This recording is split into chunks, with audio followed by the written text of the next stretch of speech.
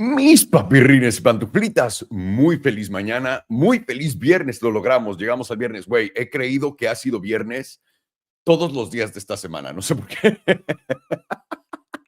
Y más bien, no sé si estaba rogando que fuera viernes o si de verdad creía que era viernes. Ahí es donde está peor la confusión. Bienvenidos a este episodio del Casino del Tío Salo. Por supuesto que vamos a estar analizando precios con todos ustedes. Vamos a continuar esta gran racha en la que estamos en ETA en este momento con un mercado fácil de leer. Me encanta cuando el mercado se pone así, donde deja de hacer todas las mamadas del mundo, aunque para toda la gente que está viendo de afuera, estoy seguro que lo están viendo como, no, ¿de qué hablas? Ahora es cuando pasan todas las mamadas. No, ahora es cuando es fácil hacer todo lo que es trading, así que disfrutándolo muchísimo esta mañana, no les voy a engañar. Bienvenidos al Casino del Tío Salo. Ahorita vamos a darle a eso. Para todos ustedes, para toda la gente que está uniéndose ahorita, quiero darles un poco de contexto en lo que estamos viendo con el oro.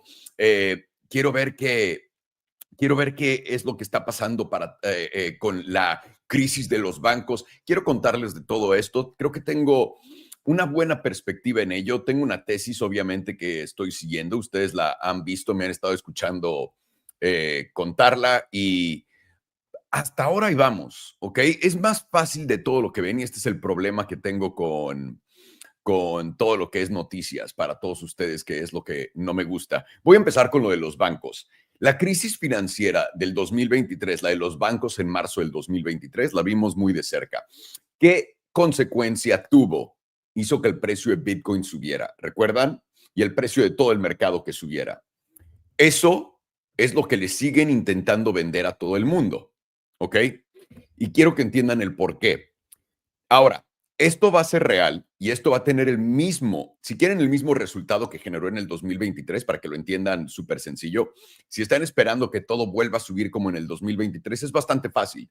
Lo único que tienen que ver es que la Reserva Federal vuelva a abrir una ventana de liquidez. El FDIC, recuerdan que abrió una ventana de liquidez por miles de millones de dólares para intercambiar bonos. Si eso llega a ocurrir, por más que digan que no es QE, es QE. ¿Ok? Entonces, es bastante fácil para ustedes entender si esta crisis bancaria es como la del 2023 y eso querría decir que Bitcoin y que todos los demás assets van a continuar subiendo. Lo único que tienen que hacer es escuchar que la Reserva Federal va a abrir una ventana de liquidez. Ahora, mucha gente está entrando en pánico, güey. Pero entonces, ¿por qué están quebrando los bancos? ¿O qué está? Son pequeños bancos, son regionales. Esto es lo que hemos platicado todo el tiempo. Van a ser absorbidos por los bancos gigantescos. Todos. Esto es paso a lo que van y simplemente están usando las noticias para cagarse en todos ustedes, para poder confundirlos de las movidas que son bastante fáciles de entender. En el 2023 fue diferente. Lo que estaban haciendo en ese entonces era convencer a todos los gringos, a todos nosotros, que compráramos deuda americana, comprando instrumentos de 30 días, de 60 días, 90 días, 6 meses, un año, para comprar bonos. Y así nosotros financiamos la expansión del gasto en Estados Unidos. Esto lo hizo Peter Thiel, se los he contado 1000 veces, y esto es lo que fue. No les estoy contando ninguna mamada. Esto es lo que fue y le cuesta mucho trabajo a la gente ver esto por alguna razón, pero fue mucho más sencillo de lo que creemos. Lo que estamos viviendo en este momento, y esto es por lo que quería hablar del oro con todos ustedes, porque el oro lo estamos viendo subir y la razón por la que el oro está subiendo, mucha gente está confundida.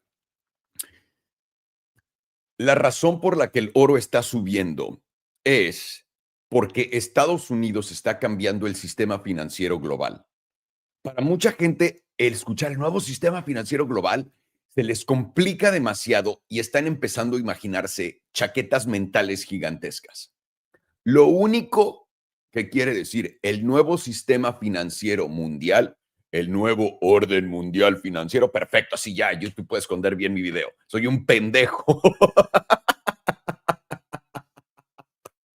Lo único que están haciendo en este momento es cambiando las reglas de cómo funciona la liquidez alrededor del mundo, ¿ok?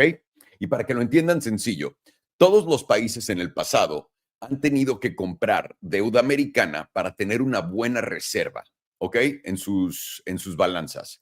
Entonces, siempre ha sido como un staple, como tener, lo mejor que puedes tener es deuda americana, porque la impresora no se muere, no se va a morir nunca, ¿no? Y esto pasó por todos estos años. En el 2009, cuando tuvimos la crisis financiera, Estados Unidos ha sido muy inteligente y le ha echado la culpa a cosas externas. Pero tenemos la gran crisis financiera mundial del 2008, 2009. Tienes el nacimiento de Bitcoin, 2009. Y tienes al BRICS, a Rusia, a China y a todos ellos empezando a comprar oro 2009, 2010, 2011 es donde empieza esta tendencia. ¿Por qué? Mucha gente, si quieres echar la culpa, no es que la gente se dio cuenta, China muy inteligentemente se dio cuenta que Estados Unidos iba a irse a bancarrota, iba a ser insostenible, etcétera. Puede ser. Lo que yo le doy es a lo siguiente: Estados Unidos es la fuente de toda maldad y toda sabiduría en este planeta y son los controladores del juego, en mi punto de vista. Ahora, no tienen que creer estas locuras, por lo que Estados Unidos jamás puede ser víctima. Cuando Estados Unidos es víctima, Estados Unidos es el responsable. Cuando Estados Unidos es víctima de que Israel nos controla a todos, Estados Unidos se esconde detrás de ellos para poder hacer lo que está haciendo. Cuando Estados Unidos es la víctima de este momento de que otros países se dan cuenta de las malas decisiones que ha tomado, Estados Unidos es el que lo está haciendo. Y ahora les voy a explicar el por qué, ¿ok? Es bastante sencillo y es por esto que el oro está subiendo. Y quiero que sepan esto también. El oro está subiendo en este momento, pero este no es la subida que todo el mundo piensa va a ser. Esta es la primera que se va a llevar a mucha gente al pito para después hacer lo que todo el mundo está pensando. Y les voy a decir la siguiente, también Bitcoin después de esta caída. Cuando Bitcoin experimente esta caída, esta va a ser la última caída antes de que se vaya al megatope. ¿Y cuándo me han oído decir eso? Esta es la primera vez que lo digo y les voy a explicar el por qué, ¿ok? Cuando Estados Unidos se hace la víctima de que todo el mundo está en contra de nosotros porque, güey, estamos cometiendo errores. ¿Estados Unidos está cargado en qué? ¿Quién manda en Estados Unidos? Es la primera pregunta que se deben de hacer todos ustedes. ¿Quién de verdad manda en Estados Unidos? ¿El presidente, los políticos o la gente que les da todo el dinero? La gente que les da todo el dinero y toda esta gente son empresarios gigantescos. Y todas estas empresas gigantescas son las que están cotizando por trillones y trillones de dólares en Estados Unidos y en todo el mundo, ¿no? Las conocen ustedes. Google, Meta, bla, bla, bla. Todas estas son parte del gobierno de Estados Unidos de una forma u otra, indirecta o indirectamente. Y esto no lo tienes que creer, da igual. Perfecto. Acuérdate que estoy completamente loco y zafado. Entonces, los tecnócratas, la gente los bancos son los que mandan en Estados Unidos, ¿ok? Y hasta ahorita, ¿quién tiene el poder de poder crear la cantidad de dinero que quieran? Solamente los bancos aliados de la Reserva Federal, pero en realidad los bancos son los accionistas de la Reserva Federal. Entonces, ¿quién se está quedando fuera de la partida? Los tecnócratas y las otras empresas grandes. Y esto quiere decir que ellos no pueden crear dinero de la nada, ¿ok? Hasta ahorita. ¿Me entienden? Ok. Lo que está pasando en este momento y la razón por la que el oro está subiendo es porque Estados Unidos está absorbiendo toda la liquidez del dólar para sí mismo. A esto me refiero que Estados Unidos se quiere financiar por sí mismo, estilo lo que hizo Japón. Pero Estados Unidos encontró una manera brillante de poder hacer esto, donde Japón no la encontró. Japón lo único que hizo fue crear más dinero para continuar devaluando su moneda y seguir endeudándose. Este experimento es lo que estaban viendo que pasó en Japón y lo estamos construyendo en Estados Unidos. Pero esta vez, muy inteligentemente, lo estamos haciendo a través de nosotros comprando deuda. Lo que nos dicen, el problema grande de todo el planeta es, nadie quiere comprar la deuda de Estados Unidos, el dinero fiat se va al culo. Recuerda, cuando ya todo el mundo sabe algo, ya se les fue el tren, ¿ok? Hablamos del dinero fiat yéndose al culo en el 2020. La gente en el 2025 se está despertando a esto. Ya la gente le están diciendo no ahorres. Ahora todo el mundo entiende que ahorrar es malo y que tener sus cosas en acciones es bueno.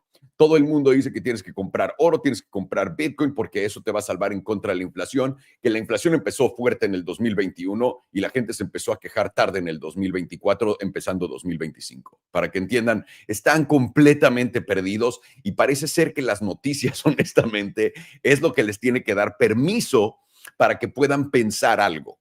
Es como funciona el mundo, no entiendo por qué es tan sencillo, pero es así de fácil. Literalmente puedes hablar con todo el mundo y todo el mundo es, no me alcanza para nada, estoy endeudado hasta la madre, todos mis amigos es lo mismo, no podemos ir de vacaciones, tenemos deudas en tarjeta de crédito, no podemos pagar el coche, no podemos pagar la casa, cada que salimos no nos alcanza, nuestro salario es una mierda, etcétera.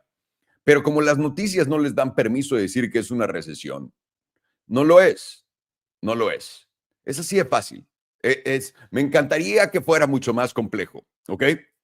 Aquí lo que están diciéndole ya todo el mundo, que todo el mundo está del lado de, va en contra de lo que está pasando en la realidad del día de hoy, donde estás viendo casas que no se mueven con descuentos y las casas nuevas valen menos que las casas viejas.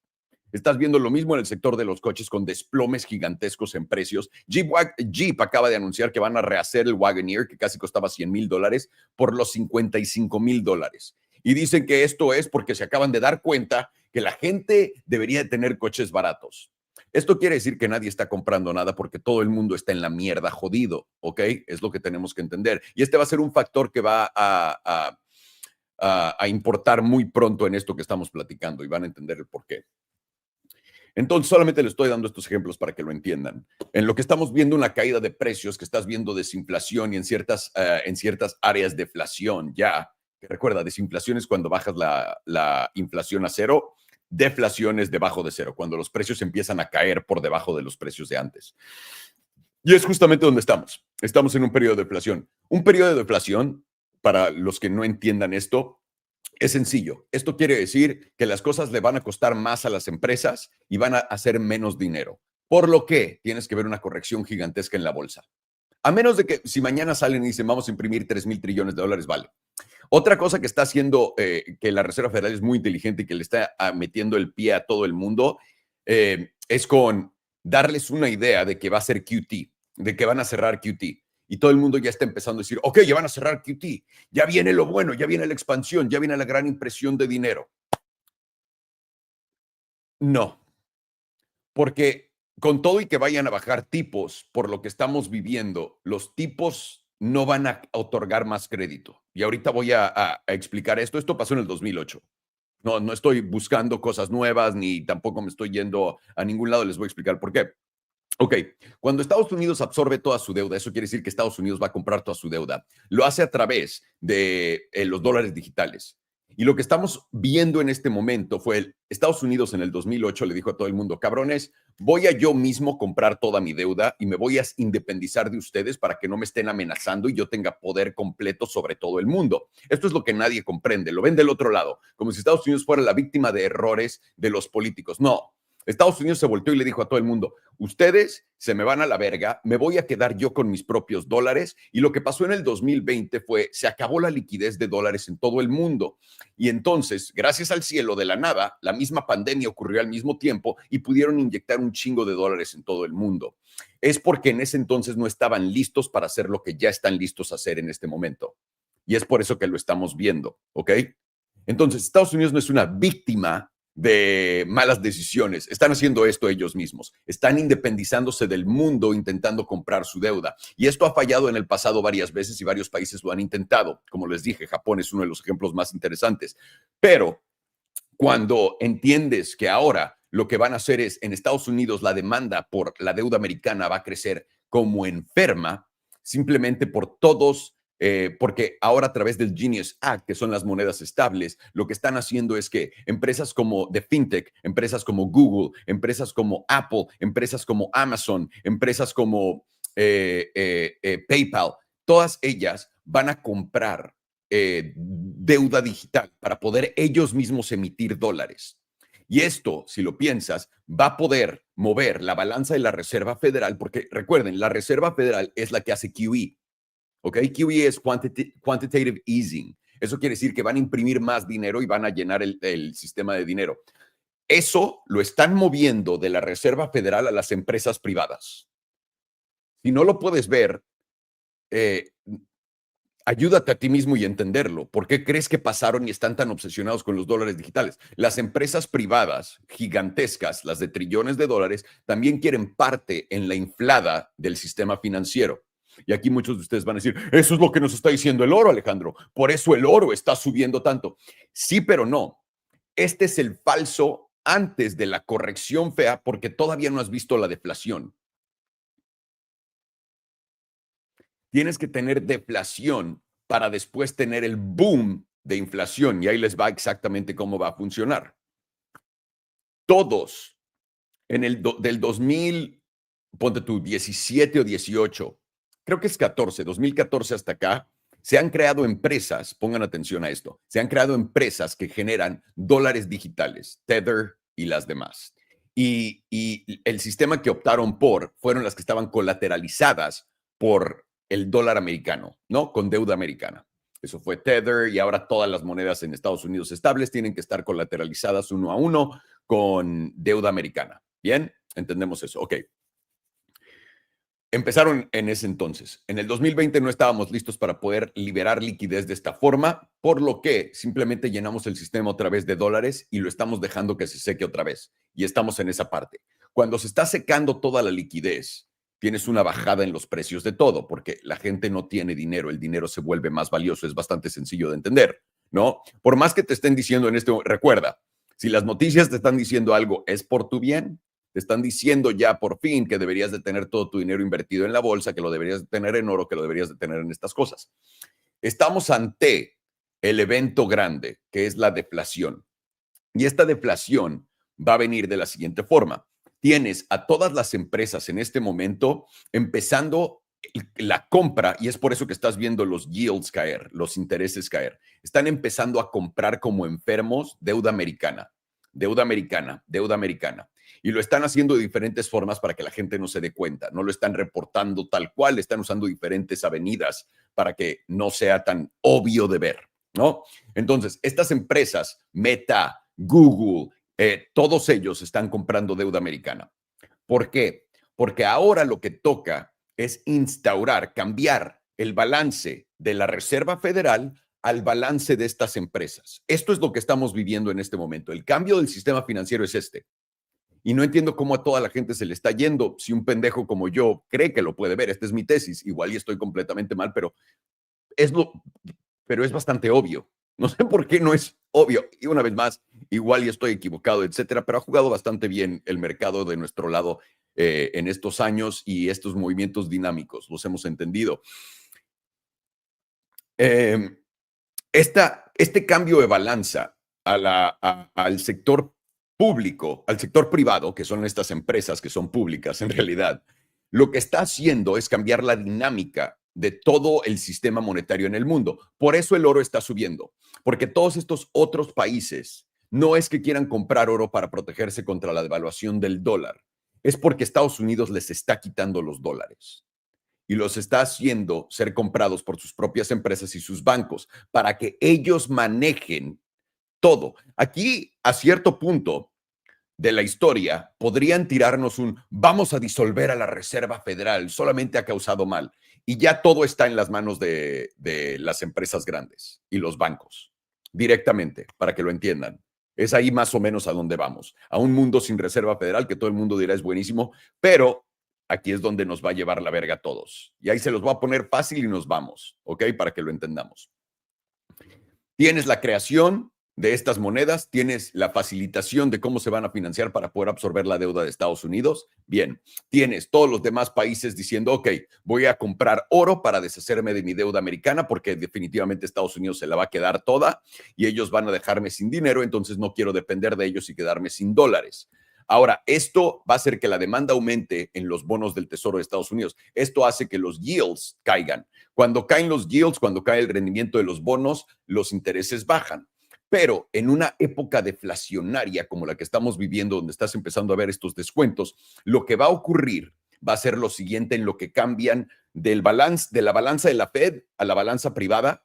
Lo que va a ocurrir es lo siguiente. Cuando veas los intereses bajar, los intereses van a bajar, pero se va a contraer el crédito. La razón por qué es porque los bancos van a querer tener la mayor cantidad de liquidez posible, y al igual que las empresas, para poder absorber la mayor cantidad de liquidez del Tesoro americano, porque este es dinero gratis para ellos. Tú vas a financiar el dinero digital para que ellos hagan un retorno y no te van a dar nada a ti. Tal cual como funciona el dinero ahorita, sin que te des cuenta, pero ellos van a recibir los beneficios directamente. Entonces, en lo que está ocurriendo esto, y esto es lo que está ocurriendo ahorita, aquí es donde estamos parados en ello, ¿ok? Donde estas empresas están absorbiendo la liquidez y los bancos, la liquidez, ellos lo están absorbiendo para crear reservas para poder comprar mucha deuda americana, es lo que está pasando en este momento. Lo que ocurre es, vas a ver los bonos caer, pero la extensión de crédito, que es lo que habíamos platicado, no le van a dar préstamos a nadie. Van a literalmente ponerse los moñitos y te van a cobrar los bancos lo que quieran por préstamos, ¿eh? No creas que por más que veas los intereses bajar, que los bancos te van a respetar eso. Te van a seguir. Si los intereses bajan, digamos, a 3%, el banco va a decir, bueno, pues te doy una hipoteca a 5,5%. No va a haber tanto cambio en lo que vamos a ver por un rato. ¿Cuánto tiempo va a durar este periodo deflacionario? Más o menos 2 años. De aquí, del 2026 al 2028, ¿ok? Y del 2028, ¿qué es lo que va a ocurrir? ¿Cuándo va a venir el putazo para arriba? Y esto es donde voy a cerrar, para que lo entiendan. El putazo para arriba, mis estimados, va a venir cuando vean que Google, Amazon, Meta, todas tus empresas favoritas y tus bancos favoritos te ofrezcan servicios a través de dólares digitales. Cuando veas que hay 3, 4 anuncios grandes, eso quiere decir que la balanza ha sido cambiada a las manos del sector privado y ahora esta balanza de la Reserva Federal la van a poder expandir ellos. ¿Y qué va a ocurrir en ese entonces? Del 2028 al 2035, no sé en qué tipo de curva lo vaya a hacer, vas a ver la inflación de Dios llegar. La buena, ahí es donde va a llegar, no es esta. ¿Y por qué? Porque ellos están apostando que la deflación de inteligencia artificial eventualmente lo va a compensar en lo que ellos se roban todo el dinero a través de inflación, a través de creando dinero de la nada. Esto es lo que estás viviendo. Estás viviendo el cambio de paradigma de la Reserva Federal siendo el banco que tiene la balanza y la expansión de todo el crédito y todo el dinero en Estados Unidos al sector privado. Y esto por alguna razón a todo el mundo se le pasa acá, pero yo imagino que es porque las noticias no les han dado permiso a hacerlo. 2024 a 2025 ha sido implementar todos estos sistemas para poder hacer que todas estas empresas compren los bonos del tesoro. 2026 a 2028 es cuando estas empresas, ya que tienen estos sistemas y estas aprobaciones, están empezando a acumular toda esta deuda, haciendo que la deuda se vuelva escasa, haciendo perdón, están acumulando toda la liquidez posible para poder comprar la mayor cantidad de deuda, haciendo que el dinero se vuelva escaso, haciendo que los intereses bajen porque ellos están comprando todos los papeles, todo el tesoro, haciendo que los intereses bajen, pero haciendo que los bancos se pongan de mamones de güey. Yo no le voy a prestar a cualquiera en este momento, pues estoy a punto de hacer un chingo de varo, porque ahora solamente por tener dinero voy a hacer dinero. Ya no te tengo que prestar para que compres una casa. Esa es la diferencia que está a punto de ocurrir. Entonces, ellos van a dejar de prestar, todo el mundo va a ver los intereses caer y esto va a crear la gran deflación de la que hemos estado hablando por un rato. Ahora, va a sentirse como el 2008, no sé, porque ahora tenemos el regreso. El 2008 tomó, cuando digo este es un periodo deflacionario del 2026 al 2028, por ejemplo, en el 2008 tomó hasta el 2012 para que las cosas empezaran a subir una vez más. Entonces fue un buen rato. Aquí yo creo que va a ser mucho más rápido simplemente por la habilidad de estas empresas de poder extender este tipo de crédito de dinero a todo el mundo. Así que ahí lo tienen. Esto es por lo que el oro está subiendo en este momento, pero les digo, el oro va a darse la vuelta y va a vivir un mercado bajista en los próximos 2 años. ¿Cuándo va a ser? No tengo ni puta idea. No te, puede empezar hoy, puede empezar mañana. Es imposible darle timing al mercado. Simplemente lo vas a ver. Por eso les digo, ¿cuándo va a empezar la inflación de nuevo? ¿Cuándo vas a ver las cosas subir? Cuando veas que estas empresas gigantescas te saquen los sistemas de pagos con dólares digitales al igual que tu banco. Cuando veas eso, tienes que saber que ahora la expansión monetaria ya no se va a llamar QE. La Reserva Federal ya no tiene que hacer QE, porque en este momento lo que está ocurriendo afuera de ellos es QT. Este QT, este quantitative tightening que la Reserva Federal está engañando a todo el mundo ahorita diciéndoles, vamos a cerrar esto, es porque ya no lo tienen que hacer ellos. Ya los bancos mismos lo van a empezar a hacer. Ya las empresas mismas lo van a empezar a hacer para poder ahorrar, incrementar sus reservas y poder comprar toda la tesorería para poder sacar esto y ellos volverse los emisores de las monedas. Esto es lo que está pasando en este momento en el mundo que nadie por alguna razón comprende. Cuando nos lo han dicho todo. Ellos mismos nos lo dicen, no es como que yo me lo saqué del culo y tengo una gran teoría. Ellos mismos nos lo dicen. Entonces estamos esperando esto a que juegue y con esto, damas y caballeros, me voy a detener y vamos a acabar, ¿ok? Entonces vamos definitivamente a ir a un periodo deflacionario en Estados Unidos. No sé si vaya a caer como si fuera la gran recesión. Lo que yo siento que está pasando es que poco a poco, simplemente la vida en la que estamos ahorita se va a continuar deteriorando por los siguientes 2 años. No sé, lo que yo nunca había visto es lo rápido que se ha caído todo, pero O sea, el gasto, nunca lo había visto. Entonces vamos a ver justamente eso. Por probablemente mínimo un año más para abajo, poco a poco, con todo y que te bajen tipos y que te den todas estas promesas. Aquí lo vieron primero. Y ya una vez que lo saque su Paco favorito 5 años después, taguenme, como lo de los Wi-Fi, ¿no? Que les dije en el 2020 de que te pueden ver con Wi-Fi. No, no es real, hasta que una página anónima en Twitter lo dice. Entonces ya sí veo que es real. Entonces voy a esperar a que en 5 años alguien voltee para atrás y se dé cuenta de esto y digan que el tío Salo tuvo razón. Maldito changuito, ve, ¿cómo quiere tener razón este pendejo? Te da igual. En fin, ahí es donde, por eso estoy haciendo mis apuestas con mi dinero como lo estoy haciendo. El cash es rey y va a ser rey muy pronto, sobre todo ya es, porque está empezando a bajar los precios de las cosas. Y hasta ahora muy contento con todo lo que ha pasado y hemos marcado en estos lugares. Entonces, sin más ni más, vámonos al casino del tío Salo. Ahorita les traigo al buen Alex, al buen Farhan para que lo vean. Vamos a darle, por supuesto, vamos a checar los precios de absolutamente todo, mis hermanos. Vamos a darle, vamos a empezar con nuestro Discord. Si gustan unirse a nuestro Discord, cáiganle por acá, damas y caballeros. Tenemos, por supuesto, acá todos los menús están del lado izquierdo, por cierto. Tienes los análisis de Alex por acá, los análisis de Farhan, las pendejadas del tío Salo. Les dejé este rango de Bitcoin bastante bueno, honestamente ha funcionado perfecto, justamente ha jugado. Tenemos Criptolingo también para todos ustedes que no entiendan cosillas por aquí y por allá. Tenemos nuestro chat general por acá para que vengan a platicar con todo el mundo. Tenemos nuestros P&L cards para que también puedan compartir con nosotros, con ustedes, puedan presumir a todo el mundo cuánto varo están haciendo o cuánto ahora están perdiendo nada mal, un 322%. Y pues todo lo demás que encontrarías en cualquier Discord. También tienes nuestros enlaces oficiales por acá. En Partners, quiero que sepan, nunca les vamos a mandar un mensaje, ni Alex, ni Farhan, ni yo. Si les escribimos es porque los van a estafar, cabrones. Y no somos nosotros, ¿ok? Para que lo entiendan. No me vayan a preguntar, güey, ¿me escribiste, verdad, un mensaje? No, no le contesto ni siquiera a mis amigos mensajes de texto. ¿Por qué te voy a escribir que no te conozco? En Discord, para que lo sepan. Entonces, aquí lo tienen, damas y caballeros, para lo que necesiten. Aquí tenemos el gran Discord. Y ahora, si eres de los degenerados que quiere aprender a cómo tradear en futuros, lo único que tienes que hacer es, te dejé el enlace ya directo acá, no sé por qué me estoy metiendo acá. Tenemos cómo tradear en Bitunix, cómo tradear en Bluffing. Bitunix tiene 125x de apalancamiento. Eso quiere decir que con $1,000 puedes abrir un trade de 125,000 y acá en Bluffing 150. Entonces, de $1,000 puedes hacer 150,000 en un trade.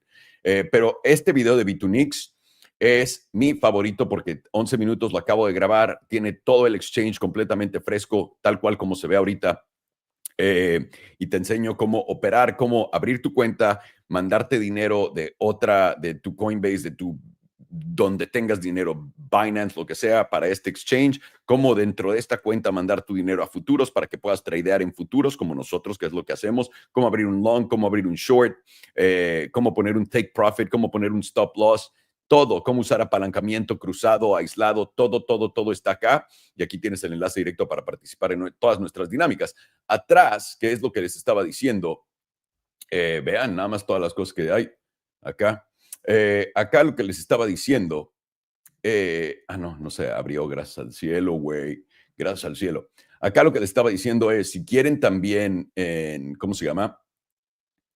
En Bluffing, aprender eso, aquí lo tienen, que aquí también tienes el enlace para irte a registrar y participar con todo esto. Estamos a punto de hacer una campaña en Bitunix, así que apúntense ahí y les avisamos cuando venga otra de Bluffing también, que es muy pronto, para que estén acá registrados. También somos miembros de BTCC para que lo tengan, que es donde puedes hacer acciones igual con futuros y apalancarte. Así que aquí lo tienen. ¿Qué es lo que les iba a decir de esto? Se me está yendo el avión muy cabrón. Bueno, ¿saben qué? Vamos a empezar esto sin más ni más. Vámonos a analizar los precios de los Bitcoin y vamos a darle. Lo único, si no entiendes lo que estamos platicando acá, porque estos en vivos que hacemos son bastante potentes, si no entiendes lo que estamos platicando acá, de corazón te recomiendo, ve y checa nuestro curso. Es un video de 1 hora 40 minutos. Un video de 1 hora 40 minutos para que entiendas todos los conceptos sencillos. Y ya con estos videos son gratis 3 veces a la semana, puedes tú empezar a entender. Y si tienes preguntas, también tenemos la sección, tenemos una suscripción donde puedes meterte y tenemos 2 clases al mes donde contestamos cualquier pregunta que tengas que no pudiste lograr. Y te prometo que este curso de $29 no me va a hacer millonario, se los juro por mi vida. Así que ahí lo tienen, mis estimados. Por cualquier cosa, simplemente son las bases, se llama de cero a trader. ¿Y por qué se llama de cero a trader? Porque literalmente si no entiendes nada de trading, checas el curso, sales de ahí y mínimo entiendes las bases de lo que estamos platicando. Son conceptos muy sencillos. Empezamos con qué tipo de software vas a necesitar, como TradingView y todas estas cosas, qué es un EMA, qué es un SMA, qué es volatilidad, qué es tendencia, qué son altos, qué son bajos, cómo medir, etcétera. Cosas muy sencillas para que puedas tener, es como un desglose de lo básico para que puedas entender todo lo que platicamos acá. Y Mr. Farhano, what's going on, señor? Good morning. Wait. Buenos dias, muchachos. How you guys doing? Good. How are you? Where's Alex? Doing well, doing well. I'm not sure he can be in here now. He was here like a few seconds ago, but now he's not. He's a motherfucker. I wonder if the internet shut down. Probably. He probably got a blackout. Oh, it's such bullshit how they'll just hit you with that so out of nowhere, out of the blue. They'll give you like 2 hours notice, sometimes no notice at all, and it'll just shut off. And it's the most expensive area in Cancun. They charge you out the ass for rent, but they can't sustain some power. They can't put in a generator in the building. Nope. In Mexico City, the most expensive areas go through the same shit. Like the grid is absolute horseshit in Mexico. There's no priorities. It's never going to change. At least now they're giving you a heads up. Back in my day, it was like, fuck you. And you couldn't talk to anyone about when they were going to fix it. None. It didn't exist. So. We pay more for electricity here than like 2 or 3 times more than what we would pay in America. The electricity bill is like 21,000 fucking pesos a month. Yep. And they'll tell you, right, that what's the reason if it doesn't fucking work, or what's the what? It's just there's just not enough energy for everyone. Even though oil is super cheap and nat gas is super cheap. For a 6,000 square foot home in Texas, we pay like $300, and it's $1,200 here. Yeah, it's fucking. I mean, not here, Cancun. Absolutely fucking nuts. Hit me with the chart, sir, because we are printing. And Grant Cardone continues to be blessed. God bless him. He's got an opportunity now to enter, not at 111, but at 105,700. Not bad. Hey, and pretty soon he'll get an opportunity to be blessed at $87,000. Let's get it. I'm gonna start with the low time frames. I'm gonna start with the daily, and I'll go to CME. So if we check out on CME, the reason why we are bouncing right now, and we're bouncing pretty strongly, a couple $1,000s, not really that strong, like about $3,000 off of the low so far, is because we did tap the daily 200 SMA on CME, and CME is going to give you more of a clear idea in terms of direction than spot price action, and the levels are tend to be more respected on CME than they are on spot as well. Like if you were to go to regular Bitcoin, we have currently lost the 200 SMA, but we are bouncing at the 88.3%. On CME, we're bouncing literally off of that 200 SMA. Slight front run by a couple of bucks, but not really that important. It's like a fraction of a fraction of a percent. Currently, we are very close to getting a silver cross to the downside on CME. We have already gotten it on spot. We haven't gotten it on CME yet. What's most likely to happen based off of this bounce off of this 200 SMA is we're going to come back to retest this 100, somewhere around that, this 5 EMA. At that point, you will get that silver cross, likely going to get a nice dump ski off of that, and then you're going to come back and retest that silver cross. So we want to see what happens whenever you do get these crosses, with a cross, when you do get the cross confirmed, and where the 9 EMA is at that point. And one of the cool functions, if you use, you don't necessarily have to use the caretaker moving average crossover. You can use whichever one you want, but I like using this one because it gives you an option for multiple different moving averages in one indicator, and then you can use the alert feature, and then you can access your certain things on here, like you can put your indicators, like you have HPDR, caretaker moving average crossover, and then you can set alerts for whenever certain moving averages cross below other ones. So it'll alert you whenever there is that silver cross, because whenever CME does silver cross, wherever that 9 EMA is going to be be that the short entry that I'm going to be looking to take for the next leg lower. And for targets on that next leg, we're going to get to that on later setup. But right now on CME, we do have momentum very, very heavily to the downside, like more extreme than we've been in a long time to the downside. Let's see the last time that we were this low. How low is it? At the negative 87. Nope. Even off of this dump to 74,000, we did not go that low. We did not even go that low off of the dump onto 78 in about February and March. Let's see. Let's keep going down. Where is the last time we were this low? This is very significant to be this low on momentum. And the reason is because the lower you go, the more difficult it becomes for bears to keep momentum to the downside. Here's the last time that we were this low on momentum. This was in about August of 2024. That was our move down to about $49,000. This was off of, I believe, Japan carry trade, when price dumped to $49,000. And what happened after that? Although we did end up making a pre-test of the lows, we got a significant bounce, and that marked a major low. It actually ended up being the bottom. But let's measure how much of a bounce we got after momentum entered into this negative, this deep into the bearish control zone. Let's take it from the wick low. Wick low to wick high. That was a bounce of about 32%. Pretty massive. Now let's take this one where we are currently and do roughly 30%. See where that takes us to. All right.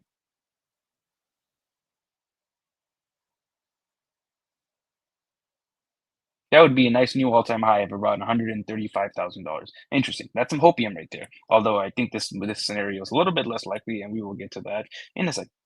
Let's go down to spot now. Let's do 4 hours first and see. Come on. Come on. Sometime today. And CME is also entering very extreme areas on momentum right now, with volatility at also very extreme areas. This is primed for a mean reversion, at the very least, a mean reversion bounce, with the momentum starting to flip back, getting back close to the moving average. Volatility getting very extreme, close to a contraction phase, and you see the God mode signal in the background in the jewel with this green God mode background. You haven't switched into a neutral phase just yet, but you are starting to lose the curvature to the downside. Currently there's no possibility of bullish divergence. You're going to need to make a lower low to make a possibility of bullish divergence, but you don't necessarily need bullish divergence to get a bearish retest bounce. Let's go to spot. Oops, did I move my meme line?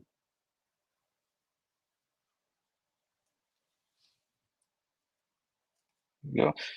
Spot is also getting even more extreme than CME is to the downside. We're sitting at 96% on momentum, and volatility is sitting at 96%. Plus, we're tapping the 97.5% on the HPDR. Very unlikely we're going to get continuation from this zone.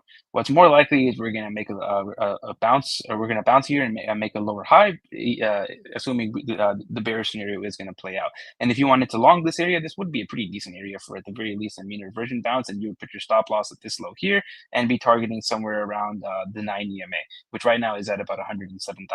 Next level is going to be this top 38.2%.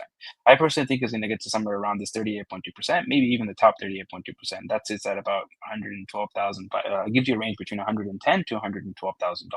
But as long as you are trading below this $112,500 number, especially closing below this number, it is going to be more pressure to the downside. And if you look at this previous wick, you can see when we got that dumped to about $101,000, we got a nice bounce off of this 100%. And it did respect the HPDR rules, where we did not close below that 100%. We came all the way back to somewhere around the 97.5%. And that's where we ended up closing, and we got another retest of that 97.5%. And then the HPDR ranges significantly stepped down. So now we've come back to retest the 97.5%. We're going to be looking for the same thing as happened here. Is we're going to get somewhat of a mean reversion bounce, and then the HPDR ranges will step down, and then we can get another dump ski to the downside. And on this one, we actually went higher than the 38.2%. We went all the way up to the 88.3%. The 88.3% right now would put us somewhere around $116,000. But if you remember that $118,000 area, as long as you are closing below around $118,000, going up to 116 is not really going to change anything. All it'll really do is take out all of the liquidity on the people who are shorting after the move has already happened, and then it'll get everybody very excited, get everybody very long after they've already been liquidated on the short side, so then they can get a liquidation on the long side as well. Let's go to today. Actually, let's go a little bit lower. 2 days currently also flipped to the downside, very, very extreme on the momentum. You're getting very extreme areas on basically all of your medium to lower term time frames, signaling that you're closer to a bounce than you are to continuation to the downside. And you're also putting in the God mode signal on the 2 hour, just waiting for that neutral signal to appear, and that'll give you the clearance for continuation on this bounce from here. And see how much that risk is to the downside if you were to long this? About 1.7%, not really the worst. And targeting somewhere around 110, that'd be about 4.5%, pretty good. A little lower. Hourly is now starting to flip back up on momentum out of those 100% extremes, with volatility now contracting, and the jewel is now giving you a bicycle in the bearish control zone. You do have the pink now freshly crossing above the yellow, giving you basically one of the most epic buy signals that you will ever get. This is a 1 hour signal, so you gotta calm down a little bit, take that with a little grain of salt, but this is a pretty epic buy signal. They're all bunched up together, where the pink is crossing above the yellow and the light blue is crossing above everything else, right with the pink crossing above the yellow. Let's mark this with a vertical line. Let's see if we can find a comparable example. Probably going to be a while before we see that in the bearish control zone. Here's a similar example, but this is significantly weaker. And we had a God mode background right here.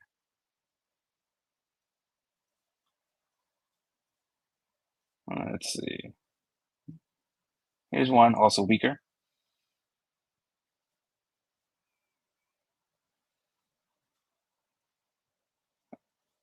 We don't see anything as powerful as the one that we have now.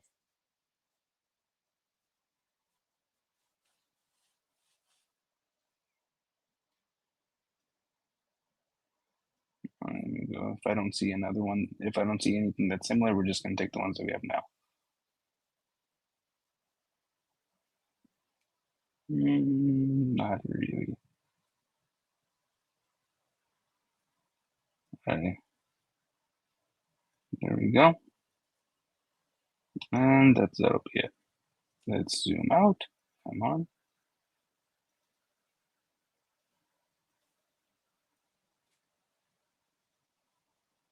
This was about 0.13%, 0.5% to the downside, and about 0.72%. What is this, a bounce for ants? This one's a little bit bigger, about 0.91%.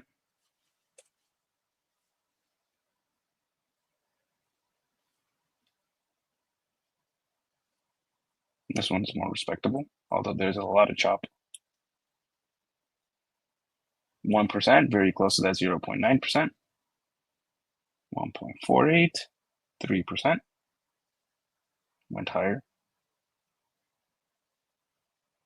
3.89. I gotta keep reminding myself this is an hourly setup.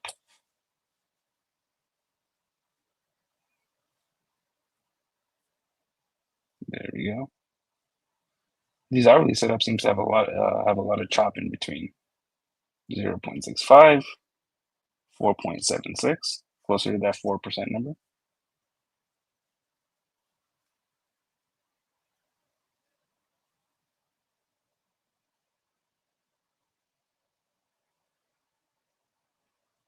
About 0.6, closer to that 0.5% number. And currently, from the open, 0.5. So we have done that minimum move. If we were to take it roughly 1.5%, puts us about $107,000, very close to that 1.7 number we previously saw, and about 3.5 brings us roughly to 109-ish. 3.8 brings us to closer to high 109s, right around that 110 number. That'd be a very nice bearish retest with that bottom 38.2%. Get the HPDR ranges to step down, and then we can continue on the dump. Now we'll go into 2-day. 2-day is currently at the 96% as well on momentum. Volatility is also at 96%. The jewel is still giving you a sell signal, and you are currently bouncing off the 97.5% of the HPDR. Probabilities are that you are highly unlikely to close below this area. More likely you're going to chop around this area, come back to retest this 200 SMA, maybe a little bit higher to go up to this 55, which is going to continue to move down with every single close, and you are close to getting a silver cross. Maybe in about 3 more closes, this is going to silver cross. Right now, it's at about 112. I'd like to see this come to somewhere around 110. But even at 112, it would be lining up with that top 38.2%. Let's go up. 5 days also positioned to the downside. 5 days nowhere near being topped out just yet, with momentum currently breaking the possibility of hidden bullish divergence, because now we are making a lower low on price, and it's impossible to have hidden bullish divergence in the low with a lower low. And you have volatility now expanding with that momentum to the downside, also not quite topped out just yet, only at 72%. This is what fuels a lot of my bias that whatever bounce we get is likely just going to be a bearish retest, is that volatility is not close to being topped out yet, with momentum pointing to the downside. And the jewel is now losing the buy signal, flipping into a neutral, and we have not even seen the sell signal yet, and we're seeing this massive of a dump. And 5 day is now currently bouncing off the 55. If you were to look at every one of our previous major lows, it was right around that 55 EMA. But the weekly is the one where it actually holds it on a closing basis. So we'll go to that right now. And the weekly, we have not actually tapped that 55 EMA yet. This is also what fuels my bias that whatever bounce we get is going to likely be a lower high. Right now, we are starting to lose this 38.2%, which is at about $106,000. And if we lose that 38.2% on a closing basis, that's what activates the dump. The last time we had a loss of 38.2% on a closing basis was over here, where we came down to the 55 and we got a strong bounce off the 55. Right now, we are already, 21. And right now, we are already below the 21. The next level is that 55 EMA. The 55 is where we had our major bottom in April, where we came down to about $74,000, got a strong bounce off that 55 and went to new all-time highs. We look at our $49,000 low during that Japan bullshit, and we came down to the 55, got a very strong bounce off that 55, and then we went to new all-time highs. Right now, coming down to that 55 EMA would bring us below $100,000. That'd bring us to like $96,000 to come down to this 55 EMA. That's what I'm thinking is likely going to happen, where we get a bearish retest, then we end up coming back down to test this 55 EMA, and then I think we're going to get a strong bounce off this zone here. Not sure if this bounce is going to take us to new all-time highs or not. I just think we're going to get a strong bounce, and if that bounce can get us back over around $112,000, then that'll take us up to somewhere around 118, and then 118 is the key level that takes us to new all-time highs. Let's go to index. I'm going to go to 2 week. 2 week is now getting a massive rejection from this 38.2%, approaching the 2 week 21 EMA. 21 is where we bottomed at last time, but we did go quite a good amount below that 21. 21 was at this point $81,000. We came $7,000 below that to $74,000. Right now, the 21 is sitting at around $102,000. If we were to go $5,000 to $7,000 below there, that puts us roughly at that $95,000, $96,000 zone. We're getting momentum freshly entering the bearish control zone now in the 2 week. Last time we were this low on momentum, it was right around the bottom. We ended up making a little bit of a lower low on price, which made a higher low on momentum, giving us bullish divergence, sending us to new all-time highs.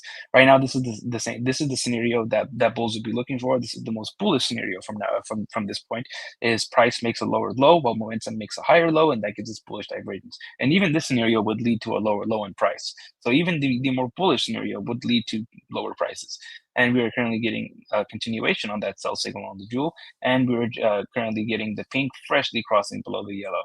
Not good, because we had a slight uptick where the pink ever so slightly, like by a ball sack here, went above the yellow, and now we're getting that divergence, and they are flipping back to a bearish cross, with momentum freshly entering into the bearish control zone.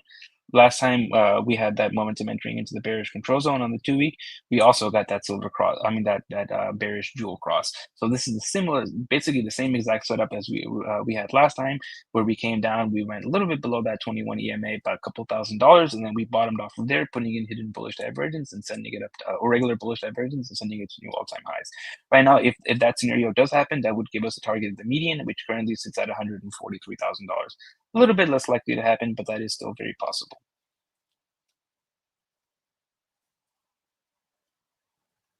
Well, my personal bias is it doesn't really matter. That we'll get that bounce from about $97,000, $96,000, make it the actual bearish retest to somewhere around 118. That's the one where I think everyone's going to get super excited, and then we come down to test 80s, and we're going to get to the 80s right now, with momentum entering into the bearish control zone, volatility expanding, and bearish divergence forming. That bearish divergence will confirm with any close below about 105,159, and on the monthly, that confirms with any close below 107,286. We are currently below the number on the monthly to confirm that bearish divergence. Let's wait for our EMAs to populate. There we go. If that bearish divergence is confirmed, that'll give you an easy target of hitting this 21 EMA, which is going to ever so slightly rise with every single close.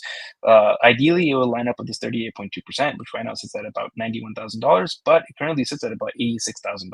This is where that $88,000 target comes from, because as long as this 21 EMA is sitting around that $80,000 level, that is where I'm going to be targeting based off of that bearish divergence. Unless we get a heroic bounce before the end of this month and don't confirm that divergence and maintain this 5 EMA, then we're going to be targeting the median from there. But that's requires a very big if, and we need to see a bounce before the end of the month. Sure, we got 14 days left to go, which is an eternity in cryptocurrency land, but we shouldn't be hoping for something until it actually happens. Momentum is currently still flipped to the upside in the monthly, which is some slight hopium, not really much though, because momentum can stay to the upside while we're getting a dump on the monthly, which gets bought back up and sends us to new all-time highs. That's why it's a little bit predatory to be looking at monthly momentum positioning for trying to find a bottom. More so knife catching at that point. And monthly jewel is now losing the buy signal, flipping over into a neutral signal. This is quite scary. Last time we lost the buy signal and flipped over into a neutral signal was over here, and then we did it over here. Each one of them preceded a very nasty dump. 23% to the downside. This one wasn't so bad. Only 11%. Did I draw it right?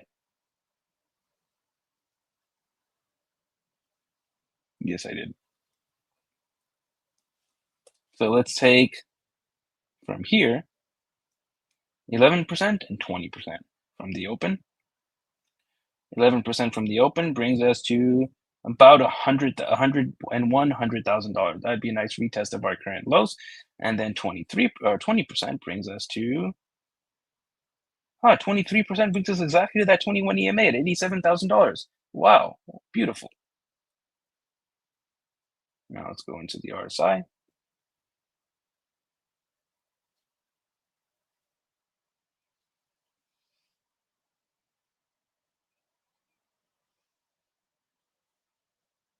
See if there's anything on CME. Nope, no possibility of bullish divergence. Come on, sometime today. And it's crazy because the internet is like 500 megs per second here in Tokyo, and it still lags. Now, 4-hour is making the possibility of bullish divergence because we are forming a higher low on momentum. That will confirm with any close over about 106,740, and that'll give you an easy target of this 21 EMA right at nice $110,000. Now we'll switch back into bluffing.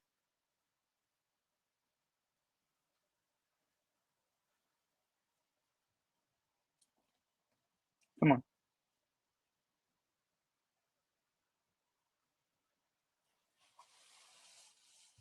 2 hours zoom in.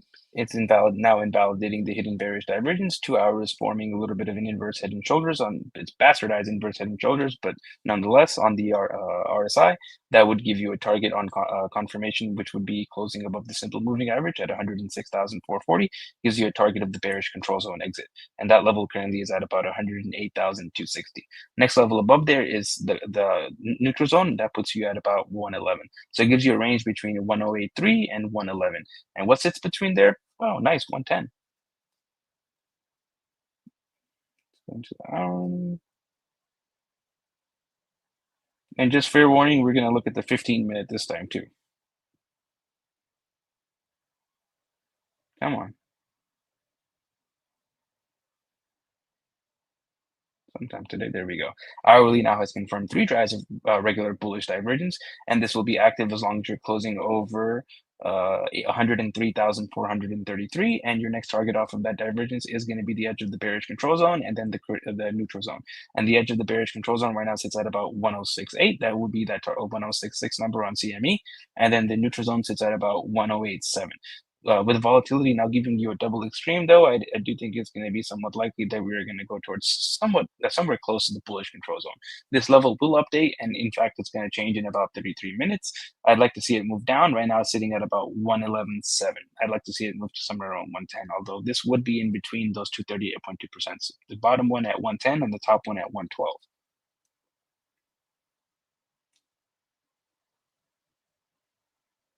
I like to see that bullish divergence now that I've longed.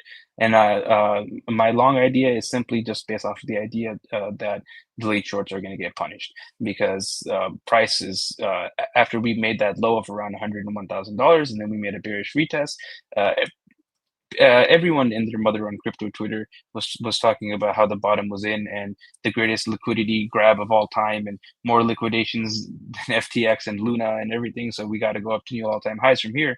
And now we've dumped again. I'm pretty sure now the narrative has switched. I haven't checked Twitter today. Been out and about in Tokyo and Shibuya, so I haven't really had time. But I'm pretty sure people are quite doom and gloom now. So it's time, and we are trading in the 97.5% on the region on the HPDR. You have probabilities against continuation now. People likely getting bearish. I haven't seen the fear and greed index on crypto. I think it's kind of bullshit, anyways. But I'm pretty sure it's on extreme fear at this point. I haven't looked at it. I wouldn't put that much weight on it. Just one of those amusing things to look at. And from there, that bearish retest, if we get a bounce from this current low to around 100, I don't even have to measure it because it's $100,000. That'd be roughly like 8% to 10% of a bounce. Not really much, but it's enough to liquidate anybody who's on a 10x short or more. Let's go into nothing there. Nothing there. No possibility of bullish divergence. You got a nice little head and shoulders on the RSI.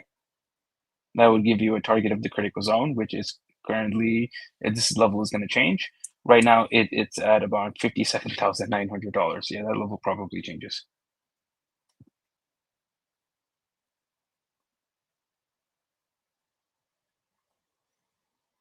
And 3-day currently has active bearish divergence. This will be active as long as you're closing below 122,466. Your next target is the bearish control zone, and that level currently sits at about, oh, nice, 95,800, very close to that $96,000 number.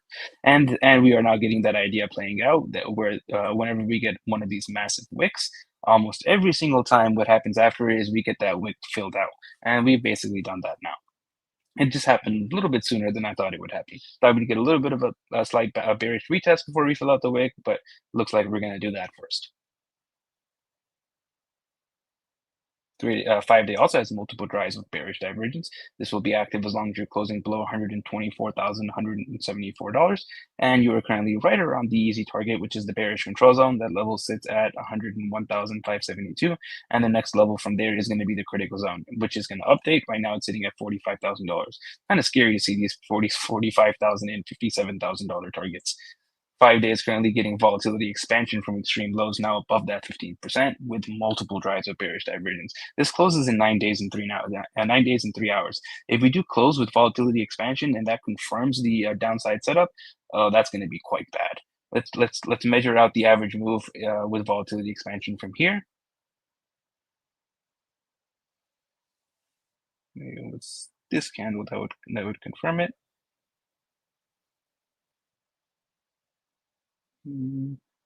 This one. So let's assume it closes here. Bring it down 25%. We don't even really have to do it because it's around 104,000, but let's just do it. Brings us to about $78,000. And the 30% move, the average move is somewhere between 25 and 30%, brings us to about 72.5. Very close to that $74,000 cycle top that we had, or not cycle top, but rally high that we had in about March of 2024.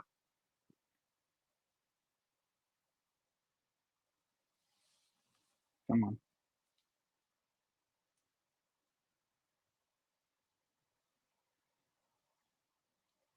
sometime. Hmm. It's trading views like fuck your RSI today.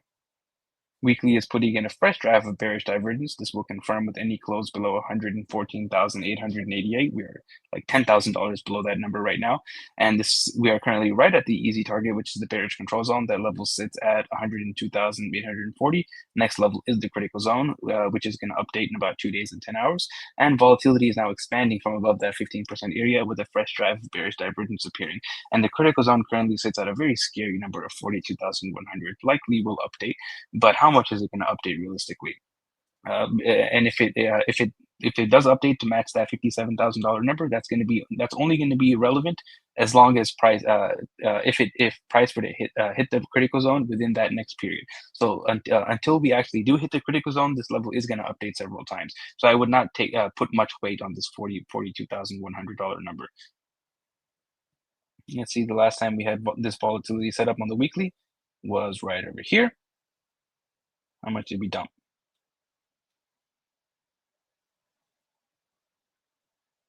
22.6%. Let's take this one. 22% brings us to 89,000 or $88,000. Very close to $86,000. Interesting. 2-week, go to index. 2-week is now putting it, or still has multiple drives of bearish divergence. This will be active as long as you're closing below your all-time highs at 126,219. And you've hit the easy target, which is the simple moving average. Next level is the neutral zone with volatility at literally 0%. Very interesting to see volatility at 0% after a 9.6% dump. And the neutral zone is currently sitting at $83,700. Nice number. Monthly is looking very disgusting. Monthly has turned into a massive bearish engulfing dildo. And now monthly is populating the third drive of bearish divergence. Oh, this is very bad. And this will confirm with any close below $107,286. This is the first time in Bitcoin history we're forming 3 drives of bearish divergence on the monthly. This has never happened before. I guess this time is different. And this time is different is applying to the downside. The easy target off of that bearish divergence will be the edge of the bullish control zone, which right now sits at $92,000. Lines up with that low to mid $90,000 bounce, and the next level is somewhere around this neutral zone, which is at currently $59,000. This level will update, but right now it's sitting at $59,000. Lines up with that $57,000 number. And monthly is now once again back at extreme lows on volatility, with the third drive of bearish divergence appearing. This is quite ugly. Quarterly is also turning into a massive bearish engulfing dildo, and quarterly is populating a drive of bearish divergence now as well. Ooh, bulls are on the clock to save this shit before the end of the month. And because of the monthly bearish divergence confirms, it's very likely the quarterly bearish divergence is also going to confirm. And the quarterly bearish divergence will have a target of the bullish control zone, which currently sits at $66,600. Wow, that is low. Well, technically it gives you a target between the simple moving average and the bullish control zone. So that gives you a range between $68,000 and $66,000. $69,000 is our 2021 cycle high, so that would be a very significant level of support. But $69,000 is like how much of a dump from here? Like more than 30%. Yeah, it's around like 34% down from here. Let's go into momentum. Imagine how blessed Grant Cardone will be at $69,000. Very okay. Daily is currently flipped to the downside with volatility giving you a double extreme, and you're going to remain flipped down as long as you're closing below $113,470 or $113,469 for the culture. Come on.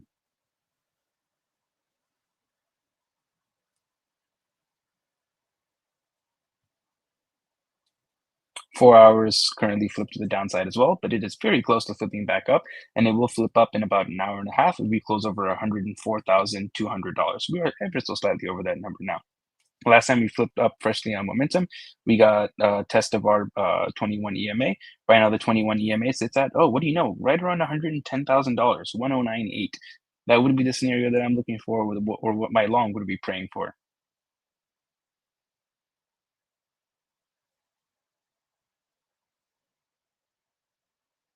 Come on,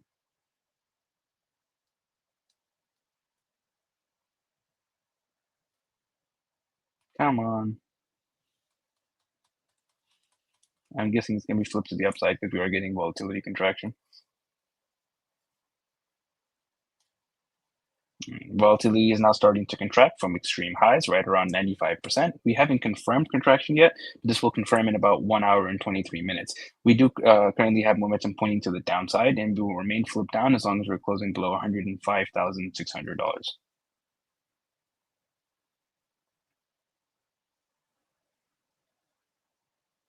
Double extreme, volatility now contracting from the double extreme. Momentum, please load.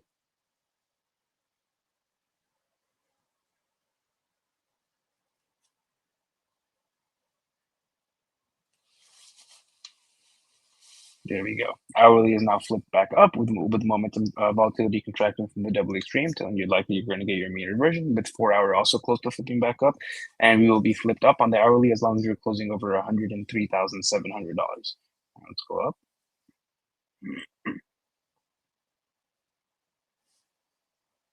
2 days currently flipped to the downside with a double grip of death and a volatility setup currently firing off, and you'll be flipped down as long as you're closing below 120,450. Let's see how much we have currently dropped since that volatility setup has confirmed. Confirmed on this candle here. And we have dropped about 16.9%.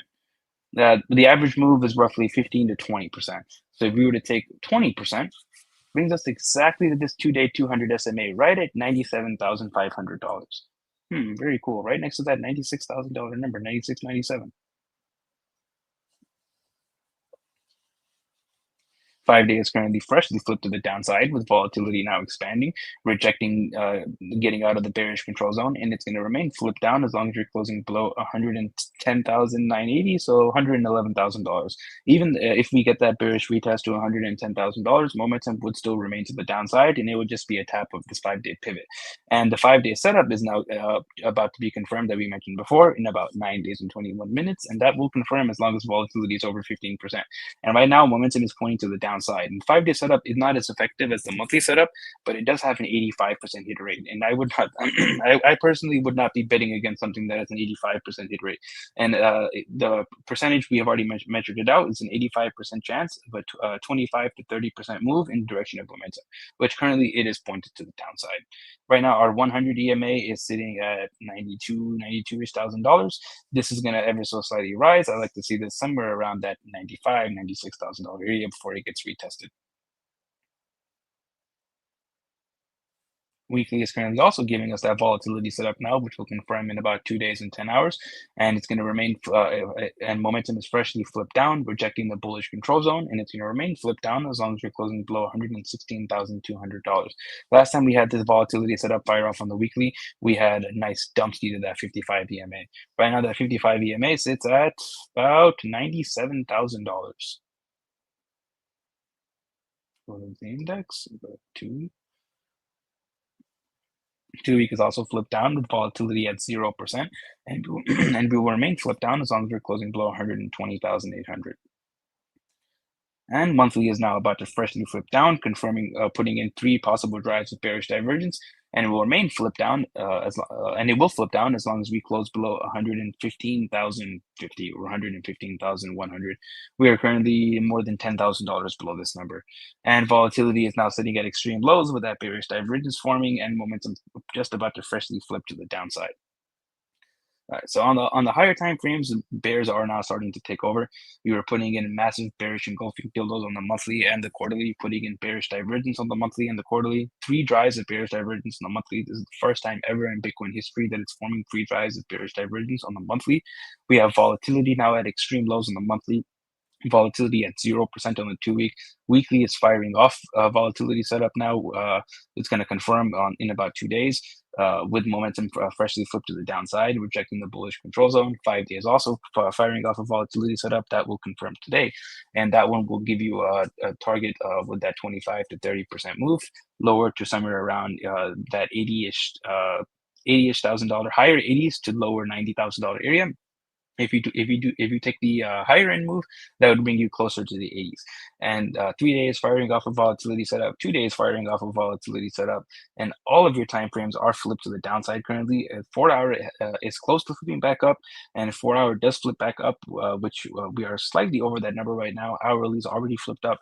That will give us probabilities of coming back to that 38.2% for a bearish retest, right around $110,000. And then the next level, if we can break above that 38.2%, is going to be roughly 112,000 to 112,500. But as long as you are closing dailies below 112,500, more likely that just going to be a bearish retest, and you're going to come down to somewhere around that $97,000 area, which would be a tap of your weekly 55 EMA.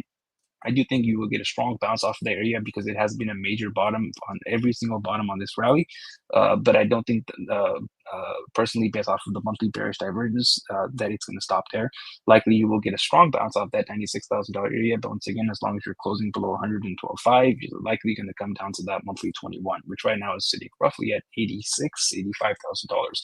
And based off of the reaction at that zone, you're highly because you are going to likely going to get a strong bounce. But as long as the monthly close is not reclaiming the 9 EMA, or as long as if the monthly does close below the 9 EMA, very likely that bounce as well from that $86,000 area is going to fail, and that's where I'm going to start saying that you're in a bear market once you get that close below the 9 EMA. But as long as you have not gotten that close below the 9 EMA, I'm not ready to say that it's a bear market yet.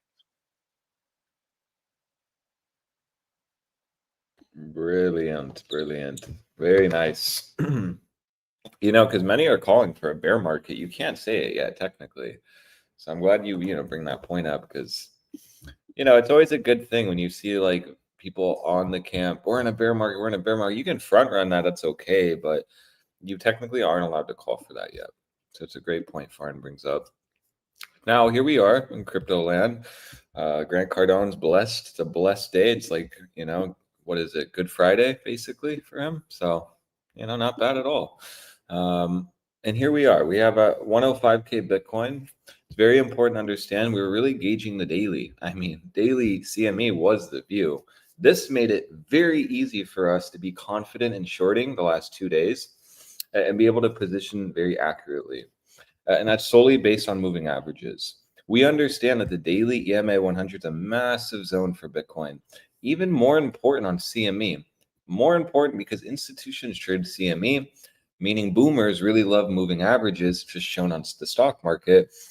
Makes absolute sense. So, it's following, we get follow through.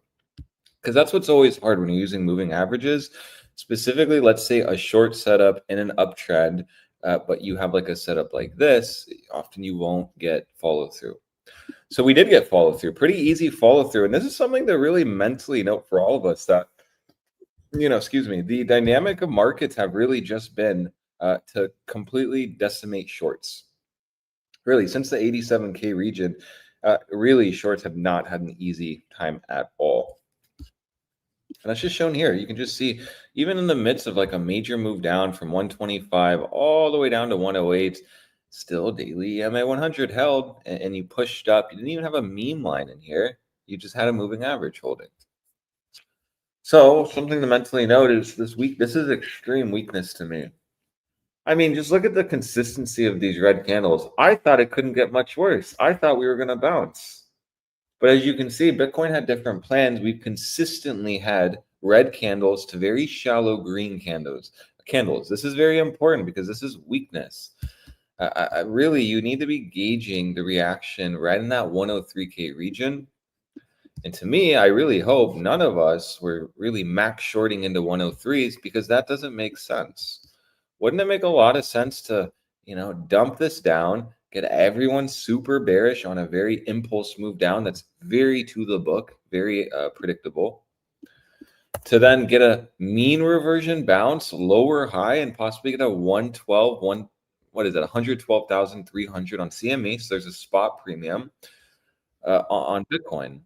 Wouldn't that make a lot more sense than just keep dumping? And granted, we can keep dumping, but we'll be able to greatly know if that's going to be the case or not way too early today to say anything more than just to watch, wait, and see. Now, if you're short from this region, this region, this region, and this region, congrats. You shorted this entire move down, but you do not want to be greedy at a daily SMA 200. It's just not very wise. You can get big bounces off the SMA 200 before taking out the low, telling you that, yeah, this is a good spot to de-risk if you're up life-changing money or even any money. It doesn't mean you have to cover fully, just have a plan. And so for me, the next plan is I'm expecting a mean reversion bounce here. Now, I'm not expecting that today. Honestly, I'm not. I'm just expecting chop and predatory moves for shorts while the SMA 200 doesn't get lost. Now, for me, if into the weekend, it would make a lot of sense to get a mean reversion bounce over the weekend. Predatory price action, CME closes above the SMA 200. You then start moving up on spot, opening up with a gap when CME opens. Because for me, if we go now to spot, you are falling under the SMA 200 on spot. It's important because you're getting very similar characteristics to what occurred really the last 3 days, which was this. Daily EMA 100 gets lost on spot. We're talking about spot. You then reject it. This was easy short. This was brain dead short right here. Boom. That was just easy money. Let's actually see the reaction here. I mean, you went down 8%. That's pretty absurd, actually, if you think about that. Because, I mean, I remember this night I was traveling. It was just like, oh, yeah, we just rallied right up to that. Let me max short this. And it just like printed. Fun market. But what am I trying to bring here? Well, we had lost the daily EMA 100 before CME. So let's go there and look, right? CME had lost it here Wednesday. Bitcoin lost it Tuesday. Now, this is very important because what we could have is the same exact environment that we had a few days ago, which is maybe spot does lose the SMA 200 today. And even more so, if you did lose the SMA 200, wouldn't you want to rally back up to it, which is about 1.9% from here, almost 2% move? Yeah, I would. I would absolutely want to see a rally into this region. Very similar to here at the EMA 100. But with CME potentially still holding it, these can give us two setups. You can play spot and watch for the range here. All while on spot here, you're just going to bearish retest the SMA 200. Confirmation down, breakdown, leading to CME potentially losing it, giving you a whole other short setup like we had 2 days ago. Or a day ago, I guess I should say a day ago. So what this really brews to me is opportunity. I don't have any FOMO whatsoever because I understand that really honestly, if we go now to the weekly, Bitcoin can rally up from here. Like we've seen this before too. Like it's just kind of in the gray zone, looks very weak. Pressing the 34, couldn't we technically rally all the way back up to 114? Well, what do you mean? Well, yeah, no, you can't. You reclaimed the 9, you've lost it. You retested 116, so I'm looking at that as, okay, that's solidified retest. Questionable at 119, okay, interesting, but we know lower time frames are very weak. So wouldn't it make a lot more sense to get a rally up to that 114 region into next week, smoking late shorts? That would make a lot of sense for me, and that would actually give you the next major lower high. So if you're holding shorts, congrats, really printed well, but I'm looking for the next major move into next week. I think we can get a little bit of chop, consolidation into the weekend, leading to another bull trap, essentially. You can easily see the 4-hour trend shift up while the weekly, 5-day, daily are all down. It's very important to watch this. On CME here, it's really key to not take out that wick low. Right, it's the hopium is that you just don't take out that low. Nope, not that low. Let me go here. It's a lot more evident here. Oh, you did take it out. Wow, did you? Yeah, that's funny actually. Never mind then. You did take it out. So then, yeah, all price divergence hopium here is done. You're not going to get that. You're just in breakdown mode. But I have to look at this as you've had 4 consistent red days.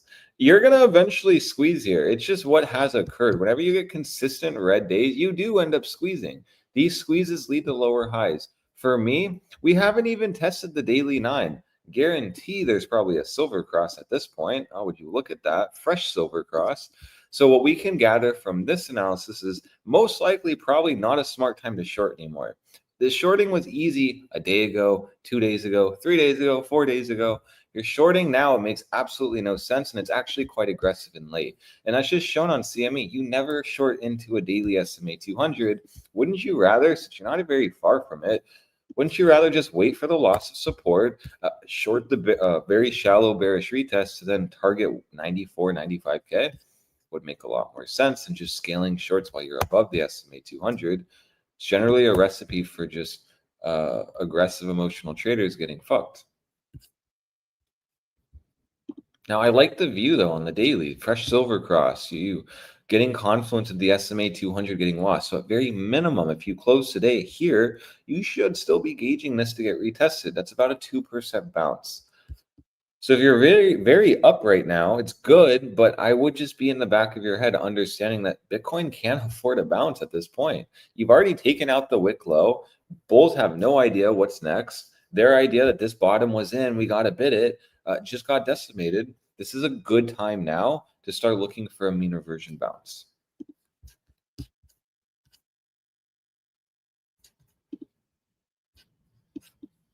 This is interesting. Price action. So you lost 109.3. You literally retested it to the T. Do you guys see how perfect and important it is to watch these levels? And I know it seems repetitive. I know we talk about them a lot. But for in these environments, you literally have the playbook. Literally the playbook to the wick high. Every single day we have the playbook. This is why paying attention is important, because you're not surprised. When things like volatility happens, you're very prepared. You can just be reactive. And so if you can see here, the idea was in this range was very well respected for bulls, was very well respected for bears. Why can't it just be the same thing? And it has been, really. It's been really to the book. And I really appreciate markets like that because, well, that's why I like downside markets. They're a lot more rational. They're a lot more logical. You do get bearish retests. You do get mean reversion bounces to test daily SMAs 200s. And up only, you really don't. You just go up. And that's why it's easy. Now here, Farin brings a good point. 95, 96K could absolutely be brewing. That's why today's close is going to be important. And understanding that here is where people are going to be shorting for that big, big, big dump. I would be thinking that too, right? Like, yeah, we're going to go down. What did I just draw there? 4%, move down, and potentially capitulate down to 95K. I like the perspective more on CME. But you're just disregarding an SMA 200. So understand that you're at major support per the moving averages.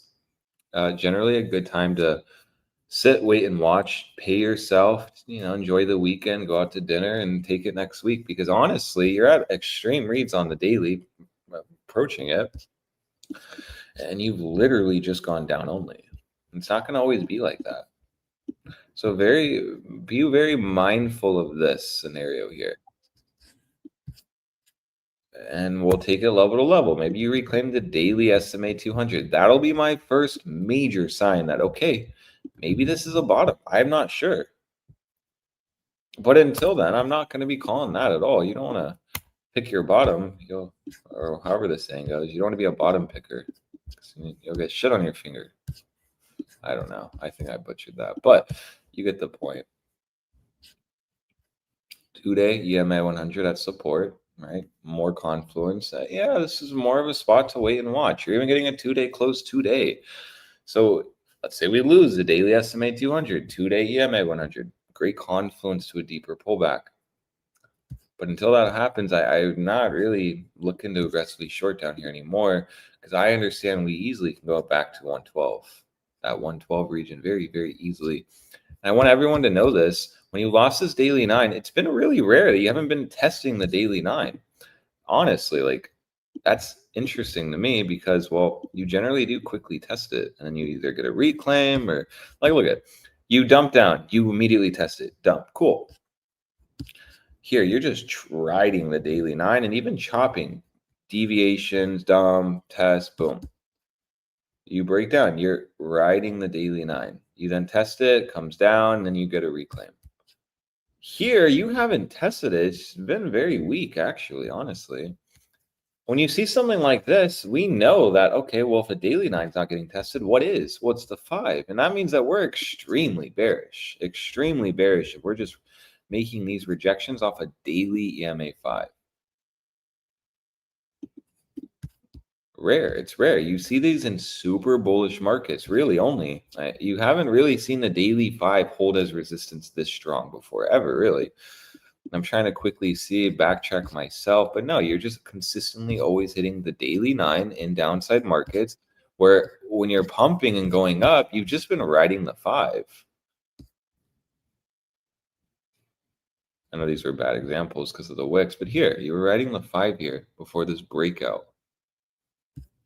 And then the most example one, October, we're so up. By the way, I'm back. I've just been waiting for you to say something like that. October, it's so exciting, everyone. Good job, everyone. And by the way, the new banking crisis is coming. And do you remember what happened last time the banking crisis happened? Bitcoin went up. So the same thing must happen right now. And have you seen the liquidity? Liquidity keeps expanding. And it's just a matter of time before Bitcoin continues the liquidity path. Not only that, buddy, have you seen the hash rate? The hash rate keeps going up. It's a matter of time before price catches up. Is there any other fucking bullshit headline I'm missing? Aside from Grant Cardone being so blessed today. I was not going to do a Bible study today, but we're doing it because clearly this day is so blessed for Grant Cardone that we're all joining him. Good Friday. It's a blessed Friday. I mean, this is not Good Friday. This is Amazing Friday, son. Amen to that. Yeah, I mean, well, what about here too? All the longs are out. We can go up now. Leverage is wiped out. Oh, wait a minute. Huh. And then after that, they say, pass me the spoon and needle, bro. And lighter. Shut up and sell me all of your Solana, bro. Shut up and sell me all of your Bitcoin, bro. Your soul at $200. Okay, I'll max short that. Thank you. Appreciate that.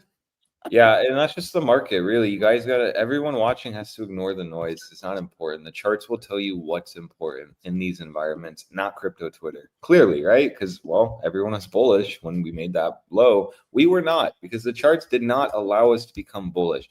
Even on this reclaim here of the EMA 100, good, awesome, but get above 116. Didn't do that. Didn't hold it for 3 candle closures. Lost it on the 3rd one. Not a good sign. And that's why, again, the charts will always do the talking. Always. Doesn't matter what your favorite influencer says. The charts will tell you what you know. And this isn't a weekly breakdown. You also haven't lost the 34, really, since it got reclaimed in April. This is a major shift. You're getting a setup here going to $83,000 if you lose it on extreme low volatility. That hasn't even fired off yet. It's like Farin mentioned. If this fires off here, this isn't going to stop at 20%. It's going to go for the full 35, 40% move, taking you closer to the 2021 cycle high. That could start firing off at the 2021 cycle high. We don't know until we know. All we can use is tools that we have, like other time frames, like 6-day on CME was a really good one, wasn't it? No. Oh, I forgot to mention something that lines up perfectly with the idea of a bearish retest is Capo just posted. Oh, well, there we go. Mean reversion bounce loading. Because you see, while everyone is promised, I did. Yeah, I mean, yesterday we kind of gave all the sauce to the people in the class because it literally played out like that. It just went below where I was planning on doing a long, but I was asleep, so I was able to do it this morning. That's actually nice because you can just go here. You can go, oh, estimate 200. Let me just long this real fast. Oh, nice. Boom. To the T, too. So it's really not bad. Honestly, sometimes not looking has saved me or made me a lot of money than just staring at the charts all day. That's why I like having a girlfriend. Good distraction, honestly. Gets me out of the house. Anyways, so yeah, we're watching really for a mean reversion bounce. You would be gauging that on the silver cross anyways. Play what you know. Doesn't change anything with volatility. The system doesn't change with volatility. When you make a lower low, you always gauge for a lower high. You just made a lower low. So let's watch for a lower high. And let's also really put a lot of weight on the daily 9. You have not hit that really since you had this major dump in October 10th dump. So just be very mindful that these reactions are off like a 55, which I don't even trade off of. Barely front running the 34 here. Rejection, very shallow off the EMA 100. Haven't seen that really before. You just see chop. So these are all really good things to note for yourself, that this is a very weak market right now. But weak markets still give you bounces. Look at Nike. And so if you do end up bouncing to that 112, understand that, well, I'm just going to be looking at that as a silver cross retest and potentially the next lower high. We now know that the daily is in a downtrend. Crazy, right? We were betting on this being the lower high. You can just start looking at setups like this, gauging the next lower high. It's a little tricky. You have to have, use a little less leverage the farther down you go. But this is very easy to just let you wait, position, and oh, wait, I'm red a little bit. But no, wait, I'm just going to add here. As long as you don't take this high out, you're in a daily downtrend. How did that work out really well the last few days? Lower high technically means a lower low. You got it. So, this very easily, 112s to 114s. Why I'll say 112 is just because I get confluence of the daily silver cross. But you could, in theory, go to 114 even too. You really could. Can I add what gives me more confidence that definitely this is going to go down? Like, I don't know if this is going to be the start of the bear market, but a really good correction. The fact that indeed we got that mega day with the wick where it looked like it absorbed all the liquidity and people were like, that was it. That was the trap. And it literally looked like that. Remember when we inverted the chart and said, normally that signals that there's going to be follow through. Mm-hmm. And we broke it super fast compared to all the other things that I was looking at, like the low. And at the moment that we broke that so fast, and it's continuing to go down right now, further away from that price, that shows me that indeed they're fooling people. And then instantly today, all of my feed is full, like all the stupid headlines that I just gave you, literally is one after another, after another, after another, people saying, this is very bullish for Bitcoin, gold, now it's done. Now Bitcoin's going to go to all-time highs and do the same thing as gold, blah, blah, blah. So all of that continues because you need bad news on negative price action for it to bounce like for real up, like for it to find the bottom. Right now, you're going to get a bounce. I think the 110 400s is going to be that area where we were fighting with for a little bit. I think that area is going to be where we reject. I haven't really technically looked at it, but it was just like yesterday. Remember, we drew that line underneath the wicks and it was becoming resistance now instead of support. That's where I think we at right now. And really, it literally could just close today, rallies up, tests here, and capitulates. Like it could. Nothing is telling you guaranteed that you're going to go up to here. This is just like what would be really fucky, right? It's like this would be fucky, and then you would roll over, and this would trap more longs. But you're absolutely right. And all I can use is just a silver cross daily. Play what I know. For me, I want to see this move up because I want to short higher. I really do. I think any move up's an opportunity. We said it here was a major opportunity, and it was. But just understand that the SMA 200 is going to be the spot. You either get it back above, confluence, so higher bounds, or you have to really get like an SFP play or a wick above it, rejection. Like it gets a little trickier. So technically, you're right. You could really just shallow reject this region. Not even get a bigger bounce, and that's the trap. You're gonna bounce and form higher, big lower highs. You just squeezed in this market cycle a lot. Like every time we'd max short and be so happy and horny, you then just boop, never mind, fuck you, and then boop, nope, and then boop, and then dump. You're not really getting that though. You're really not. You've just consistently dumped, and when people look at this, to me, it can keep getting more extreme. But still, setup is nevertheless a setup, and we have a daily silver cross that freshly occurred yesterday. So watch the daily 9 if you want to position. And that's right at 112. Would make a lot of sense too. Maybe a lower time frame reclaim of 1093, spring up, boom, and then rejects. Excuse me. And this just simply rejects the bottom side of this range that we've been playing into. So that's my kind of idea on Bitcoin. I'll be looking potentially for maybe like a mean reversion long, perhaps, maybe. But I'm not really itching to be long in this market right now. I don't want to be the guy giving longs and we dump 5% more. I'm like, oh, that was not smart. But still, I want to be watching this area carefully. I want to be using the lower time frames to really gauge if we're going to bounce. And for me, my gut is telling me we are going to squeeze, but it's just more how big of a squeeze are we going to get? You're just going to reject a 2-hour 9 and roll over? Or are you actually going to go for that aggressive predatory move, forming the daily lower high? It's always funny when you form daily lower highs because you get, we're so back, we're so bullish. You start seeing everyone posting, and then you really wonder to yourself, are any of these traders real traders? Because what the hell? How are you calling for any of this after a trend shift? You should be looking for a lower high. And so that's just the issue with CT for me. But that's Bitcoin. You know, very nice follow through on the CME setup. Really glad we identified this because this really kept me comfy in shorts up until here. And so now I'm de-risking. Academy is still short. You can de-risk, but still be short. You can even hedge. It's perfectly okay. But this environment does not allow me to close all positions at all. Specifically, if you're still short from the 116 region, no reason at all. Even if you get a mean reversion bounce to 112s, it's an ad zone.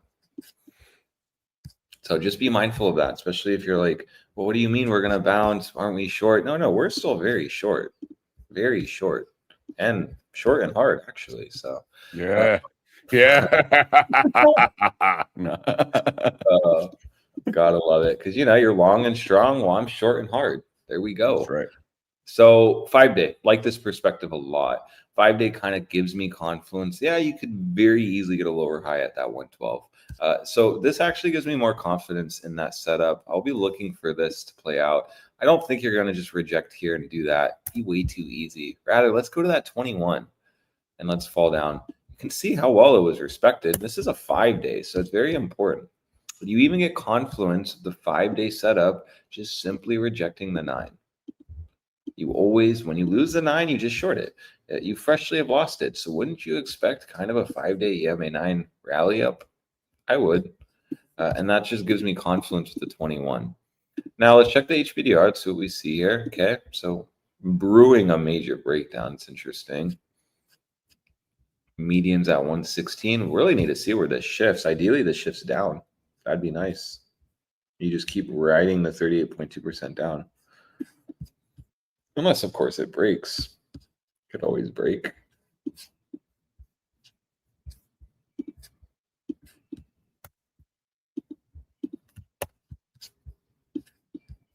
This would be nice. If we get this will be actually quite nice, potentially. Because you have like 5-day, daily, weekly confluence all kind of telling you. And that's often pretty nice. Makes it easier. Big spot, right? Median, EMA 9. So again, and you have that daily SMA 200 at CME there. More of a reason why you probably shouldn't be scaling shorts here, in my opinion. Way not enough data, and way too early to be calling for this to fall and fail. How is that treated bears every time we go into this region, right? Median, daily, monthly 9. We're gonna lose it. And you don't, and then you bounce, and then you don't lose it, and you bounce. That's my confirmation of the bear. Need to see this monthly 9 loss. Need to see these lows taken out. Then we'll be in a bear market. Would be interesting actually, because you could see this 9 loss in November, rejection, takes this low out, 2021 cycle high, and then you move all the way up for the major macro lower high. there's what I wanted back, you know, when we were going up to that high, just on a more bigger time frame, leading to a major dump down if you lose 69K, probably to 42s. So this perspective here says there's going to be a lot of opportunity. If you even get this, I mean, this is just based on the trend shift on the monthly, rallies right back up for that lower high, often very predatory price action once the monthly trend shifts. So that's Bitcoin. Let's go to Tether dominance. Let's go to the 6-day, because again, it's giving me confluence that, well, this really is probably going to get a lot more worse. And that idea worked out well on that 6-day candle closure. On the open, and my apologies, you did go up 9%. So GG on catching that. Very easy. And that was just based on volatility confirming what we saw, which was it was expanding and it confirmed it, telling me that, well, you're probably not going to move all the way down to test the zone. You're probably just going to start popping and going to the 5.23%. You've hit that.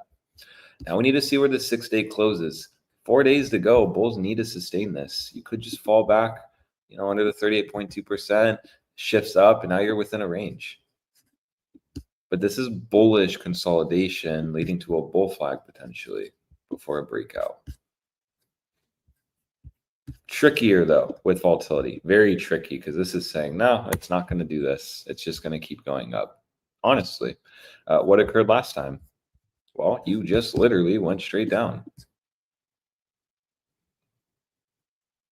And then you got a little bounce, lower high, and then you capitulated. It's like test dump, real dump. Interesting. So consolidation to then the real move. Maybe, I don't know.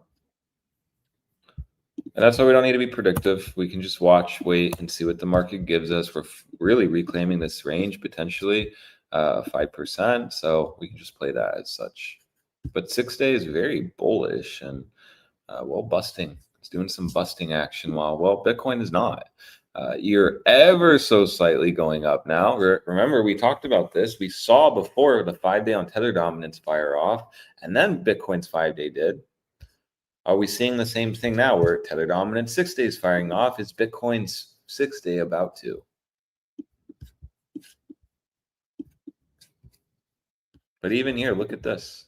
6-day lows. Look at that. So that's like, make an argument, maybe Alejandro's scenario, the 107, 108, 109. Because you did technically retest this already. Actually. The problem with my stupid theory, well, first of all, if that happens, it's going to be weakness is going to be tremendous and we're just going to completely plummet down.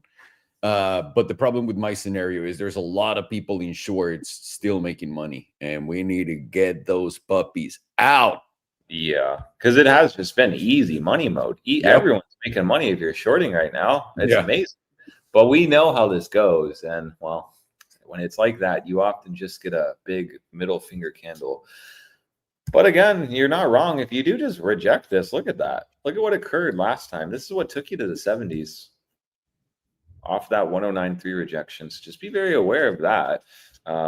And that plays into, yeah, if you do end up just really shallow rejecting this little bounce up, that's going to be a major concern for everyone. Because you're now rejecting the extremity line that led to the major dump to 74s, was it? Yeah, 74K, insane. Let's measure this out real fast. Okay, so that's about a 31%, and we know the statistics with the weekly and 5-day. Wouldn't that be kind of interesting? They just started to fire off here, giving you that capitulation to the 2021 cycle high and taking out this low. So that's an interesting idea. And it's just tricky. I don't know what I'm doing here. It's just a little tricky. The lower you go, the harder it becomes. This was like easy trading environment. But again, the lower you go, once you start breaking from the SMA 200, it becomes a lot more difficult, more meme line dependent, and trend. So for us, let's play the trend. Lower high should come next week, over the weekend, ideally. It's just more, is the lower high going to be extremely big? Are we going to pump 9-10%, blow shorts out, make them flip long, and then dump, kind of like what we did here?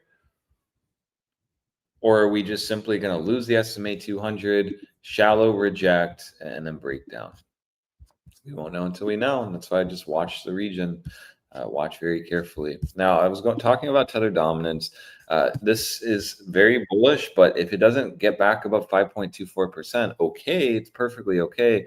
You just are going to form a range. And so just be mindful of that. This range can easily form and be bullish. You just simply don't want to lose 5% on a daily close. You just don't want to start losing that. It'll start taking you down close to the daily 9. So where this popped up, deviation, broke down, let's get a shift. Let's pop up, come down, hold the retest, consolidate to then the breakout. That's bullish price action here, not this.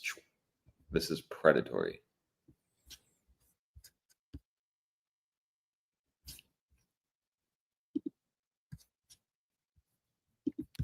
It's going to do the same thing.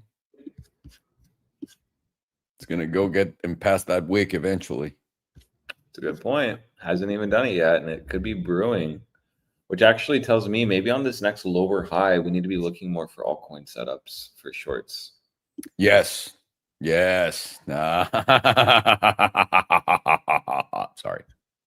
That's how I feel, literally.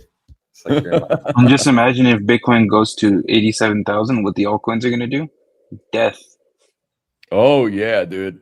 And that's basically what's going to happen. That's why Bitcoin dominance is going to go up, not because Bitcoin's going to go up like crazy and then alts are going to go. By the way, another thing I saw today, remember Raul Paul that keeps promising everyone every 3 months that there's alt season coming? He made another prediction that this was the bottom in Bitcoin and now it's going to go up. I was like, yeah, it's unreal. Unreal how people follow blindly what a retard that provenly gets it wrong and continues to follow that just because he's saying that it's going up. Like, how do you do that? It's incredible. Then again, there's people getting scammed on Discord that says our name saying, I will not DM you. And they're like, hey, Alex sent me a DM. Is that a scam? What do you think? Every day I get a DM. Are you DMing me? I will never ask you guys for money. I'll never trade for you. Never give you advice. Don't fall for it. I mean, come on. They go and give him thousands of dollars. A lot of money too. Are we like boomers here? Come on. Don't trust and then people. The funny part is then they expect us to reimburse them. I know. It's your fault because it says in your thing that you're not going to message me, but a fake guy messaged me. So, yeah. And that's the craziest part. It'll literally say, I won't message you. And then, are you messaging me? I you know what? Because I'm going to do it on mine. This is what I'm going to write. If I'm writing you, I'm scamming you. Does that make sense? So that when they get the message, because they copy our names, it's gonna be like, Alex, if I'm DMing you, I'm scamming you. And then that's literally saying right there that the guy is scamming you because he'll copy our name. That's brilliant. Actually, let's just do that. Let's just shift that to that. That's brilliant. Yeah, it'll be more fun. Because it is an issue, honestly. It shouldn't be, but it just is, I guess. People are. No, the internet is meant to do that. I'm pretty sure Google and those guys are the ones stealing money from people. These operations aren't like two fucking guys stealing people. Because in the comments, Google is so effective at you make a video and you just talk about like, let's say, reptilian people. Instantly, boom, you get tagged. The New World Order, you get tagged. It shows like all this stuff. They shadow ban your video, all that stuff. But they cannot stop people from scamming others on the comments. Are you fucking kidding me? It's them. Like they're doing this because there's a lot of retards. It's true though, honestly, and can only imagine the amount of money that's like. Yeah. I mean, if you're dumb enough to fall for it, I don't feel bad for you. No, that's what I'm saying. All it takes is your time to message people to make them believe, and you get money. So would not be surprised if there's just teams doing this to people like. Well, North Korea does it, so wouldn't be surprised. No, hang on. We know because that's what they tell us. I'm telling you, it's Google, Meta, and those guys. Wouldn't you just take the money, have a division in there that operates in your platform that doesn't know anything about you, give them full access in another country, and it's like, go make me money, dude. Because they're not fighting them at all. That's a really good point. And you know this more than anyone. So that's actually an interesting point you bring up. Not only that, but they're verifying scammers on Instagram. Not too. That's what I'm saying, dude. Like, come on. like the platforms themselves are stealing from people. They just don't know that. It's part of their hey, it's the rules of the Jungle Book, right? This is a fucking jungle. You either eat or you die, homie. That's it. Eat or be eaten. That's right. Like I don't the biggest thing I don't understand is when it comes to digital and like digital money, I don't see how you're not the biggest skeptic on the planet when you're in an industry with 90% fraud. Yeah, it doesn't matter. And again, when you see this type of behavior and understand how retarded people are, and then you see how Raul Paul just keeps saying great things about something, and everything that he says it's wrong, and people continue to follow, and they put him in podcasts and all of that, they're training a society for it to be moronic. Does that make sense? This is not an accident. Once you get old enough, you realize that everyone is being trained to be the biggest moron on earth, and they'll platform all the biggest morons on earth so that everyone feels the same way and gets basically taken advantage in every single way. So they enjoy it. Yeah, every way. Yeah. Yeah, no, interesting stuff. Specifically with Bitcoin, I mean, I would just be very, attentive here. This is where markets money is made, and this is where, they try to chop you out, get everyone to just kind of disengage. But now things are hot, things are cooking. Macro volatility hasn't fired off. Seeing the 6-day do it only on Tether dominance. So just something to watch. Specifically, if that's going to be a domino effect, we should see 112 to maybe 109s reject into next week, leading to a major capitulation into November. I really think November, December is going to be insanely interesting. And I'm still in the camp by November, you will see $69,000. So we'll just have to see if that gets clipped or if that's wrong. But I am just gauging that as such. And I don't think it's really unwise to look at that, specifically when you have major volatility setups and you also know how important 69,000 was. I was talking about it here and we didn't get it. We almost went to it. So it'd be actually quite nice to get this and maybe get some longs over here. Because you will get a bounce. I'm 100%. I shouldn't say that. I'm not 100%, but I'm very certain you will get some kind of bounce here for sure. So we'll just have to see, knock on wood. Hopefully not. Hopefully you don't just like capitulate down and I get clipped on that. But no, we know how important it goes to like 55K really fast. Oh shit. No, but that's what I'm watching. Play the daily silver cross. 112 possibly is a mean reversion bounce. Understand though, that's like the extremity high. So like you could easily just go in for the 109 retest. It's really what we've been doing is on the daily, just losing a level, next day rally up to it, and then reject. And you're even seeing you did that already today. So it really could just come off the SMA 200. That's why we'll always watch that for a setup. You either reclaim and potentially long, or you reject and you can short. If you stay under it, which we'll know if over the weekend you're just coming up, rejecting, putting bearish structure in, then yeah, I'll feel more confident that we can take a shallow short and target the 101s to maybe 95K. Maybe 95K is the spot where you get the big bounce. I'm not sure. And we don't want to get into the mindset of a big bounce is coming because that really hasn't been working. And so that's why it's a potential, it's a setup, but there's no guarantee. So just understand that trims, take some money home on your shorts. You're short from the 116 can be an ad zone at the daily silver cross here.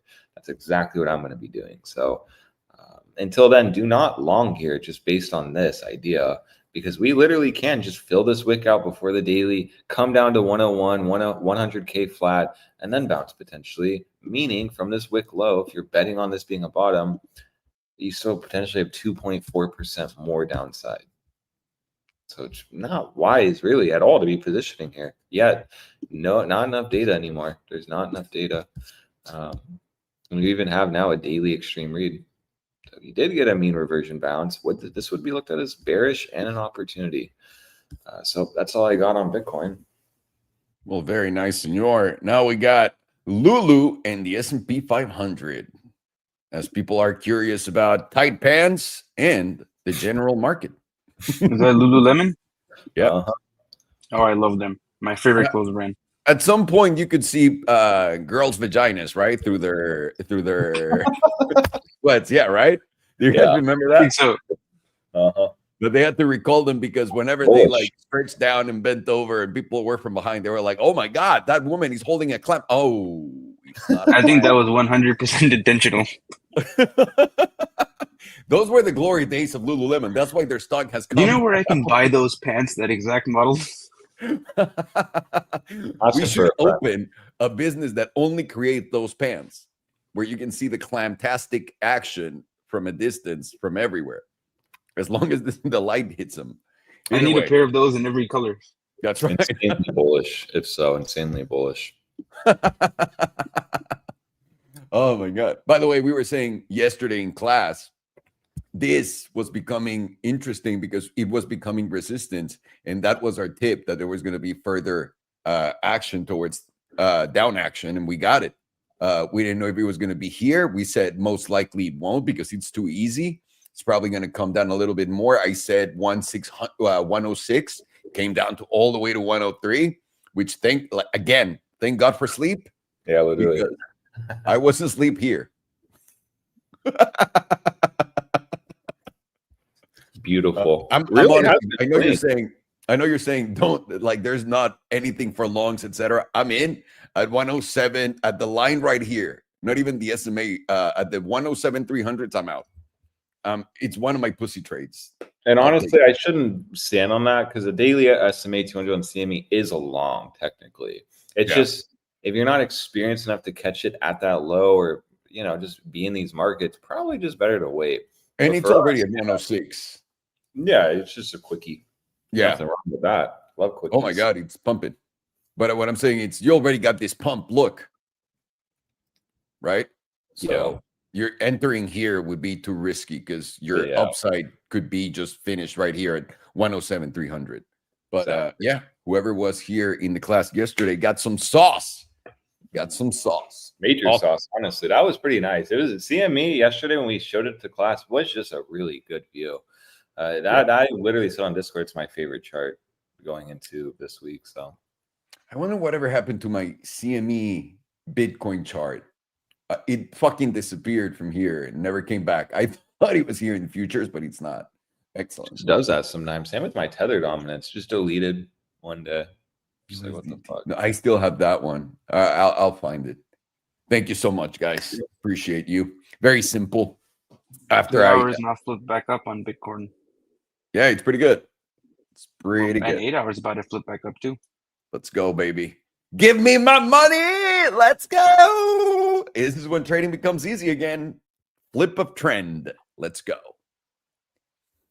Vale, pues la gente que estuvo ayer en la clase, entendimos y justamente estábamos viendo en la clase de privadilla de ETA. Estamos analizando Bitcoin para la gente que esté apenas llegando. Bienvenidos. Esta es una tabla diaria de Bitcoin, por supuesto. Y estábamos viendo justamente ayer cómo esta zona, la pueden ver acá con la línea amarilla meme, se volvió resistencia. Y esto fue lo que cachamos muy temprano, porque todo esto había aguantado, y aquí justo nos volvió resistencia. Y la diferencia fue que acá habíamos dicho, güey, ya hemos tocado el 107. Sabemos, y esto fue algo de lo que platicamos, que cuando tenemos estos wicks, la gente cree, güey, se acabó, ya no vamos a bajar más, porque fue una tomada de liquidez. Y lo que nosotros notamos y llevamos un rato diciendo es, no. Esto no se acabó. Normalmente eso indica continuación. Lo que está haciendo es haciéndole pensar a la gente, eso fue el fin. Y justamente funcionó tal cual. Si estás jugando con nuestros rangos, una vez más, están en el Discord absolutamente gratis. Hubieras pegado a los cortos todo este camino para abajo. Ahora, en todo este camino para abajo, también ayer en la clase les dije, ¿qué estoy esperando? Vamos a rechazar acá, vamos a caer y vamos a reventar para arriba. Ahora, no estoy diciendo reventar a la alza a $1,000 millones, como todo el mundo les está diciendo. Yo siento que había un long acá y dije, estaba viendo la diaria y dije, el SMA 200, que es la línea morada que llega hasta acá, está en 107,500. Sería demasiado fácil una vez más tocarlo y ya, porque ya lo habíamos hecho ayer. Entonces, ¿cuál va a ser la jugada? Lo que me metí a ver fue la semanal. Ahora, en la semanal pueden ver justamente nuestro 34. Y dije, probablemente el 34 sea lo que nos aguante. Y dije, yo voy aquí a entrar en long. Ahora, me quedé dormido, no puse nada. Y en la mañana me desperté y Bitcoin estaba por acá en 104, 104 y cacho. Y aquí abrí mi long. Entonces ya llevo unas ganancias sutiles por ahora y pienso, siendo completamente franco con ustedes, deshacerme de él en esta línea meme. No me interesa, puede, y tiene más probabilidad de dar continuación al alza, no les voy a mentir. La razón por qué es cómo le gusta trabajar al mercado para la gente que ha aprendido acá con nosotros. Tenemos un cruce plateado para empezar, eso quiere decir que probablemente el 9, los 112, esto puede que me esté haciendo cambiar de opinión, ¿eh? Pero ahorita lo vamos a ver, vamos a jugarlo poco a poco. Lo diferente acá y a cómo yo tradeaba antes, para que lo tengan en idea, puedo y les digo acá, voy a vender en 107, pero si estoy viendo la tabla, estoy viendo la de 1 hora, la de 4 horas, la de 8 horas, con setups de volatilidad a la alza en lo que está empujando el precio, me voy a voltear y voy a decir, no, los 112, 100 van a ser mi punto de venta, ¿ok? Pero por ahora tengo planeado esto, no lo tengo puesto en la tabla, simplemente voy a estar monitoreándolo todo el día, no tengo el día de hoy nada que hacer, no vamos a hacer estudios de la Biblia, lo voy a hacer 2 veces a la semana nada más. Muy divertido y gracias por todos sus comentarios, por cierto, y mensajes. Más bien, en vez de comentarios, todos los correos que me llegan, que no sé, nunca me habían escrito tantos correos, solamente por eso. En fin, estamos acá. Habíamos dicho que iba a haber un rebote y vamos a vender ese rebote y en eso estamos. La razón por qué es, si llevas un rato aprendiendo con nosotros, sabes que por 1, 2, 3, 4, 5 días seguidos, la gente estaba en corto y ha estado pegándole perfectamente a todo esto, ¿no? Que es lo que hemos estado nosotros en. Siempre les digo, se vuelve muy fácil volver a tradear y es por eso que todos nuestros trades ahorita están en fuego, papi, cuando hay un cambio de tendencia. Y les dije, antes de que haya un cambio de tendencia, en la tabla nos perdemos, porque ya no te está, la tabla ya no está jugando normal, ya están jugándote un mercado mucho más altamente manipulado. Básicamente, no más manipulado, no decir eso es una pendejada. No manipulan el mercado un día y los demás días no.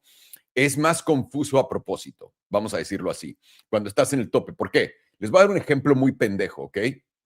Y ahora, aquí puede que esté mal, pero personalmente en mi vientre siento que estoy bien. La razón por la que Tesla se está quedando aquí arriba es porque está absorbiendo a toda esta gente que piensa que ya se va a ir a $700.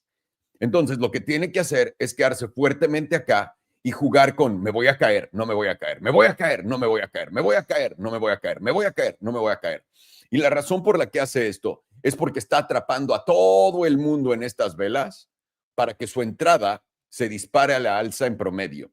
Y eso puede hacer que queden atrapados cuando caiga. ¿Y por qué tiene que caer? Deflación. Nada de deflación todavía ha sido ni hablado, ni pegado en las tablas, nada, nada. Y está ocurriendo enfrente de nosotros. Entonces, lo mismo me dice Bitcoin acá. Cuando veo que están agarrando y atrapando a toda la gente acá, digo, carnal, Nel, sobre todo haciendo altos históricos relativamente cortos comparado con antes.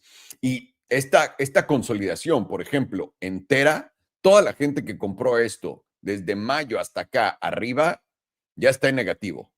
Eso es atrapar. Entonces, ¿qué va a hacer Bitcoin ahorita? Ahorita lo que va a hacer es, se va a encargar, una vez más, si yo soy el dueño del mercado, yo soy el hijo de puta que controla todo esto, tengo este máximo, tengo esto, les están soltando noticias en este momento. Güey, ve el hash rate de Bitcoin, el precio lo va a seguir, está en altos históricos, el precio lo va a seguir. Ve la masa monetaria, cómo está incrementando, el precio lo va a seguir. Ve el oro, cómo está en altos históricos y reventando 10% en un solo día. Bitcoin va a ser el próximo, el oro va a bajar y Bitcoin va a subir. ¿Cuál es la otra que están diciendo? Toda la que te imagines, ¿no? De ya caímos acá y estamos en extremos. Ok, lo que necesita aquí es darle a la gente la idea que esto fue el fondo. Entonces, toda la gente que por 5 días ha estado en corto, que está ganando, es más, no por 5 días, pudo haber entrado aquí arriba, necesita comer pito, necesito sacarlos. Entonces, ¿qué voy a hacer? Un rebote. Y esto es donde aquí tienes que usar tus fundamentos técnicos para entender. Este rebote por ahorita, en teoría, podría detenerse en los 110, 700, que es donde está esta línea, tranquilamente, ¿no? O en los 112. ¿Dónde se va a detener? Y aquí es donde vas a empezar a voltear a ver tus tablas. 1 hora, ¿qué tengo? Volatilidad contrayendo. 2 horas, ¿qué tengo? Volatilidad contrayendo. 4 horas, ¿qué tengo? Volatilidad expandiendo. Bien, está expandiendo ante esta caída, ¿ok? ¿Qué tengo en la de 8 horas? expansión y sigue cayendo. ¿Ok? ¿Qué me dice? Todo esto que estoy volteando a ver, si estoy volteando a ver hasta la de 1 hora con volatilidad contrayendo, me está diciendo que probablemente va a haber continuación. Entonces, si volteo a ver estas tablas y empiezan a darse la vuelta y con los indicadores de momentum de Farhand lo están haciendo, ahí es donde voy a empezar a pensar un poco diferente. ¿Ok? Horas, ¿dónde están mis minutos? Ah, aquí. Voy a poner la de 30 minutos. 30 minutos, ahora tengo nueva expansión. ¿A dónde me va a llevar esta nueva expansión? Y aquí es donde voy a empezar a ver. 30 minutos, bien, y la de 15 minutos tiene expansión a la alza. ¿Ven? Y aquí es donde estamos viendo esto. Entonces, ¿qué es lo que voy a hacer? Monitorear mis bajas temporalidades para poder ver dónde va a toparse esto. Y pueden ver que tenemos el SMA 100 justamente donde coincide con la línea en la de 15 minutos y el 200 en los 109,700, que no es la zona que habíamos platicado. No. En la de 30 minutos, ¿qué es lo que tenemos ahí arriba? Tenemos el 55, el 34 en los 106,600. Entonces, lo que tenemos que llevarnos es básicamente 106,600 para dar continuación e ir a buscar los 107,300. Pero simplemente viendo estas temporalidades te va a dar una buena idea de qué va a pasar. Entonces, solamente para resumirlo antes del análisis potente, rápido de todo, estamos aquí esperando un rebote, ya rebotó, honestamente, acá. Y la pregunta es qué tanto va a rebotar. Y lo que tienen que entender es lo siguiente. En la diaria tienes un cruce plateado a la baja, ¿ok? Esto es bajista, esto demuestra debilidad. Tienes el promedio del 9 cayendo abruptamente por debajo del promedio del 100, 55, 21 y 34. El promedio del 5 cayendo por debajo de todos los demás. Y ahora vienes a buscar el 200. Estás por debajo del SMA 200. Si llegas a rechazar en los 107,300 o en los 110, un segundo, ¿qué es esto? 110,700. Si llegas a rechazar ahí, tío, Bitcoin se va a comer el pito del dragón más grande, ¿ok? Para que lo comprendan. La debilidad de esto sería extrema. Y para la gente preguntando, güey, si Bitcoin hizo esto y la bolsa sigue subiendo, ¿qué pasa? Recuerda que la bolsa cae, en promedio son 40 días después, pero ¿te van a dejar jugar igual? Es lo que no sabes, ¿no? ¿Lo viste en la bajada de los aranceles? La bajada de los aranceles. Y lo continúas viendo. Bien, vamos a empezar nuestro análisis potente técnico acá en la trimestral. Vela envolvente bajista en la trimestral. Nunca en mi vida había visto eso. No, esta es la primera vez que estoy viendo una vela envolvente bajista. Y esta vela envolvente bajista, tengo estas fechas, recuerden, quería ver cuánto iba a tomar. En promedio yo creí que iba a tomar hasta el 10 de noviembre para que cayera el precio de Bitcoin debajo de donde había caído. Para que tengan una idea de la debilidad. Y el 15 de diciembre a $97,000. Esto va mucho más rápido de lo que yo mismo había visto. Voy a mantener esto acá solamente para mi propio... yo estoy aprendiendo yo todos los días, ¿no? Como ustedes, me imagino, espero que estén aprendiendo todos los días. Estoy aprendiendo todos los días y tengo mis notas acá. La primera cosa que no quieres, un cierre por debajo de 105, 137 en la trimestral. Todavía faltan 2 meses y 15 días para cerrar, pero no quieres un cierre por debajo de esos 105, 700, 105, 500. La razón por qué, porque validarías esta vela topera. Esta seguiría siendo una vela envolvente bajista y luego probablemente tengas otra. Y eso te vaya a llevar tranquilamente, pero, o sea, sin problema alguno al promedio del 9, que está en los $83,000 casi. Perdón, estoy tomando agua. Así que vamos a ver eso. Les voy a poner rápido el HPDR para que lo tengan. Tenemos el rechazo justamente de la parte baja de la zona azul y ahora nuestro siguiente objetivo debería ser los 90. El 50% está en 98, yo tengo el 97,700 como siguiente zona. 97,700, interesante. Tienes volatilidad contrayendo y nosotros fuimos los únicos, no he visto a nadie más hablar de esto, y los primeros, si ven volatilidad contrayendo en la trimestral, siempre nos lleva con el precio a la baja, a la baja, a la baja. Y ahora, cada que la volatilidad está aquí abajo y expande hacia arriba, el precio alto histórico, alto histórico. Y antes de esto, fue esto, alto histórico. Entonces, toda la volatilidad trimestral nos dice todo. Recuerden que en el último trimestre estábamos aquí arriba y justamente en este acá. Faltan todavía 2 meses y 15 días para cerrar, pero esto nos diría, de ser confirmado, que efectivamente ya vimos el tope. ¿Ok? Si ese es el caso, pues ya saben, aquí lo vieron. Sería una belleza, una belleza. Mensual, simplemente por técnica, ¿no? No estoy diciendo por nada más, no me interesa si el precio sube o baja, no tengo nada aquí. No tengo vela en el entierro antes de que se pongan como locas. Mensual tenemos la volatilidad más baja en toda la historia y también tenemos 3 divergencias bajistas en momentum. Y esto nunca lo habíamos tenido en la tabla mensual de Bitcoin. Tenemos una vela envolvente bajista, vela topera y pues, ¿qué les digo, cabrón? Es tal cual. Si esta vela cierra por debajo de los 107,700, debería de llevarnos a los 101,800, digamos 102, y de perder los 102 a los $90,000. Ahora, de poder romper a la alza los 115,500 que les dije, ese iba a ser el punto crítico, faltan 14 días para cerrar esta vela, deberíamos de poder ir a $145,000. Volatilidad contrayendo al punto más bajo en la tabla, nos dice que esperamos el movimiento más fuerte en probablemente el movimiento más fuerte en toda la historia de Bitcoin. 2 semanas, tendencia alcista ha sido rota. Pueden ver que todo esto ya cayó. Siguiente objetivo va a ser a no romper los 98,327 si eres alcista. Si eres bajista, a romperlos, papi, y eso te llevaría al siguiente nivel en los $89,000. Primer objetivo, el 21, que está justamente en los 102,800. Segundo objetivo, está aquí en el 61,8% en 97. Una vez más, 97, 98, continúa apareciendo en todas nuestras tablas y también el 92 y 93 con el EMA 34. También tienes volatilidad absolutamente nula en la tabla de 2 semanas. Está en el punto más bajo de toda la historia. Nunca había pintado una vela azul de volatilidad nula. Así que también en la de 2 semanas estás a punto de tener uno de los servos más potentes de toda la historia de Bitcoin. Uy, semanal. También estás a punto de tener uno de esos. Viene ya empezando a apuntar para arriba ante esta bajada. No es oficial, recuerda, tenemos que nosotros esperar a que pase el 15% para confirmar, pero por ahora esta bajada, este movimiento de volatilidad parece que quiere empezar a apuntar acá. Esta fue la tabla que me hizo entrar en long, básicamente, y pueden ver el por qué. La semanal, cada que tocas estos niveles son muy importantes. Ahora, lo rompes, sí, pero es difícil que de una te lo lleves y no regreses. Porque ve acá, te llevaste el 34 y volviste a regresar hasta el 9. Ahora, acá no estoy pidiendo milagros. Acá estoy volteando a ver el 21, el 34. El 21 está en 110,600 y eso me da más confluencia. ¡Ah, hijo de puta! Hijo de puta. El 21 está justamente acá, en donde está la línea. ¿Se acuerdan la línea que les dije que pusimos ayer? Está justo ahí. Ahí es donde ese va a ser mi objetivo para salirme de mi long.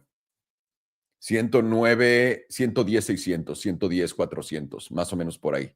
Voy a ser paciente hoy, lo voy a checar de nuevo. No vengan a copiarme mis trades. Recuerden que yo no sé nada. Yo dije que Bitcoin iba a $100,000 hace 4 años y pues ¿no? Alguien que se equivoca una vez, se equivoca siempre.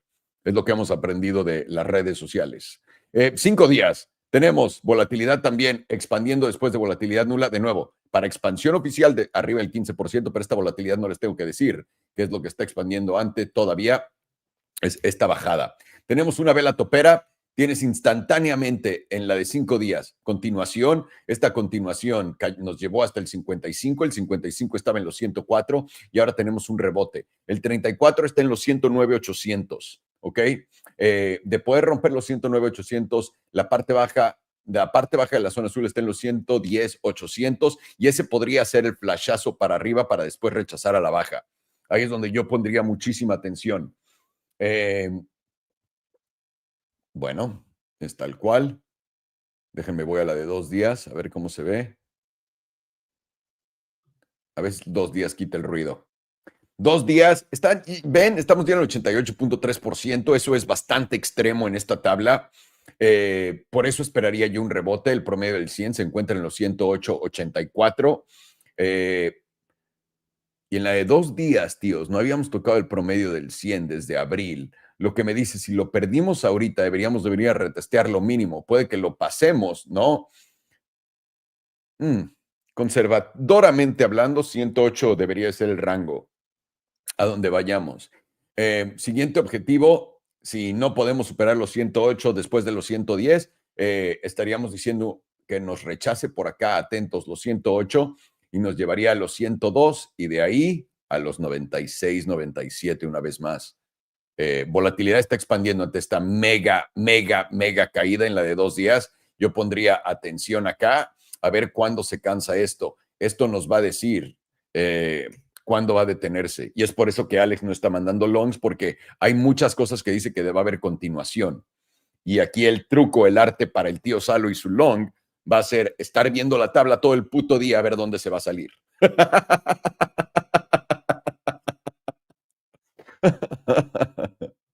¿Cómo me gusta aprender cosas nuevas, chingada madre? Volatilidad expandiendo, pintando extremos en la diaria. Esta expansión de volatilidad y en extremos que continúa en extremos y puede continuar el tiempo que guste. La última vez que lo hicimos fue acá y continuó en expansión. Está empezando. Eso quiere decir que puede dar continuación y una vez más, por eso Alex no recomendaría entrar en esos longs y tiene toda la razón del mundo. El 61.8% está acá, tocamos el 78.6%, tenemos un cruce plateado a la baja y técnicamente hablando,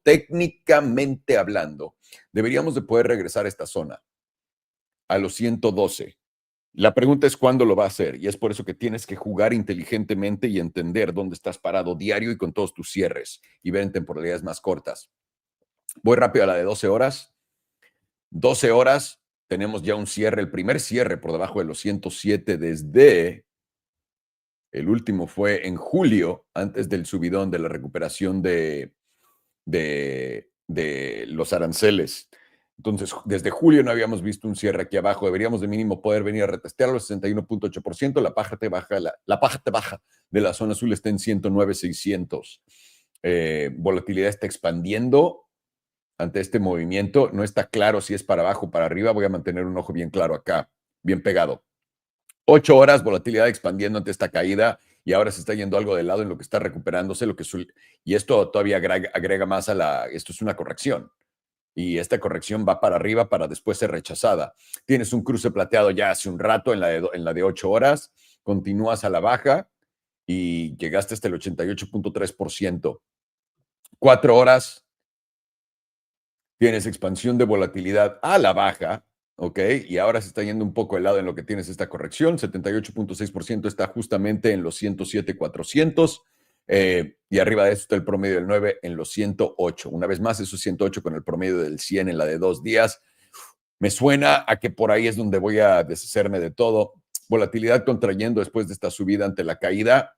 Esto quiere decir corrección. Corrección nos puede llevar al promedio del 9 en los 100, casi 107. La línea meme o la parte baja de la zona azul en los 108,200. Una vez más, confluencia con el promedio 100 de los 2 días. 1 hora, volatilidad contrayendo. Una vez más, estamos viendo lo mismo después de ver un hammerhead. Y ahora tenemos que ver esto en la de 1 hora. Ya estamos entrando al 88.3% que está en los 106,900. ¿Ok?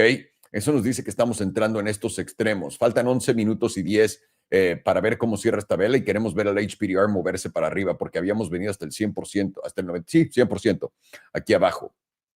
Esto fue, la de 1 hora te hubiera dado una excelente indicación para ver si era el final de esto o no.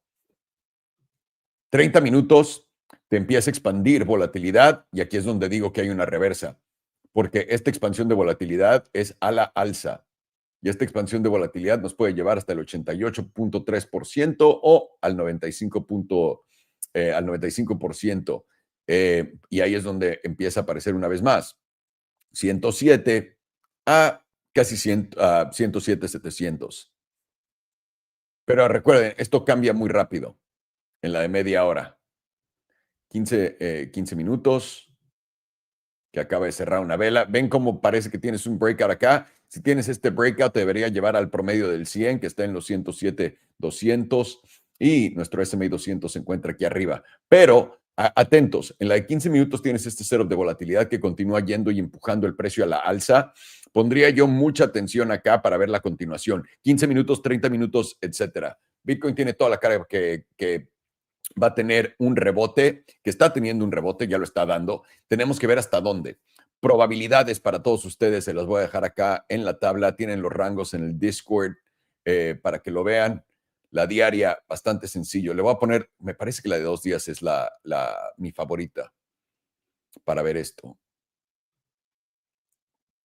2 días. Probablemente un retesteo del promedio del 100, como retesteamos este nivel, y eso podría dar continuación a la bajada y viendo cómo expande volatilidad en la de 2 días a la baja. Lo que estoy diciendo es, vean temporalidades cortas como la de 30 minutos para confirmar si el rebote se acabó a la alza o si va a continuar. Porque de ahí empezaría a sangrar a la de 1 hora, la de 2 horas, la de 4 horas, la de 8 horas, la de 12 horas, la diaria, el rebote en volatilidad, y es lo que estarías viendo. Empieza en la de 15 minutos, es donde estamos buscando este mega rebote. Bueno, no mega, un rebote para después dar continuación a la baja. Y atentos a ellos, porque definitivamente va a haber continuación a la baja en esto. Esto eventualmente se va a dar. Se está dando muy rápido y muy fácil para toda la gente. Y normalmente cuando ves los cambios de tendencia es cuando se vuelve muy claro y fácil hacer trading. Se los conté justamente antes de que ocurrieran. Y la razón por qué es porque vuelves a básicos. No tienes que, como ya la psicología de la gran mayoría es, no tiene que ser alcista porque es alcista, brother, es lo que me dijeron. Es donde aplica en contra de ellos y ya no tienes que joderlos tantos con la tabla, y aquí es donde nos dan la oportunidad de los que somos traders de poder robarle todo el dinero a la gente que no entiende que las noticias no funcionan para ver esto. Ahí lo tienen. Damas y caballeros, es lo que está pasando con Bitcoin. La dominancia de Bitcoin, para que la gente que está pidiendo alt season, si les dije que Bitcoin iba a dar el huicazo, ¿no? Y lo iba a regresar y lo iba a pasar, ¿qué creen que va a pasar con la dominancia de Bitcoin? ¿Qué creen que va a pasar? Lo mismito. La dominancia de Bitcoin va a hacer esto, y va a pasar esto. O sea, se los prometo casi. La razón por qué, ya se los enseñé 1000 veces, se los enseñé con el peso, se los enseñé con esto, etcétera. Esto ocurre una y otra vez. Se los enseñé con Bitcoin y ya ocurrió, ¿no? Y aquí, ¿qué pasa? Cuando la dominancia de Bitcoin sube, todo el mundo cree que el precio de Bitcoin tiene que subir. No, padres. Lo que va a pasar es, Bitcoin rebota a la alza. Cuando cae Bitcoin y cuando caiga de los 100, las altcoins van a estar, Solana va a estar en $100, Ethereum va a estar en 2,900 o 3,100, todo va a estar madreadísimo. Y XRP va a estar, ahora que está en 2.2, va a estar en 1.80, 1.6 o tal vez menos. Y eso hace que todo el mundo, en vez de tener todas sus pérdidas en altcoins, toman la mitad de esas pérdidas en altcoins, lo meten en Bitcoin y Bitcoin continúa bajando.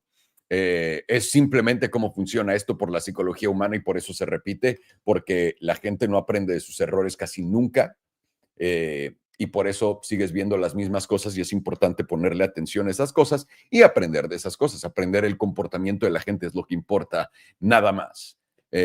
Entonces, ahí lo tienen, continuamos viendo los niveles y pues tal cual, damas y caballeros. Who is first on this? Who, Mr. Farhano, what are you doing, the S&P or Lulu?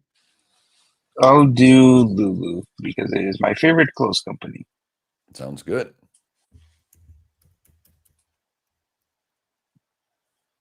Here we go.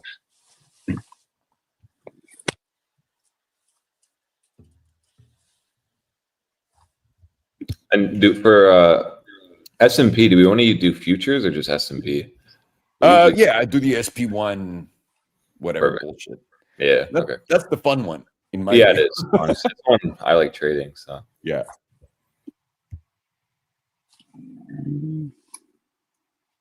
There we go.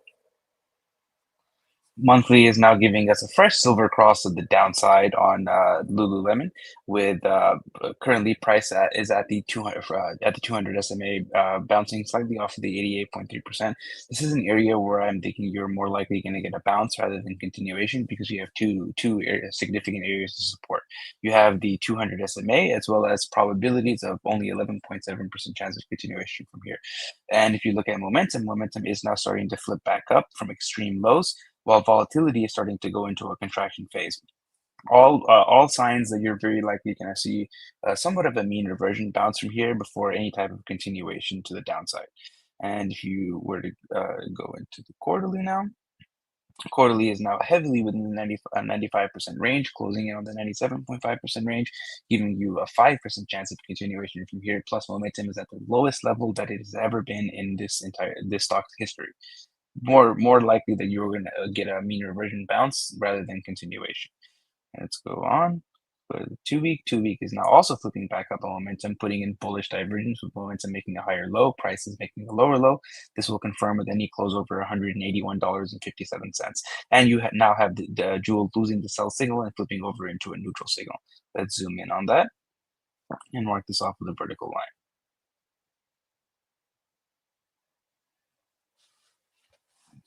Next one.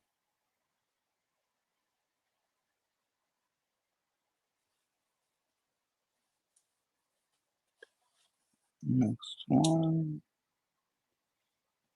This one is going to be likely what we have right now, where we tried to flip up, reject the exit of the bullish control zone, and then you get the actual move. On the first attempt, usually you will reject that bullish control zone.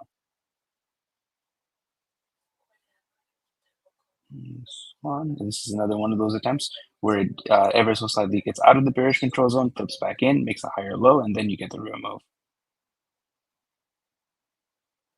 And we'll call it at that one.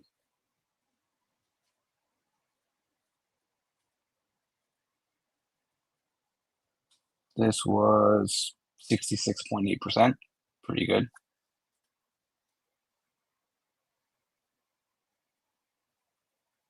I think they make their shit in China too, I'm pretty sure.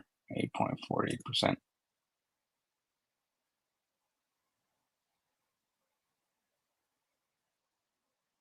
%, 56, 209. Wow, this was a generational run. 651% in 2017. I think that's where they actually started to blow up, where more and more people started wearing them in gyms and shit, and then it became a casual streetwear brand after that. 28%, closer to that 20% number. This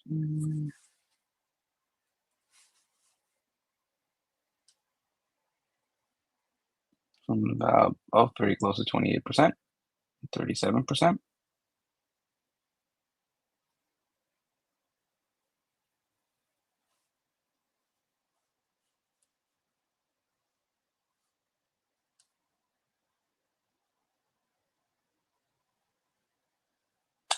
%, closer to the 60%.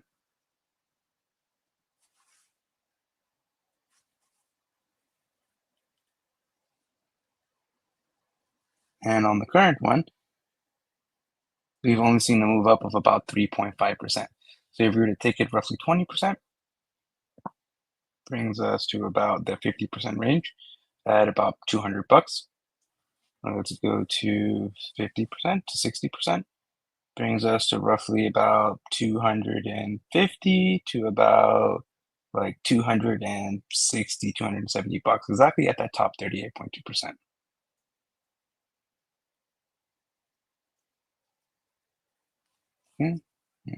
Weekly. Weekly is currently flipped to the downside, putting in possible bullish divergence with momentum making a higher low, prices making a lower low, and that will confirm with any close over $178.90. And that'll give you an easy target of hitting this 21 EMA right at $200. Next level with the close over the 200 EMA is going to be over year 55, and that's at that $260 level. I think what's more likely is you're going to get that move up to the 200, get a little rejection from there, whether we're bullish or bearish, retest this 38.2% right around $190, and then put in a higher low. And then if we can close over the 21, that's the move that gets us up to 260. 5-day also pointing to the downside, putting in possible bullish divergence with momentum volatility currently still expanding, and the jewel still giving you a buy signal, lining up with the idea that you're somewhat of a local bottom is currently in, and you should be seeing a mean reversion from here. 2 hours, 2 days currently breaking into the bearish control zone freshly with volatility expanding, and you have freshly lost the 38.2%. Right now, you are getting a little bit of a bounce right at the 61.8%, but as long as you are trading below this 38.2%, I wouldn't really be looking for much higher, and that's at that $172 area.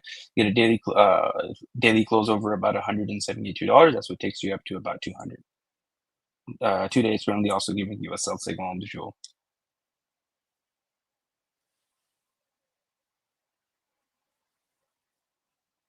Daily is currently freshly flipped to the downside with volatility expanding. Jewel is still giving you a sell signal. And as of right now, you are getting a slight bounce approaching your also 61.8% range, but it's the same idea as before. As long as you are closing below this 38.2%, pressure is still to the downside, although based off of the higher term time frames being at such extremes on the HPDR, I don't think you're going to break these current lows. What's more likely to happen is probably just going to chop, close over 172, and that's what takes you up to 200. 4 hours now freshly flipping to the downside, getting into the bearish control zone, putting in possible bullish divergence fixed momentum is still making higher lows with volatility expanding, and you're getting a fresh sell signal on the jewel. Right now, to confirm the bullish divergence, we will have to close over $164.76, and that'll give us an easy target of hitting the 21 EMA right around 170 bucks, taking you to the area where you would have to close over to get it to go to 200.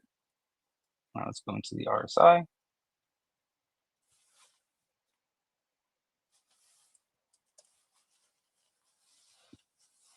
Quarterly has multiple drives of bearish divergence confirmed. 1, 2, 3, 4 drives. This will be confirmed as long as you're closing below $340.25. Wow, 100% up on price action.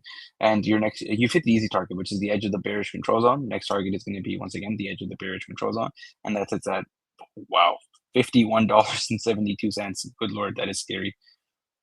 That is a 75% drop in price, I believe, more than that. Monthly is now invalidated the hidden bullish divergence. You are currently trading at the 200 SMA though, and at the edge of the bearish control zone, which is your easy target of invalidating the divergence. And your next target is going to be the critical zone, which right now says is impossible. Invalidated the bullish divergence on the 2-week. Weekly is now put in a fresh drive of hidden bearish divergence, and this will be active as long as you're closing below $181.57. And your next target is the critical zone, which currently sits at 132. This will update in about 4 hours. 5-day has hidden bearish divergence, giving you a target of the critical zone. This will update and currently sits at 125. 3-day also has hidden bearish divergence, and this will be active as long as you're closing below 100. Let's zoom in. $178.90. Next target is the critical zone. Currently sits at 115, but this will likely update.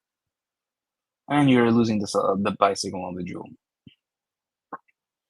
Nothing there. You are making some possible hidden bullish divergence on the regular bullish divergence on the 2-day, with price making lower lows. Momentum is still making a higher low. This will confirm with any close over $171, and that'll give you a target of about 180 at this 21 EMA, taking you over that 172 number. Just got to maintain it on a closing basis. Currently do have a little bit of a gap up here right around 200 bucks too, which is that target of the closing over 172. Daily, no divergence on the daily because we haven't made a lower low just yet.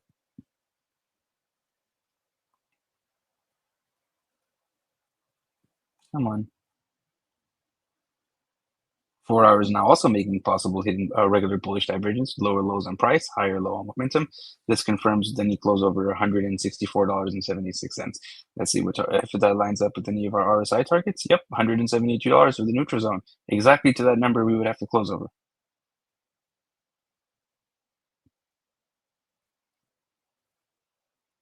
And 2 hour now has multiple drives of bullish divergence. This will be active as long as you're closing below over $161.80. Your next target on the divergence is the neutral zone. That currently sits at about 170 bucks, $169.79 to be exact. And the next level is the bullish control zone at about 175. So it gives you a range between 169 and 175.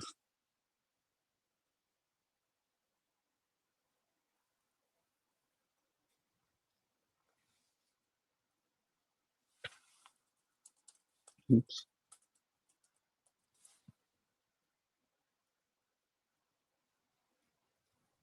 Quarterly is pointed strongly to the downside with volatility expansion from the lowest level ever, and you are going to be pointed down as long as you're closing below $217.60.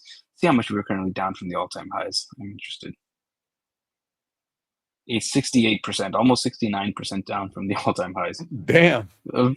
Very likely, very likely you are in somewhat of a bounce zone or local bottom somewhat soon. Not reversal bottom, but at least a local bottom. Monthly is also strongly pointing to the downside with volatility expansion, and it's going to be pointed down as long as you're closing below 255.50. 2 week is currently freshly flipped up. Volatility is at extremes at almost 100%, and it's going to be flipped up as long as you're closing over $166.20, lining up with the idea of a mean reversion from here. Weekly also freshly flipped up with volatility contraction now, and it's going to be flipped up as long as you're closing over $160. And volatility contracting tells you you're likely just going to make a lower high. 5-day also flipped up with volatility contracting, and it's going to be flipped up as long as you're closing over $160.20. 2-day is currently freshly flipped to the downside, but it's very close to flipping back up with volatility almost fully contracted now, and it's going to be, it will flip up if you can close over $166.71. Just closed my Bitcoin trade. I'm good. Took the $3,000. Thank you. Beautiful, mashallah, mazel tov. Absolutely beautiful. Quickies. Thank you. We love quickies. I love. Oh man, it's my favorite. Not because I would like them, but because I have no other choice. I'm right there with you, sir. 3 seconds, take it or leave it. That's all I have to offer. One pump chump. Wait a minute. Wait, you can actually make it inside? What kind of fucking alien are you? On the daily, we are currently flipped to the downside, also very close to flipping back up. It will flip back up in about 4 hours if you can close over $166. And you are currently getting volatility expansion. So if you do flip back up, likely takes you up to about $200 with that volatility expansion. A little bit less likely because it is currently flipped to the downside, but we are dancing right around that pivot right now. 4 hours currently freshly flipped down. Volatility is contracting, so there's some opium there, and it's going to be flipped down as long as you're closing below $167.70. We are also very close to that number. And the 2 hours now freshly flipped up, and it will remain flipped up with volatility still expanding as long as you're closing over $163.20. Right, 4 hours. Daily. Today. So the higher time frames on Lululemon are looking pretty bearish, but we are trading at very extreme areas now with getting down to the 97.5% on the HPDR with momentum and volatility both topped out, telling me it's more you're more likely to get a little bit of a mean reversion bounce from here rather than continuation, because you would have a 2.5% chance of continuation based off of the HPDR. And the lower time frames are now flipping back up on momentum. 4 hours very close to flipping back up. Daily close to flipping back up. 2 days close to flipping back up. And those weekly is already flipped back up. And 4 hours now putting in bullish divergence. That will give you a target of somewhere around $172 to $180. And if you can get a daily close over $172, that's what takes you up to the next bullish divergence target of somewhere around $200. Personally, I think we're going to get a rejection from $200 and then make a slightly lower low after the HPDR ranges step up. And as long as we are holding over around $130, I don't really see any that much more of a breakdown. Start to lose $130 after that rejection of $200, and then kind of fuck at that point. You're going to be retesting these lows somewhere below $60. Don't think that's going to happen. However, well, if I had to gun to my head, personal bias, but not based off anything like factual, maybe a rejection of 200, come back, make a higher low above $130, and then send it up to retesting the current all-time highs. The invalidation of the move to down or any bearishness will be getting a tick over about $340 or a weekly close over 252. Either one of those two things happens, and then I'm going to be eliminating the move to the rejection of 200 down to somewhere around the 140s to 150s, and instead all-time highs. And the invalidation for the bounce right now is going to be basically just getting a tick below our current low. Sorry, I am fucking up the screen. There it is. All right. So next would be UCLO or gold, whatever you'd like. I'll do gold. Of course you will. You fucking Shiny rock. Shine Bomb is proud. Oh yeah, absolutely. She loves it. She's loving it. I'm never getting deported. Did I tell you? There's a clip where I talked about Mexico. I don't know how long ago. Probably, I want to say like 6 months ago, a year ago. I don't know. And obviously, when I post my own stuff, it doesn't go viral. But the moment someone else posts it, it goes viral, right? So this lady posted me talking about like how Mexico is doing this, and that. The amount of messages that I get right now about that, and it's not even about that. What they do, they just come up to me and they're like, yeah, let me listen to the economist that has a business that failed with this, and that. And they obviously mention anything that I've shown them that has failed. Or they call me, what is it? That I left America. Wow, Bitcoin really turned around awesomely. Perfect. Either way. So yeah, I'm getting a flood of those guys right now, the fake supporters.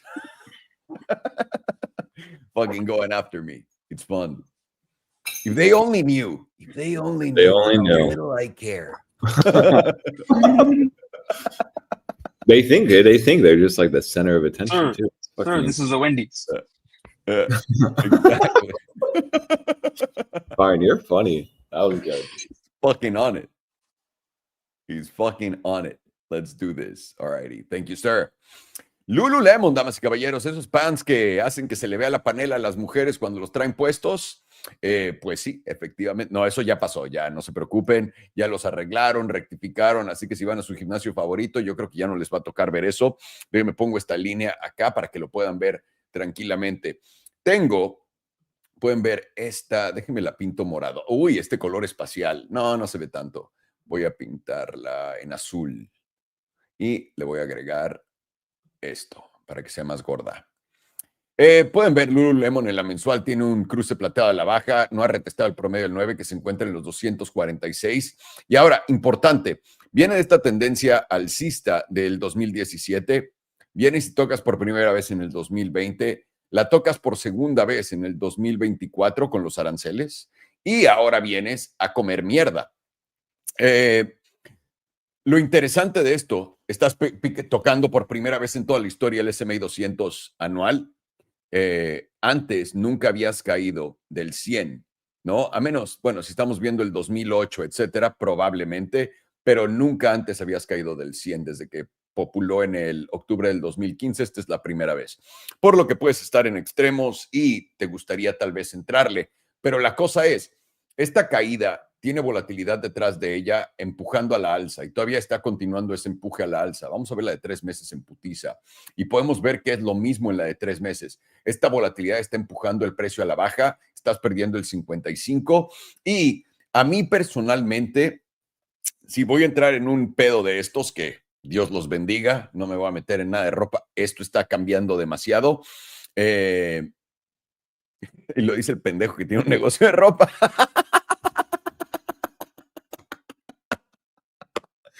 Les dije que me salía de mi trade de Bitcoin en los 107.400, 107.300. Fue lo que hice, solamente se los conté.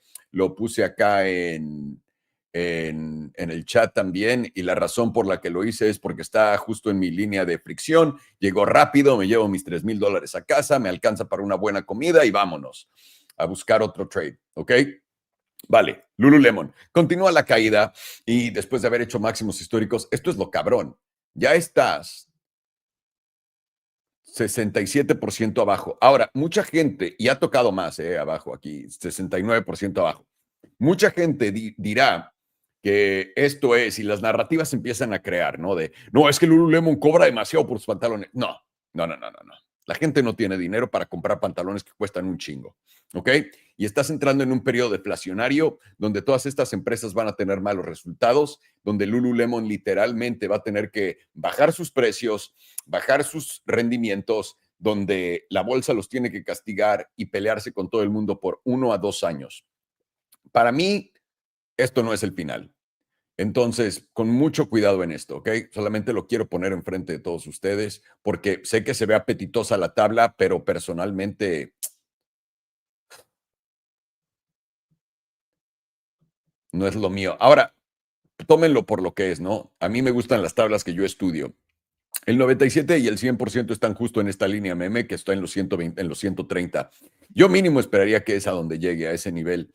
Y de darse el escenario que estoy diciendo, el peor de todos, yo esperaría los 78 en Lululemon. Este sería mi escenario más bajista donde, güey, si llega a esto, vale la pena comprarlo para mí. Aquí no me interesa y menos me interesa aquí arriba. Aquí abajo, pues estás llegando a extremos, pero es la trimestral, tíos. El 97 coincide perfectamente con esta línea meme, que es la zona de soporte acá. Ahora, vienes a tocar este soporte, me va a estar chingando que va a aguantar este mínimo, que solamente lo ha tocado una vez en el 2020. Nel, güey, o sea, lo vas a reventar a la baja, mínimo a los 121, mínimo. Y ya de ahí verás cómo te va. Mensual, vamos a ver cómo se ve el HPDR. Ya empiezas a ver que todavía aquí hay continuación. Tienes el SMA 200 que está por debajo y te está aguantando. Y el 95% está justamente acá. El 97% está un poco arriba de la línea meme que les puse, pero abajo está el 100%. Así que todavía puede haber más oportunidad de caída. Tienes un cruce plateado a la baja. Eso te da derecho a retestear la zona de breakdown. Esta es la zona de breakout, porque esta fue tu zona de breakout. Quiero que lo vean sin el HPDR para que puedan entenderlo. Pueden ver acá cómo literalmente no pudimos pasar, bajamos y una vez que lo rompimos, ¿qué pasó? Máximos históricos. Aguantó, aguantó-ish. Y acá se rompió. Esta es tu zona de breakdown ahora, ¿ok? Y esto tiene que ser tu resistencia. ¿Qué quiere decir esto? Lululemon, lo mejor que podría hacer Lululemon es esto y acá esto. ¿Por qué digo lo mejor? Porque se trata de cogerte a toda la gente. Si te vas a coger a toda la gente, si de acá rebotas y llegas simplemente a los 260, todo el mundo que no entiende el simple facto de esto, ¿no? De lo que significa, lo importante que sería esta zona, va a esperar a que regreses básicamente a los 339, que es el último máximo que hizo acá. Y esto haría que toda la gente que compró acá, que creyó que ya le fue de huevos, coma pito y digan no a la verga y vendan aquí abajo, y aquí abajo es donde por fin se vaya a máximos históricos. ¿Ok? Si no han visto el video de hoy, el principio del video, de corazón creo que es una de las mejores tesis que he tenido que he hecho en mi vida de qué es lo que va a pasar con el mercado, qué es lo que está pasando, y continúa validando los movimientos que estoy viendo en todo. Solamente no les estoy diciendo que lo tomen como religión, pero ténganlo en mente, ténganlo como si fuera un posible escenario, ¿no? Es todo. Es todo. Y lo importante que sería por una empresa como esta para Lululemon. Entonces, tienes eso. 2 semanas, tienes volatilidad pintando extremos en esta caída, lo que nos dice que probablemente, y vean cuánto, a Lululemon desde el principio, la única vez que llegó a extremos de este tipo fue el 2009 y 2008. Aquí atrás no lo había hecho y simplemente habíamos tenido uno que otro periodo de volatilidad nula y simplemente esto, digo, de volatilidad extrema, y esto fue ante todas las caídas. Ahora tienes doble extremo, te está llevando para abajo. Pondría muchísima atención a esta volatilidad de 2 semanas y también vamos a ver el HPDR donde estamos. Ahora, déjenme quito esto. Quiero ver una cosa. En el HPDR estamos en el 88.3% y llegó a tocar el 97%. ¿Cuántas veces ha hecho esto?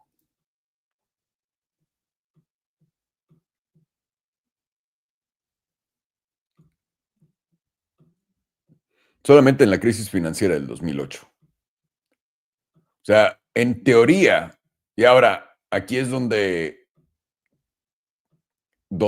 diría, en teoría ya no debería bajar más. Pero ve, el 100% está aquí abajo con esta línea meme. Eh,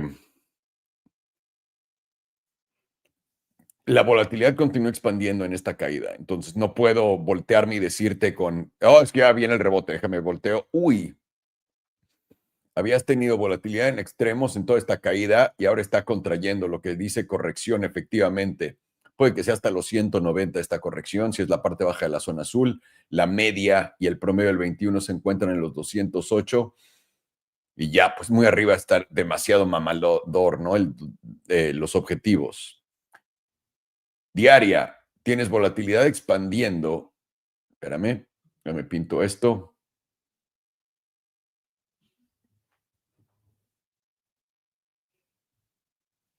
Aquí. Bien.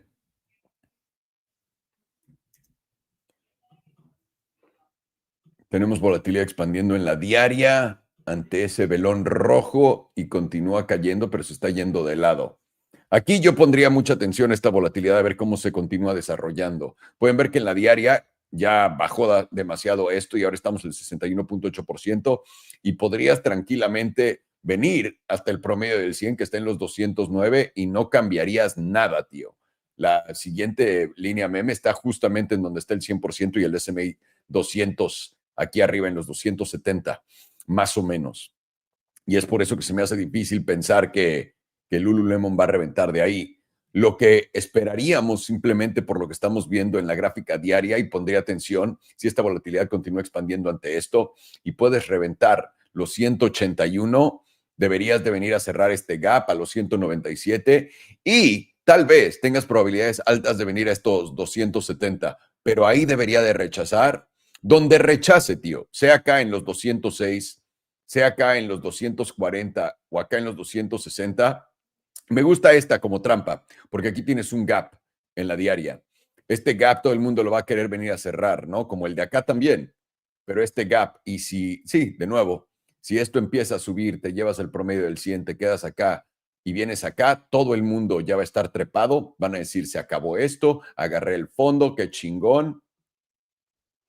Y una vez más, no hay nada hasta que impriman un chingo de dinero que vaya a soportar que Lululemon vaya a ganar más dinero en el próximo año o 2 años. Y ahora que se están emocionando de que el quantitative tightening está acabando. El quantitative tightening está acabando, pero es porque están cambiando básicamente de un lugar a otro dónde vamos a comprar los bonos, cómo los vamos a comprar y por qué. ¿Ok? Y eso quiere decir que los bancos van a hacer el quantitative tightening. Ya no lo tiene que hacer la Reserva Federal. Estas son las trampas que todo el mundo aprendió últimamente. Ya cuando todo el mundo las entiende, ya no pasan. Como la pandemia prometida 30,000 veces. ¿Ok? Entonces, atentos. A Lululemon, fundamentales son sencillos. ¿Qué van a imprimir para poder hacer que la gente pueda gastar más? Y bajando intereses no cuenta, porque les estoy diciendo, cuando hay un crédito, hay un crunch de crédito, no le dan crédito a nadie. Simplemente intereses están bajos y solamente muy poca gente califica y ya. Ahí está Lululemon. Y estamos equivocados del rebote si te llevas el mínimo que está muy cerca en los 159. ¿Ok? Entonces estamos esperando este rebote. Podría ser hasta acá. Simplemente ve tus máximos diarios por acá en los 200, en los 240 y venir hasta la zona de los 265. Ahí es donde yo diría, esa zona nos va a rechazar y para abajo. ¿Ok? Pero cualquiera de estos niveles funcionaría. Si ves el rechazo acá, bueno, y te la va a jugar, ¿no? No es tan fácil. Pero pues pon atención a la volatilidad diaria y ahí es donde nos dirá y marcará el paso esto. All righty, Mr. Shiva. What do we got? ES1. Ooh, nice. It is pretty nice, actually. That's a fun one right now. Yeah, I think it is a fun one because you're getting a lot of narratives where stocks and gold going up only, Bitcoin's going to play catch up. What if Bitcoin's leading? And we can use that to kind of gauge maybe weakness in the stock market. Like that's how my brain works. Now we see here, if we go, let's go to the weekly. We had a pretty epic weekly close for bears. I mean, massive deviation down, pretty harsh sell-off, but still holding the weekly 9, which is important. So a bounce was expected. Where this closes will be very important. Do we get back above the 6,677 level? Make maybe another high around this region and then roll over? Or do we just make a new all-time high? regardless, the trade's going to come from that 6,677 region. You can see here bulls and bears are fighting to get either a weekly close under it, solidifying resistance, right? Support, loss, flipped into resistance, continuation into next week maybe, or a deviation play, reclaim, bullish retest to maybe a new high. Still very early to see, but that's why I like the daily, because the daily tells us a different story than the weekly. It says, yeah, you've lost the 9. Daily 9 was holding. Look at how many days this was holding. September 5th, sort of 20 days it held right here. Then you lost it 1 candle, reclaimed it, and then from September 26th until October 10th, really, it just held it. Meaning that you had an easy ride on just that 9 the whole way up. So on the flip end of that, you then are losing the 9, rallying up and possibly retesting it. This plays actually pretty nicely into the fact that, well, if the daily gets back above 6,677 and also reclaims the daily 9, good confluence of potentially that bullish retest setup. Bullish reclaim setup leading to the bullish retest before the expansion. But still, daily doesn't look too bullish to me. Yeah, we got to bounce off price divergence. Fine, whatever. But still, nothing solidifies under the daily 9. So really, if you're bullish, you're going to reclaim the daily 9, hold it as support, and make a new high. Very simple. But that's why we need to be watching, because that kind of price action, the easy trading, doesn't always work out. And so what we have now, let me get all my moving averages back on, pretty naked chart. We have now is a 34 holding. You wicked below, still holding above the 34. But again, you're even just finding resistance at the 21, first spot where you reclaimed, lost it, need to watch the zone, possibly using that 9 here as support or resistance. I'm distracted by my cats. They always fight when I start streaming. It's very annoying. On cue. Literally, I don't know why at all, but hopefully they just fight in the other room, please. Let's see here. This is just an interesting chart because there's just not a lot of data yet. It's like it could really break down into next week, or it could really just start moving up again. For me, this is where trend becomes key. We do have a 2-day trend shift. You are putting in potentially a 2-day lower high. This was really where the Academy started to short ES1. And so you're, trying to break down, but it's getting bought up. But this is where then today we have a daily 2-day closing. Little details on the chart will be important. Does the daily reject getting back above the daily 9? Does the 2-day lose the daily 9? 2-day 9? And does the weekly not get back above the $6,677 level? A lot of just waiting and watching here with this chart. And it's very easy just to get max bearish, but you got to really unsolidify this bullish structure here, which will start on the daily. Let's check the bi-monthly. Okay, so you have the bi-monthly 9 sitting at 5,964. You see the breakout at 6,153. You haven't really retested it. I'm sure the 5 is actually lined up with the mean line. Let's see here. Maybe a little above it. Okay. To me, you're just potentially forming a new range here. Now, we won't know that at all until we get the new bi-monthly candle. But really, the new range could just be, I wasn't straight. Let's go here. It could be something like this. If you look like bigger range, make this green. And now you're at the top side, maybe come down to that 6,100 region and get a bounce. Now it would still be bullish because you'd get a bullish retest and potentially that higher low. So for me, ES1 is looking questionably weak. Could easily be flipped into bull's favor. We know that. We know the criteria. But here, it's very interesting because as long as you're staying under September 29th wick high, bears are really going to try to force this down, rejecting the weekly 9 and rejecting the 6,677 while the daily rejects the 9. I know I keep scrambling my words, my apologies, but that's really just it. You're just waiting on today's close. The daily and 2-day will guide you going into the weekly as well. And for me, as long as you're staying under 6,677, you will be bearish, and this will roll over, and my next target will be around the 6,400. Lose the daily EMA 100, gives you confluence to 6,100. Now, if 6,100 gets lost, that won't be a good sign.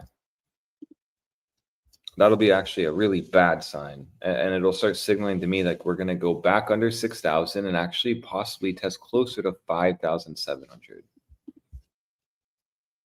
And just again, moving averages, weekly 34s lined up in this region, move down, hit the green line. That's a pretty big drop here. 8%, but again, you did see this work pretty nicely here. All right, this is where we started to short. Right here exactly is when the Academy took a short, and you got instant follow through. So that's why this zone is very important. I have not given the Academy many stock shorts, and there's a reason for that. You know, you're still brewing a setup possibly on Nvidia, waiting patiently and talking about this. And actually, potentially, this is playing out. Side note there. And that has implications for ES1, right? We want to gauge risk. And if risk is looking weak, you really don't want to be in a risk-off environment buying ES1. You rather than want to use that as a gauge. Let me de-risk and let me look for maybe a macro buy. Macro buys often have been really useful and helpful just simply using the monthly 9. Worked out here, and then you just haven't tested the monthly 9. You get anywhere into that 6,153 to 6,300 region, that's a good spot to start looking for some longs. You really could just get the slow bleed, fill this all out, bullish retest, and never did it, left the gap here before the spring up and possibly hitting that $7,000 region. Or, you know, you just roll over and lose 6,150. We won't know until we know, but that's just the beauty of these markets is you'll be able to know before they happen. Like the daily is shifting bearish. You're in this like little channel. That's not good. You're in this like little channel here. Draw that a little better. Let's see if we have a volatility setup. Often when you get these channels, you do have it on a lower time frame. No. And it's not the cleanest channel. Jesus Toast channel, I'll say that. Hourly? It's funny because volatility is at extremes on a lot of these time frames too.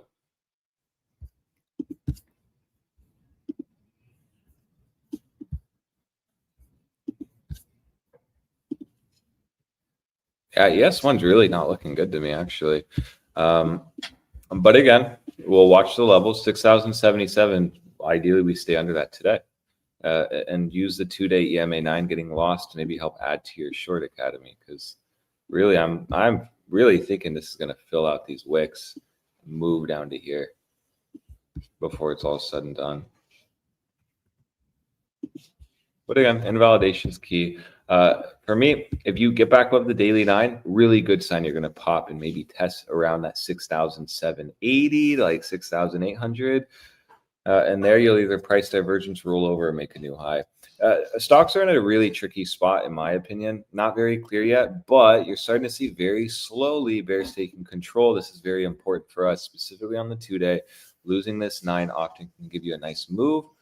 We've already seen the 21 has been hit, so not likely it's going to hold. Rather go to the 34, and that gives me that 6,500 target. I really do have to be cautious on stocks when Bitcoin is looking weak. Often you see more higher risk assets bottom first, and the highest risk assets top first. So while everyone's saying, you know, we're going to get stocks and gold are just doing what Bitcoin is going to do, I have to sit there and say, well, you know, are we just forming a massive top across the board? Gold just hit a high to trap boomers, all while ES1's playing really near the all-time high, which that environment's going to be true. This could be a massive short opportunity with a very tight stop loss. And that's exactly what the Academy's running. And I'm actually very grateful I saw ES1 because now I can post this Academy short right now on Nvidia, which is now actually playing out pretty nicely. So overall, watch 6,677 on ES1. That's your spot, and use the daily 9. The daily 9 gets reclaimed. Awesome, great sign. You just need it to hold and expand. If you start rejecting here, specifically in 4 hours before the weekly closes, and you don't reclaim support, that'll be the second candle under support. We have to be very cautious in the next week. This rolling over, minimally testing that weekly 9. If you don't hold that, that's sitting really close to that $6,500 target, which is the 21. This could easily move up a little bit into next week, into November, giving you confluence that, well, a level holding this strong gets lost. We can then just target the 21 and then, see if that trend shifts, get any kind of macro trend shift that can help us position more. Because you're not in a downtrend on the 2-week. You're not even on a downtrend, in my opinion, on a weekly. So it's still very questionable. Doesn't mean it can. And that's why this low is marked for a reason. You need to take this low out. Going to the 21 at this point still wouldn't take that low out. So just be very aware of that. If you're shorting with me on ES1, good. It's good. It's an actionable setup, but you have your criteria. You need to just stay under the daily 9. Something that worked so well, holding as support, should then be, in theory, flipped and hold as resistance. And this is ES1, so we know boomers really do like moving averages. And you saw a daily 9 loss, rejected, then you reclaimed it, and that's when you started to move up. So don't need to overcomplicate things here. 6,677 is your line in the sand. If you're bearish, you need to just lose that. If you're bullish, you need this daily 9 to get reclaimed as soon as possible, really. And this candle turns into a hammerhead. This was your bottom, price divergence, breakout, new high. Everyone's so happy and horny. But until then, I'd be very, very cautious here. I'm not looking at gold hitting 30 trillion market cap. I think that's what it hit. Don't quote me on that, for the first time ever. And, stocks hitting or close to new all-time highs while Bitcoin is totally rolling over. To me, that's an interesting environment that really does sound like, I think in 2022, you saw kind of a similar environment where stocks were very bullish. Bitcoin was starting to move down. And the hopium there was that, well, Bitcoin is just it's going to play catch up. And it actually was that stocks played catch up with Bitcoin, and Bitcoin topped first. So that's all I have here. Daily 9's the spot if you're a bull. 6,677 is the spot to stay under if you're a bear. But this chart to me is not very clear yet. Why? It's because of these wicks. You're getting a lot of volatility here. You're also just in this very tight range, playing in between the moving averages. That makes it harder. And the lower time frame's not even giving you any volatility setup. So really, if you're going to be bearish, you need a massive drop down to then reset volatility on most time frames. Even here on the 12-hour, I think that's what it was. Yeah, you're just at the 83%, and it's contracting now. All while you're in a 12-hour sell trigger. And is this just a bearish retest, or is it just a daily EMA 9 retest? See, not very clear, which but would still be a bearish retest, right? But yeah, a great point. Still would be a bearish retest, didn't it? Great point. So that's why I'm bearish on this chart, but I'm not very confident yet. I just need confirmation, and I'm using Bitcoin's weakness to gauge stock opportunities. Nvidia's on my shit list. I'll post that right now. ES1, we're already short. We're already short here. So I just need follow through now, but just be aware that the weekly is still in an uptrend. You're still holding the 9. Yes, the daily is looking bearish, but as soon as you get back above that daily 9, you're probably going to pop again close to the all-time high, where then we can see if we get another short setup or not. So let me check lastly here. I want to see where the monthly median is. Yeah, because that's where we bounced last month. I remember that. Boom. That's at 6,000. And look at that. That's at 6,550. So you see my point. Even the HPDR, it's still bullish. It's still pretty bullish. But we know this can quickly change. It can all quickly change. See, the nice part about ES1 is, well, you don't have Chinese Bitcoin. So in theory, the tariffs should not even impact this, right? We're just even though ES1 fucking dumped like a motherfucker right after. The tariffs did impact it, unfortunately. Yeah, so maybe it's a Chinese ES1. I'm confused. What's going on here?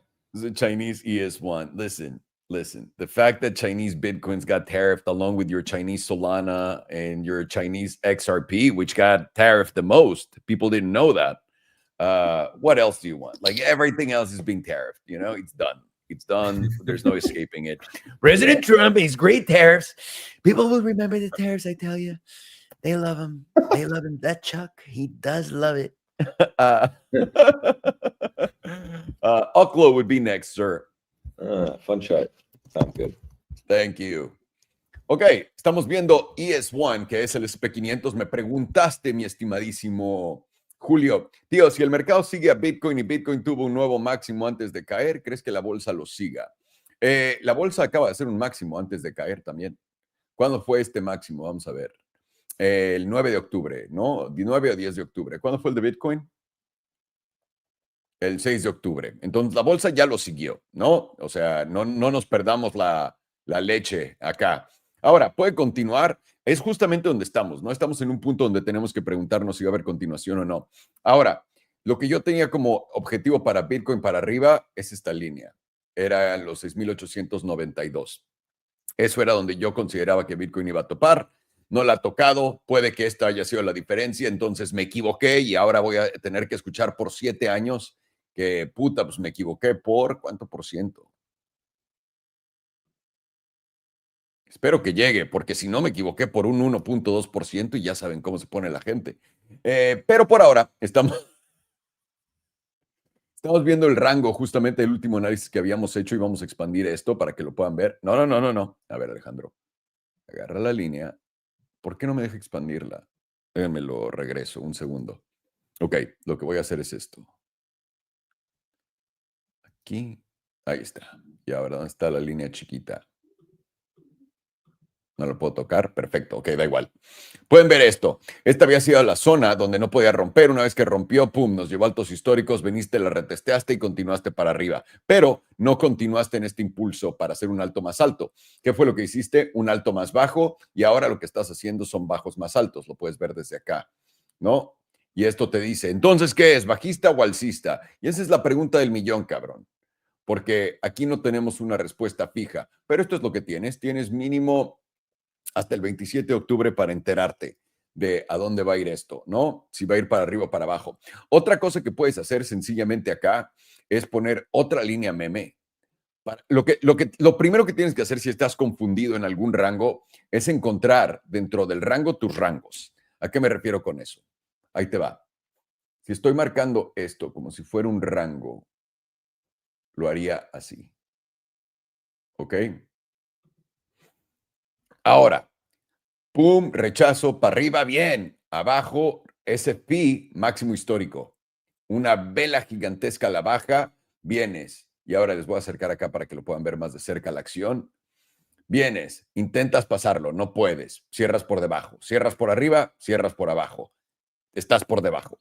Aquí, lo primero que tienes que hacer es poder romper los 6,994. 6,694. Si puedes cerrar por encima de eso, esa va a ser tu primera buena señal. La segunda va a ser el promedio del 9, porque ¿cuántas velas llevas debajo del promedio del 9? 1, 2, 3, 4, 5, 6. La línea azul es el promedio del 9. Antes había cerrado una, esta la cerraste por encima. Cerraste 1, 2, cerraste por encima. 1, 2, 3, cerraste por encima. 1, 2, 3, 4, 5, cerraste por encima. ¿Cuántas llevamos? 1, 2, 3, 4, 5, 6.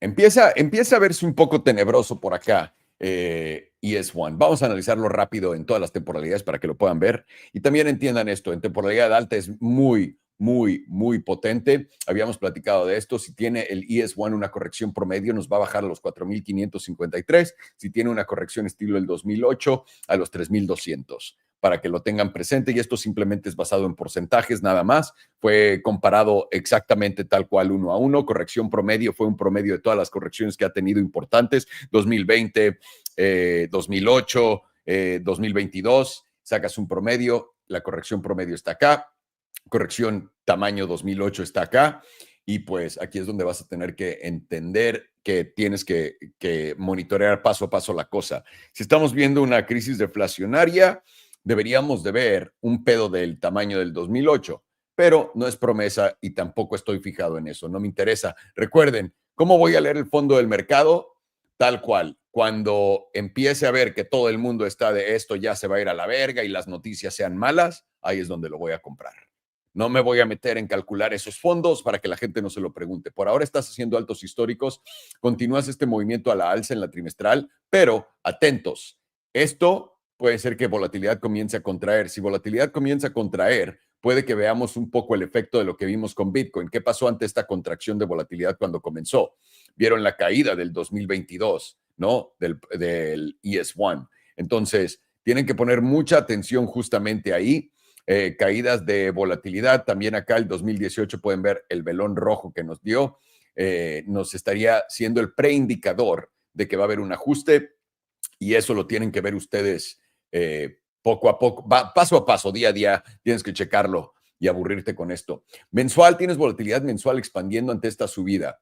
Eso es bueno y todavía no parece que se va a cansar. Pueden ver dónde fue la expansión de volatilidad justamente en esta y eso nos ha llevado todavía más para arriba. Entonces, continuamos con ella. Hay que poner atención acá. Voy a poner el HPDR para poder ver cuáles serían nuestros niveles. Y también puedes ver que estamos entrando en un nivel de bastante alto en el HPDR, pero no tiene que decirnos que sea el parón, ¿no? Ya tocamos el 88.3% y nos rechazó y vamos para abajo.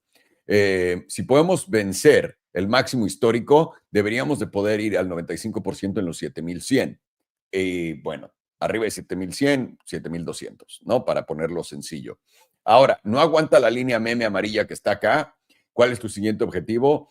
Primero el 61.8% en 6,400, pero la parte baja, alta de la zona azul es lo correcto, es lo que seguiría naturalmente, y eso sería el 6,200. Y es más o menos donde está esta línea meme. Básicamente de esta línea meme pasarías a entrar a esta línea meme para que lo vean. 2 semanas. Entonces, trimestral está en medio de poder volverse, ¿cómo se dice? Bajista. O sea, todavía no es claro. Mensual es alcista. La de 2 semanas es alcista la estructura, pero esta volatilidad, tíos, me está empezando a dar esas vibras. Recuerden, esto fue la volatilidad contrayendo en enero hasta febrero y esto nos llevó el precio para abajo. Si vemos volatilidad contrayendo, aquí voy a empezar a buscar objetivos a la baja. El promedio del 9 está en los 6,492, parte baja de la zona azul en 6,300. 50% y el promedio del 21 en los 6,200 y donde debería de poder encontrar soporte 6,000, básicamente. Semanal, también tienes volatilidad contrayendo en la semanal, aunque tienes una estructura alcista, estás aguantando perfectamente los mínimos, estás por encima del promedio del 9, esto nos pone en territorio alcista, encima de la media, y ahora te rechazó el 50% y estás aquí abajo. El punto crítico a romper una vez más es esta línea meme azul que está aquí arriba en los 6,694. De no poder hacer eso, vas a regresar al promedio del 9 en los 6,607 y de ahí a la media en los 6,590. Y si no aguantan, para abajo a los 6,428 y de ahí a los 6,200. Diaria, estamos analizando esto paso a paso. Tienes un setup de volatilidad desde acá. Este setup de volatilidad nos ha llevado para abajo, aunque no lo crean. Y eso fue del máximo histórico. Por ahora, este setup de volatilidad continúa haciendo de las suyas porque no es tan claro, lo pueden ver acá, y nos está dando este sentimiento de mercado mezclado. ¿Qué es lo que esperaría? Esperaría una vez más que pueda romper esta línea y poder cerrar por encima del promedio del 9. Si no puedo cerrar por encima del promedio 9 diario que está aquí arriba, yo empezaría a decir que esto, porque ya tiene 6 cierres por debajo de, se empieza a ver mal. Déjame ver, la semanal cierra hoy y la semanal va a cerrar ¿por dónde? Por debajo del promedio del 5. Y sería el segundo cierre, atentos acá. Sería el pasado, que fue una vela envolvente bajista, y este. Cualquier cierre semanal por debajo de esta línea amarilla confirmaría esta vela y esto sería un tope y bajarías. Esto se podría volver bajista muy rápido si es que se llega a dar ese escenario. Con todo y que esta vela sea verde, tienes básicamente 6 más velas para poder confirmar o desconfirmar esto. Y el desconfirmar es con un alto histórico para que lo tengan prendido en la cabeza. Entonces, de no poder vencer esto, siguiente paso es aquí abajo, muy probablemente a la parte baja del canal. Si te lo llevas, va a haber continuación a la baja. Y ahí es donde tienes que estar volteando en estos momentos. Ve el promedio del 34. Pierdes el promedio del 34, va a ser tu primera indicación que vas para abajo a esta zona en los 6,541. De perderlo, 6,600, 6,400 es lo siguiente con el EMA 100, ¿ok? Y de poder vencer tu promedio del 9, deberías ir a la parte alta, la parte baja de la zona azul en 6,755 y de ahí a máximos históricos y de ahí a la parte alta de la zona azul, una vez más, en los 6,900, tal cual donde está esta línea verde interesante ahora. La pregunta es, ¿ya se cocinó esto? Todavía no sabemos, estamos en indecisión. ¿Eres alcista? ¿Quieres cerrar por encima de tu promedio del 9 en los 6,710? ¿Eres bajista? ¿Quieres cerrar por abajo de 6,653? Lo que tiene cara esta madre es que no se quiere mover de ahí porque a propósito está siendo confuso. Tu primera línea meme está a romper si eres alcista y a aguantar si eres bajista, ¿ok? Este va a ser tu soporte o tu resistencia de acuerdo a qué es el precio. Y si esto fue un SFP con esta vela, atento, porque después de un SFP, ¿qué haces? Un bajo más bajo. Entonces te llevarías este bajo, confirmando la vela envolvente bajista y empezarías a básicamente a topear. Ahora, esta es una vela topera, te dio confirmación con esta vela envolvente y ahora esta vela envolvente te puede dar continuación por debajo de esta línea amarilla. Ahí lo tienen. Ready for some low. All right. No. You're doing shiny rock. I'm sorry. Yeah. Oh yeah, I My got bad. that. I forgot. Wake the fuck up. No, I'm the one that fucked up. But My bad. I was taking a siesta, oh, good for you. taking a little siesta with my sombrero over my head under the palm tree. All right, so I'm gonna start on the quarterly. Actually, we got enough data to do 6 months. So we are nearing very extreme areas to the upside. We are over the 88.3% on the 6 month. The last time we were ever anywhere near this range on gold was all the way back in 2012. And if you notice, our exact high was a rejection was slightly above that 88.3%. The difference is now that we are quite significantly over that 88.3%, but we are still nowhere near the 95%, which let's see if we've ever hit the 95% on gold. The only one time we've ever hit the 95% was actually we hit more than once. Was right here in 1980 and about 1974. 1974 was, I believe, when the American government started confiscating everyone's gold, right? I think it was sometime around What's the area? 1973, 74. No. The 70s wasn't when they got it. Was the 40s? No, Brett. Oh, was it? Yeah. I That's when they don't know confiscated much about in it. the 70s. Hang on. In the 70s, what happened is they separated it from the monetary expansion. So they were like, Federal all right, we're Reserve not going to Act. back our currency with gold now. And what we're going to do is we're just going to expand the monetary supply as much as we want. I'm going to look it up, but I'm pretty sure that's the case. Yeah, so we haven't really been anywhere near these levels on the HPTR since really back then. So getting above this area is very significant. What we want to see is not only close over this area, but whenever we close and then get a retest of the 88.3%, we want to see that hold and ideally spring off of that into the 95%. So right now that level of the 88.3% sits around 3,500 at 3,529. Interesting how my top level became the support level. Incredible. That's like whenever you short and your entry becomes support. So as long as it's the worst. Yeah, or whenever you long and your entry becomes resistance. Yep. But now, as long as we are holding over that $3,500 area on a closing basis, ideally it should spring off of there and continue on to the 95%. The point where it becomes where that reverses is if you start to close below this 88.3%. Once you close below this 88.3%, you're likely to come down at a minimum to get a reconnect with this 5 EMA, which right now sits at about 3,100.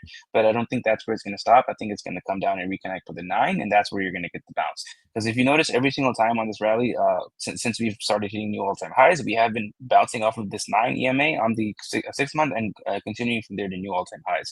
And right now that 9 EMA sits at about 2680, 2700, and this is going to slowly rise with every single close. But right now we haven't lost that 88.3%, so the condition has not been met to meet that 90 EMA yet. Right now momentum is very strongly to the upside, sitting very close to being topped out, sitting at around 94%, whereas volatility is also there, but it can stay there for a long time. Here's the last time where we entered this level on momentum in about 2004, and then it did not leave that level until about 2012. So it stayed at extreme levels on momentum for about 8 years, and that's a long time. And when let's measure it percentage-wise. When we entered this level on momentum, it was about right over here. It's 2004, right there. And until we went down, we went up about 367% on price, almost 400%, 399.59%.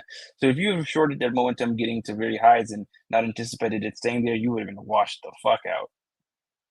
Let's go to quarterly. Also, the jewel's giving you a God mode sell signal, but God mode signal, but it has not flipped into sell yet. And you do have a bullish cross with the pink above the yellow. Quarterly is also getting very, very high at the same 94% on momentum and volatility, but just like the 6 month, you can stay there for a long time. And the quarterly is giving you a buy signal on the jewel with the God mode background, but no sell signal.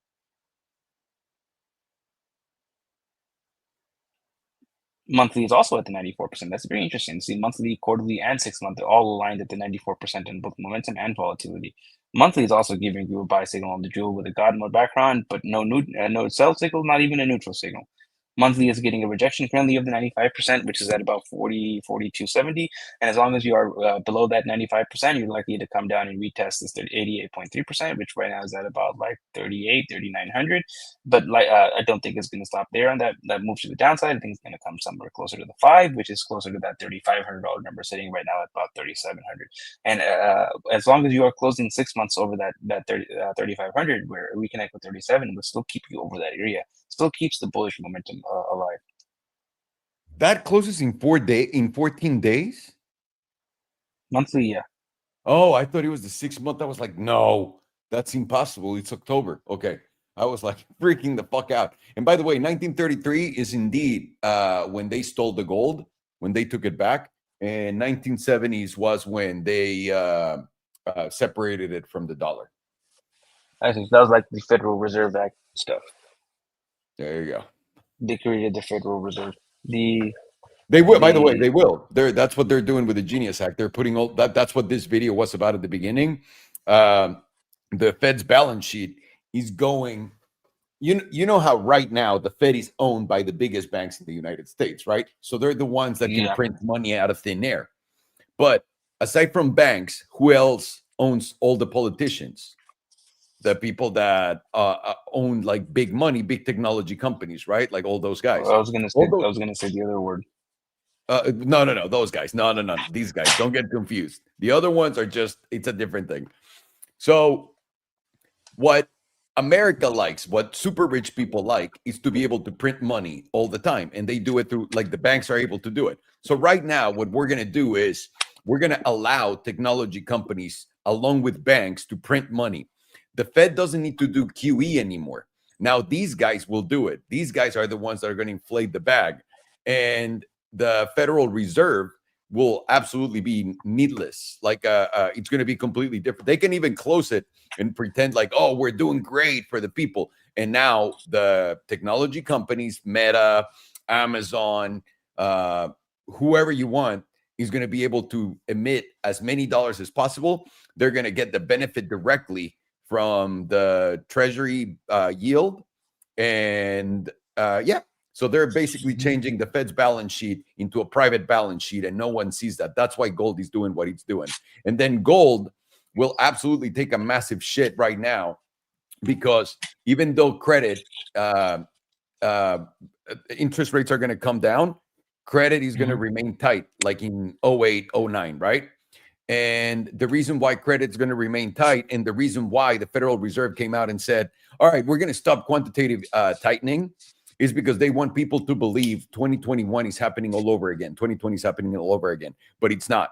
The Fed doesn't need to do quantitative tightening anymore. What they're doing is they're swapping their balance sheet into the banks. And now the banks are building reserves because they're going to buy as many treasury bills and bonds as possible, right? So banks want to keep liquidity. So every single loan request that comes to a bank, the bank will be like, fuck you. We're only giving loans to the best customers that we have. And then once banks place that money into treasuries and they start building this, that's going to be the bottom. And then you're going to start seeing inflation grow. And by the way, once QE is in the hands of the tech companies along with the banks, gold should suffer what it suffered in 2011. See that top that never again got touched again until 2020 should be the same, because what's the point of being in gold when the balance sheet is going to get expanded, even though it's not the Fed's balance sheet, but private balance sheet going to get expand. It's going to expand money supply unlimitedly by these companies. So there you have it. Pretty simple. So yeah, so it's a little over my head. Fuck. Basically, what I think of is that scene in the Big Short where the dude is the Asian guy is laughing and he's like, "Yeah, we know they're gonna fail." Yeah, well, like, yeah, it's basically the like opposite of that. like that. Yeah, I feel it. On the 2 week as well, we're getting what do you know, 94%. 2 week, monthly, quarterly, 6 month, every single one is at the 94%. I find that a little interesting. And 2 week is now giving you a fresh buy signal on the jewel, flipping back around and re-entering into the critical zone, going along with that tap of the 95% on the HPDR. So the weekly is also giving you a tap of we're at the 95%, actually rejected from the 97.5%. Weekly is now where it starts to change a little bit. We're at the 96%, a little higher on momentum and volatility. And we are now getting a fresh bullish cross with the pink above the yellow. Very crazy to see that after we're continuously hitting new all-time high after new all-time high. They were now getting a bullish cross after how much of a move up from this previous low to the cross? Only 15%, looks like more than that. Oh, 17%. But it is a 11-12 trillion dollar asset, so 12% is a lot. 5 day as well, rejecting from the 97.5%, momentum and volatility at around 96%. 5 days also giving you that bullish cross, although the 5 day cross looks a little bit more bullish because the light blue oscillator is much closer to the cross.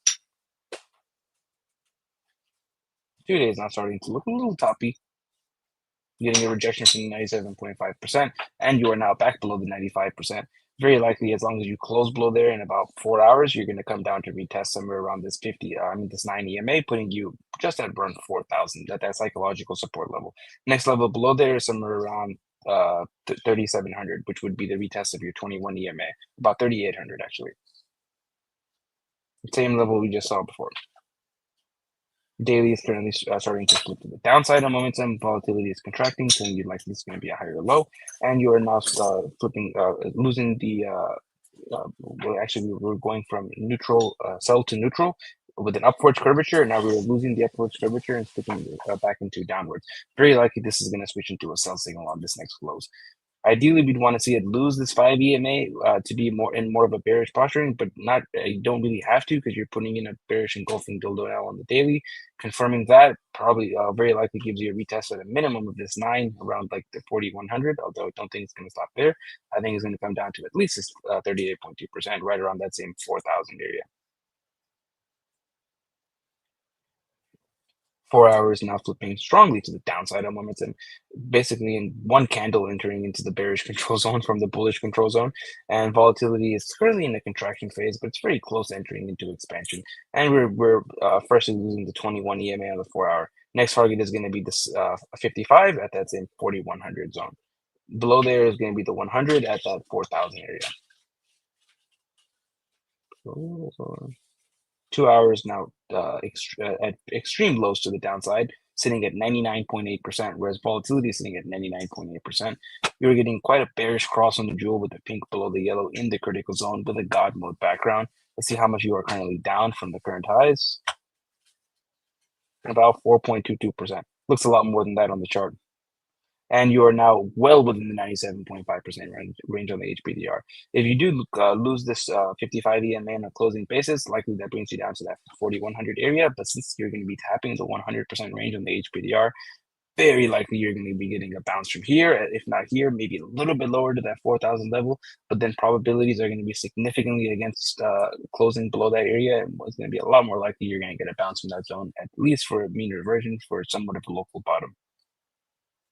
Let's go into RSI.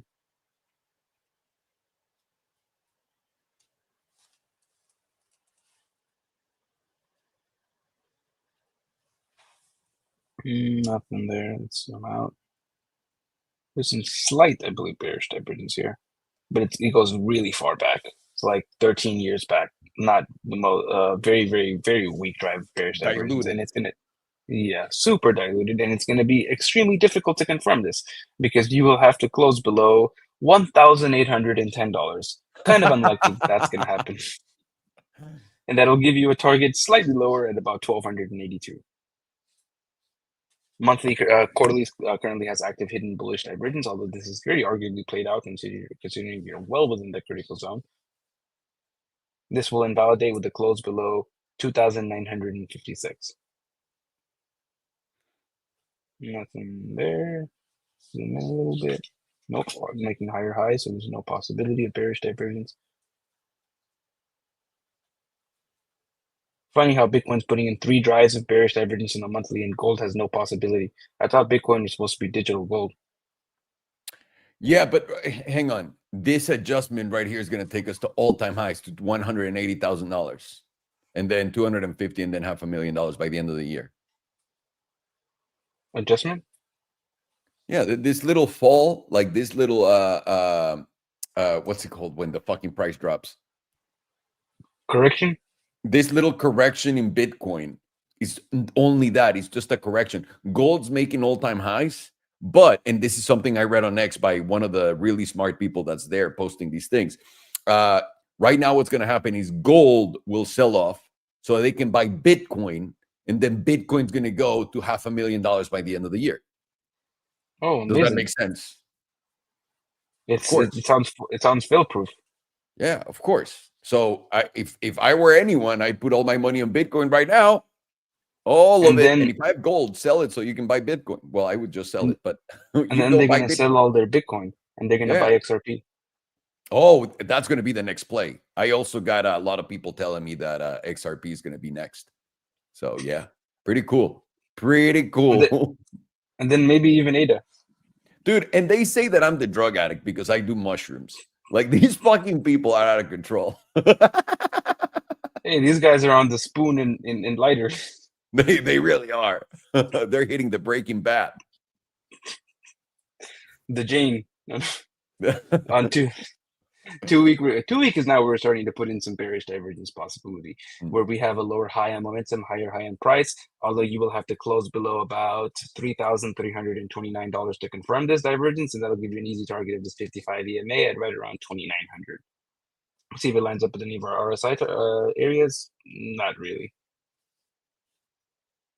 Weekly, nothing. 5-day currently has active hidden bullish divergence, but you're already in the critical zone.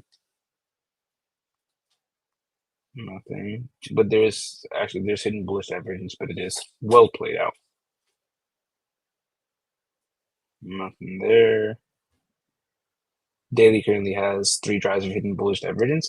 You've already tapped the critical zone, so if you were to hit it, tap it again, it's currently sitting at about 42.59. Let's go lower. What is this low? This is 42.03, so nope, no longer possibility of hidden bullish divergence, taking out that low.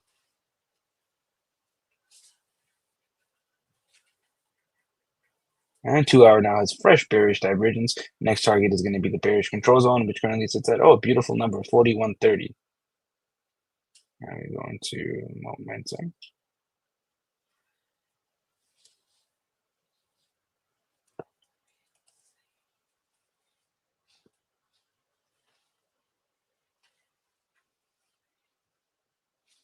Here we go. 6 month is now getting volatility expansion from about 56%, 50% zone, and we are currently flipped to the upside on 6 months, and we're going to remain flipped up as long as we're closing above 37.86. It's like 37.90. And there's no possibility of bearish divergence because we are making a higher high on momentum. Quarterly is currently flipped up also with volatility nearing extreme highs, and we will remain flipped up as long as we're closing over 41.55 or 41.56. Monthly is also currently flipped to the upside with volatility at very extreme highs at 98%, and it will remain flipped up as long as you're closing over 4,084. 2 week also flipped up, and it will remain flipped up with as long as you're closing over 41.20, and you're also at extreme highs on volatility. So even a move down to that $4,100 area would just be a tap of our 2 week momentum pivot. Weekly is currently flipped to the downside. Volatility is at 100%, and you will remain flipped down as long as you're closing below 43.11. 5 days also flipped to the downside. Volatility is at 100%, and you will be flipped down as long as you're closing below 43.11. Same number. 2 days also flipped to the downside. Volatility is now at 100% off of a double extreme, putting in one hell of a shooting star dildo, and you will be flipped down as long as you're closing below 43.57, 43.60. Daily is also flipped to the downside. Volatility is at extreme highs from a double extreme, and you will be flipped down as long as you're closing below 40, 42, let's say 4,300, and you're putting in a bearish engulfing dildo. 4 hours now flipped to the downside also with double extreme on volatility at 98%, and you will remain flipped down as long as you're closing below 43.80, bringing you down to that 55 EMA around that same 41.30 area zone. Go up. On the higher time frames, not Bitcoin, gold is looking extremely digital, physical Bitcoin, I guess, if the crypto bros are right. There you So go. 6 month on the higher time frames on gold are still looking quite bullish, but momentum is flipped strongly to the upside, and you can remain flipped up as long as you're closing over about $3,800. And you remember that $3,800 is the next level if you lose 4,000, and bounce off or maintaining closes over 3,500 is what keeps the divergences active and still keeps you above the 88.3% on the HPDR, and still keeps probabilities alive for going to that next target of the 95%. Right, all of the higher time frames are lining up with that 94% on the volatility and momentum on basically all from the 6 month, the quarterly, the monthly, 2 week. All of them are sitting at 94%. But it can stay there for a long time, and we saw an example where it stayed in that 90% zone for 8 years before it ended up losing it. And you still have hidden bullish divergences across the board, although you are in the critical zone, so it's very difficult to see an extended target from there. But as long as you're holding over 3,500 on a closing basis, you will see those RSIs start to reset, and those are going to give you further continuation targets after they reset on the closes. You're starting to see momentum on the lower time frame start to flip down, like the 5 day, the weekly, and below. They are flipping to the downside, lines up with the bearish engulfing candle you're putting in, tapping very extreme areas on the HPDR on the low time frames, and it's more likely you are going to see continuation a little bit to the downside right now on based off of the 4 hour being flipped down with volatility to somewhere around 4,100, 4,130, which is your next level on the HPDR. It's also your 55 EMA. Very high probability you will bounce from that area because it is you will be tapping the 100% on the HPDR. So simply probabilities are on your side. You are tapping very significant support also with that 55 EMA on the short term time frames. Not saying you're going to get a reversal from their new all-time highs, just very likely you are going to get a bounce. And the area you want to get over if you want to see a reversal to new all-time highs is, let's see, basically just a 4 hour close over about 43, 42, and then probably going to go to it somewhere around that $4,500 to maybe $4,700 area, and not in a straight line, but since this is a very slow moving asset, probably somewhere by the end of next year, I want to say, to give myself a lot of time. And that's once again with the close over about 43.42 on a 4-hour closing basis. But to wrap it up, on the low time frames, you're getting momentum flipping to the downside. I do think with volatility at very extreme areas, but it's still in the 100% range and it's still expanding. And likely you're going to get a move a little bit lower to tap 4,100, 4,300. From there, I do expect to see a strong bounce. And as long as you are trading below, closing below this 21 on a 4-hour basis at around 42.25, likely this bounce is just going to be a bounce that ends up going lower. And the confirmation of reversal would be closing over about 43, 42. And the invalidation of the move down or the move, the invalidation of the long-term bullishness is going to be getting either a tick below about, let's see, not that one. No, oh, wait, I'm in a 4-hour, no wonder.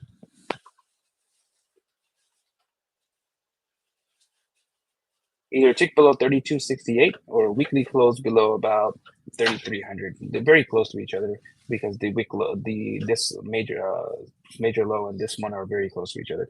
So either one of those two things, and I think you're probably going to come down to retest this 55 at around 31.80.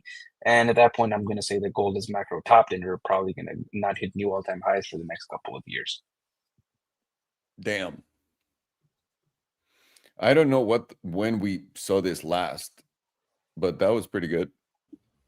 Yeah, whatever you guys said, and it was you, Farhan. So far, I mean, nailed it. What's that bottom one area? Is that 4,100 on the next arrow down? 39. This is 39.42. The one above that. This is 42.12, 42.10. And the move down. This the one above 41. Oh, right near this one is at 43.13. No, the other one, the V 41. This one right here. That one. Yeah. At 4,100. Oh, beautiful! I like that. Crazy. Because gold is just easy money. It's easy money. It's insane. Like it just plays. Like look how well respected the higher lows are on the daily. Yeah, it's crazy. Why am I trading the digital version? You know why? Because this fucking thing is so slow. Like it has these moments once every 20 years, and then comes out all the people. I knew this was gonna happen. It's been 20 fucking years, dude. Chill the fuck down, sit down, have a Pepsi, and relax, dude. Relax. All right? Because it's about to be over. Pepsi, what am I, gay? Well, that's why. If you're buying gold, you're kind of gay. You waited 20 years for something to go up, and now you're like, oh yeah, I knew it was gonna go up eventually. Yeah, that's fucking awesome, dude. I wish I would have thought when I was 3. Damn it. Yeah. I'm gay. It's basically that. All Julian, right. That makes you gay too. Fuck. Oh my God. This is the best show. This is the best trading show in the world. Honestly, thank you. Vamos con el oro, por supuesto. Ok, oro está haciendo un máximo histórico, pero en la diaria está poniendo una vela envolvente bajista. Ok, esto literalmente lo están viendo acá. Simplemente con básicamente cerrar ahí tal cual donde está es lo que va a pasar. Esto, no sé cuándo lo dijo Farhan, pero pues aquí está, lo habíamos puesto justo tal cual, y pues fue el movimiento que dio. Ahora, ¿qué es lo que estamos esperando del oro? ¿Va a continuar esta tendencia alcista o no? En altas temporalidades, sobre todo en muy altas temporalidades como los 6 meses, por ejemplo, ahora, y me meto a la de 3 meses por pendejo. En la de 6 meses, por ejemplo, vean esto, es mega alcista esta tabla. Ahora, una cosa es también, tienes un setup de volatilidad con expansión en la de 6 meses, cabrón.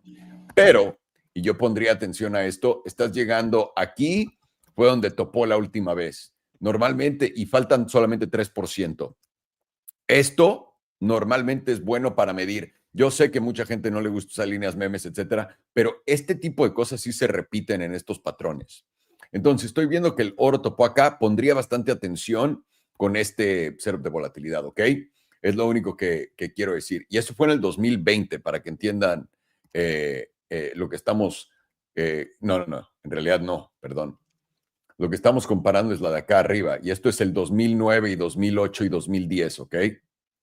Que ahí fue cuando el oro se dio la vuelta y cayó, que había tenido ese mismo rally que estamos viendo ahorita y después hizo esto. En lo que les expliqué al principio del video estoy esperando lo mismo, simplemente no tengo idea dónde vaya a topar. Eso es obvio, es imposible predecir estas cosas. ¿Y por qué lo haría? Porque ahora en vez de que la Reserva Federal haga QE, ya lo pueden hacer las empresas privadas y también los bancos. Punto. Es todo. Todo lo que tienen que entender. Eso quiere decir infinidad de expansión monetaria, ¿ok? Con el oro mínimo en la de 6 meses muy alcista y continúa siendo alcista. Lo que les voy a poner es rápido, es el HPDR para que vean dónde estamos. Podríamos llegar a los 5,600, ese es el 95%, estamos por arriba del 88.3% y continuamos a la alza. Eso es una mamada. Imagínate oro en 5,669. Es probable, es posible. En la de 3 meses, en la trimestral, tienes los $5,000, básicamente son el 95%, el 97% son los 5,400 y la parte alta son los 6,500. Eso es el 100%. El oro había topado antes en la zona del 88.3% cuando lo hizo en el 2011. En el 2020, que volvió a topar una vez más, ahí lo hizo en el 88.3%. Ya estamos por encima de eso, ¿ok? Y ahora en el pasado ha topado en el 100%. ¿Y eso cuando fue? En 1970, 80, si no estoy equivocado, correcto. 1980. Entonces, no hemos visto que llegue al rojo en 80, pues 40 años. Yo soy de los 80, 45 años nada más, para que lo vean. Tienes volatilidad expandiendo ante todo este movimiento y lo está haciendo desde el 2023 con el setup de Hamas, que nos llevó de los 2000, de los $1,900 hasta arriba. I appreciate that. You're not muted, sir. I'm sorry about that. No, it's fine. I'm just letting you know in case you say something like, hey, by the way, can you do, and then you get into something terrible, you know. And it was funny because I was just telling, I was literally 30 minutes telling my girlfriend, my biggest fear is not muting myself and then just saying shit. Oh, yeah. And by the way, mine is not saying anything. Mine is having diarrhea and being in the bathroom, and you guys can hear everything. That is my biggest fear. I heard fear. you telling Farin that you have like that window in the morning that you do. It's that's so funny. Coca-Cola. When I was saying pass the Coke, it's Coca-Cola, everyone. No Pepsi. No Pepsi. No, I'm not. Good. I'm not from the projects. No, Good. Bad joke. Pues bueno, continuamos con el oro y pues la probabilidad es por ahí de los $5,000 si va a haber continuación en la trimestral. Mensual, por supuesto, pintando ya extremos, llegando a ese 97%, topando en el 95% por ahora, pero continúa la alza. Siempre y cuando pueda cerrar por encima de 4,273, debería de poder venir a estos 4,700 y arriba de 4,700, ahí ya se mamó, pone $7,000. Y ya está pintando extremos. ¿Esto qué tanto pinta extremos? Varias veces, ¿eh? No se crean que no. Así que no nos sorprendería. Esa es la mensual. 2 semanas, estás pintando otra vez extremo, estás llegando al 97.5%. Eso está en 4,500, básicamente 4,500 parece ser el extremo. Arriba de 4,500 deberías de poder ir a buscar objetivos arriba de los 5,000, 5,500, 6,000, etcétera. Semanal, aquí es donde empieza a verse un poco ya compleja la cosa, topando en ese 97.5%, lo pueden ver acá. Este nos dio el huicazo hasta ahí arriba y ahora queremos aguantar los 4,000. De poder aguantar los 4,000, deberíamos de tener continuación, volver a reintentar romper ese alto histórico e ir a buscar altos más altos. Pero ya empiezas a ver debilidad, empiezas a ver extremos en estas temporalidades más bajas, momentum apuntando para abajo. Y en la diaria también estás en el 97%. Y pues, Dios, bastante fácil de ver. Vela envolvente bajista y después tendrías que ver si no va a haber una confirmación a la baja. La parte alta de la zona azul está en los 4,100, que coincide con esta zona. Para poder dárselas tranquila, no se me preocupen, tíos. ¿Qué es lo que esperamos? Bueno, lo bueno de esto es en la diaria te está poniendo literalmente aquí el aviso. te está diciendo aquí hay una vela envolvente bajista. Si llego a cerrar así, cualquier cierre por debajo de 4,180 sería bajista. Y para ser alcista, lo único que tienes que hacer es retomar la zona de los... ¿Ven dónde están estas velas? ¿Dónde están haciendo esto? Eso es para si quieres ser alcista. Ahora, la primera zona abajo donde podríamos encontrar soporte va a ser justamente este intercambio de velas. ¿Ok? No, acá.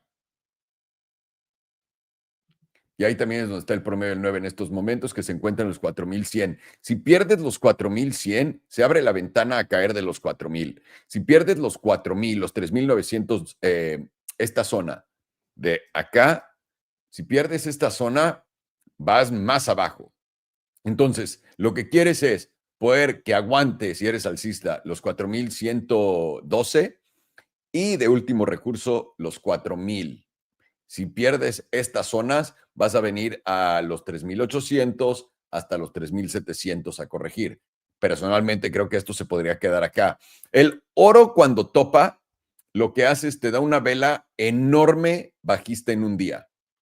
Enorme, enorme. Esto no es nada. Estamos hablando de que tendría que ser una vela de 10% más o menos. ¿Ok? Se los he dicho 1000 veces, todavía no lo hemos visto en la tabla. Ahí es cuando el oro te dice, ese es mi tope y vámonos. Acá todavía, hasta que no haga eso, yo continúo siendo alcista, por desgracia, no. En el metal precioso, no, por desgracia, pero sigue el metal precioso poniéndose más precioso y continúa esto, simplemente tiene cara de corrección. Vamos a poner atención a ver si las... ¿cómo se dice? Si las temporalidades más cortas no empiezan a sangrar a la alta, pero pues hasta entonces no vamos a saber y el primer paso va a ser ver si esta vela envolvente bajista cierra tal cual y ver cómo cierra la que sigue y nos da confirmación o no. Así que eso es lo que tenemos para ustedes con el order. Vámonos a Oclo. Perfect. So the 4-hour, gauging us on lower time frames, because to me it's looking slightly heavy. Again, we're watching that 170 region. It's a very important spot. Under it, you're going to have more of a chance of going down to the 143, and then that's the big zone. Now we'll take it to the daily. When we're viewing the daily, we're gauging this as a deviation. And then again, 170, just get back above. You'll have a potential to make a new high or come close to that high. Now, staying under that 170, though, is a concern because what you could be doing now here is potentially going in for a retest where you haven't had that since you broke out. A retest would be perfectly fine.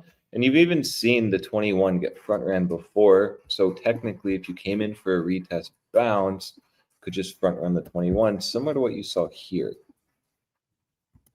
But until that occurs, to me, I am cautious here because it is looking slightly heavy, specifically with Nvidia lining up for a short.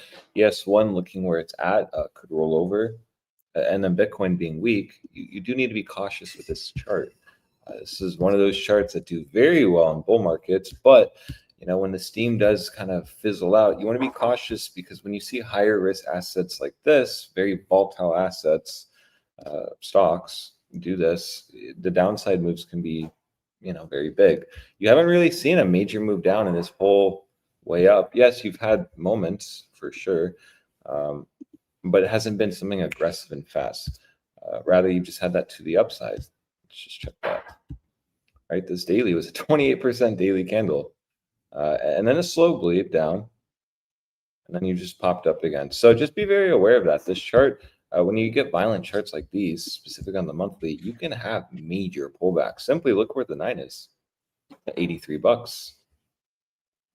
So it's would be pretty awful if it came in for that. I don't think it's going to do that, but it's perspective. So we'll throw the 5 on. It's allowed.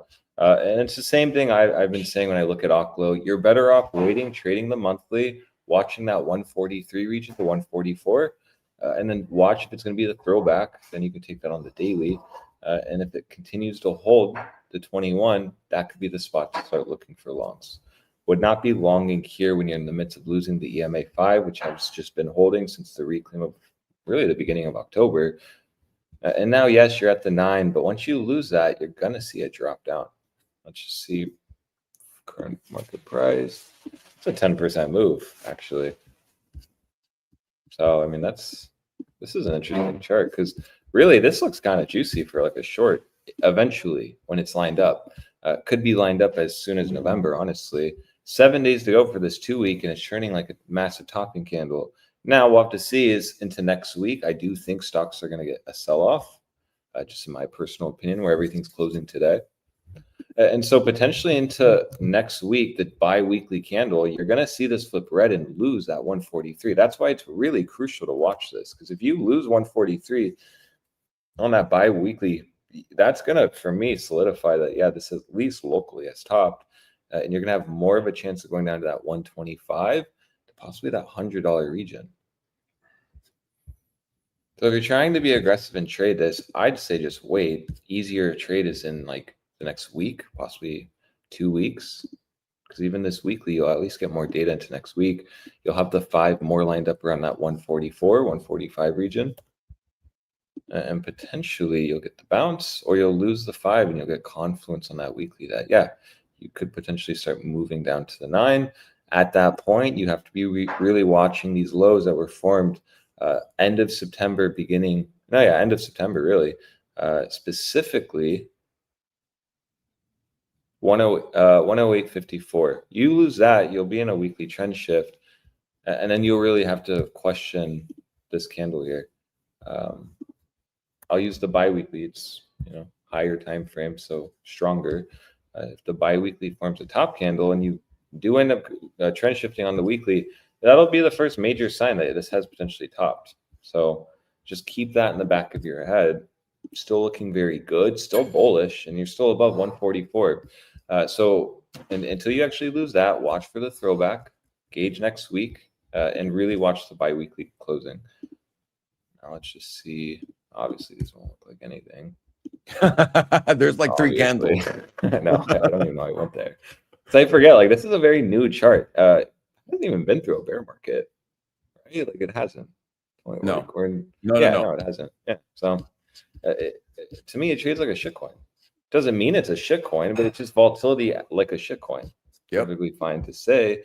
Again, doesn't mean that the fundamentals aren't there. It's not like a shitcoin. By the way, the fundamentals are not there. It's just Sam Altman's company. They're doing nuclear shit. It's opening and they're starting in 2 years. Like, no, there's nothing there that makes sense. But you know what? Never mind on that. Never mind on that. Because I just click buttons, red or green, Bitcoin. I don't know what the FA on this shit. But you do. Yeah. So that's actually really funny you say that. So a good perspective is the 3-day. You can just see higher low can be formed here. Already have a 3-day topping candle, so you're possibly going to get the follow through into next week. Watch 143 to possibly the 3-day 9, 136, 137.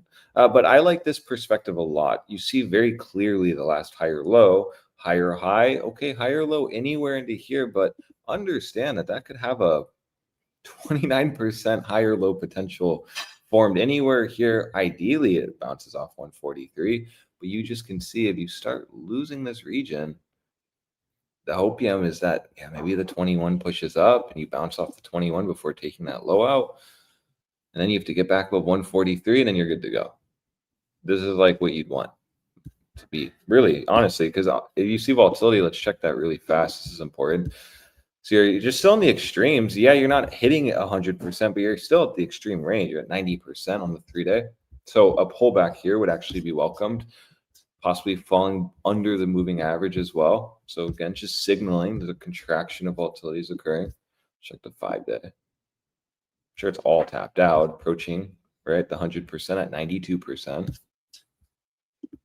And this is why these charts dump so aggressively if you do get the contraction of volatility, because you really, when you're in extremes, like look how long it can be in extremes, and then just slowly start shedding it, and that can cause the opposite effect, right? When these are hitting extremes up, a little consolidation and down is actually bullish.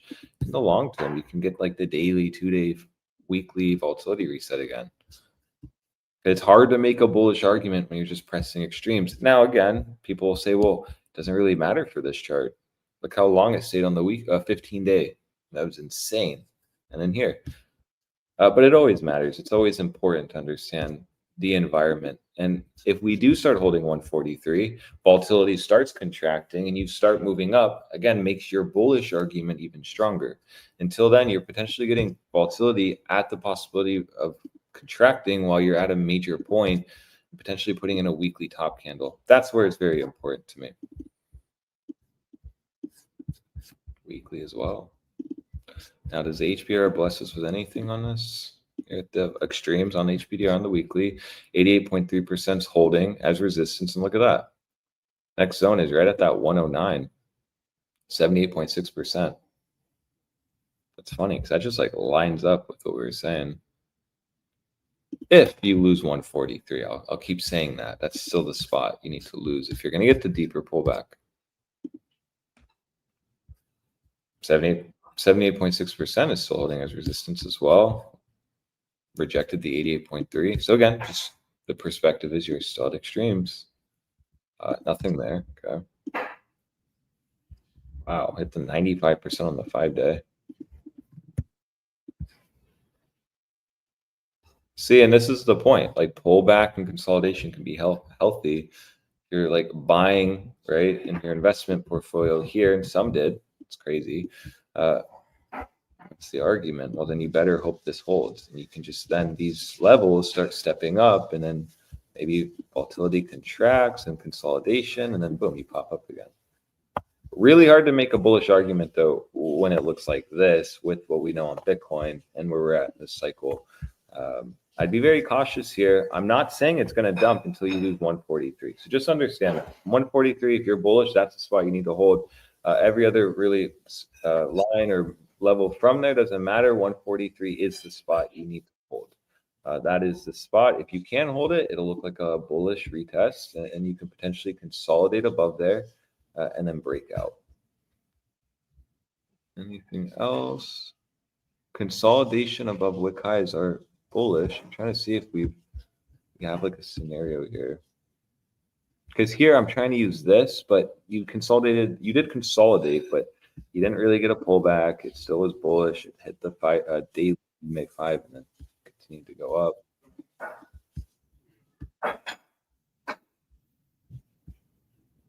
No. There's chop here.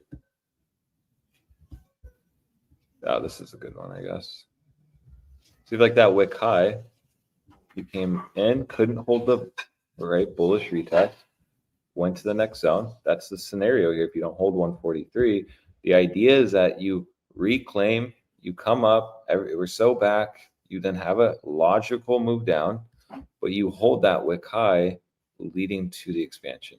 That's what bulls want. This is what bears want. So use that for 143 as your gauge. And that'll be the spot. So then, therefore, well, probably not worth trading here unless you're maybe shorting and you have to use the all-time high as your stop. Only place. So tricky chart. That's why I keep saying let's wait till next month, maybe the bi-weekly, and then we can actually see what's going to happen here. Because really, 14 days to 7 days is still a long time, and anything can happen. Probably not like this, but obviously anything can happen. And when this falls, it'll fall like 90%. Not, that's what I was trying to. Yeah, that's what I was trying to bring home. Like, it like pumped massively here, 600%, but then like in 2 months, it went on 62%, which again, good, awesome. That's really awesome, held. But then you've just gone up only for 6 months. So if this does reset or go down, my point was that you could comfortably hit this monthly 9. That's a 50% haircut. Easy. Yeah, exactly. Easy. And that's the point. Like you're going to need to see 143 hold, because with how the weekly is holding or forming, churning into, specifically with the bi-weekly closing as well, this is a concerning thing. For sure. So just be aware of that. A lot of people that trade these are just buying headlines. They bought here and now they're just up, and they don't really understand TA, so they don't follow these. This is a topping candle. Into next week, you'll see follow through, or you'll start seeing bulls trying to come up and take this high out. Because the only place too short here is within this region, and then you have to just use this wick high as your stop. That's the only place. You can't use this. You can't do anything. And you're really just like gauging if you're going to close above or below the previous wick high. And so far you are not. And you just lost the 5, and it's lined up right there. You can put it right here. So why it's good to be cautious, why it's, you can definitely afford a pullback. But again, I'm not going to say it's going to happen until 143 is lost. So then I'll feel more confident. You can short this. It's going to be an easy time probably.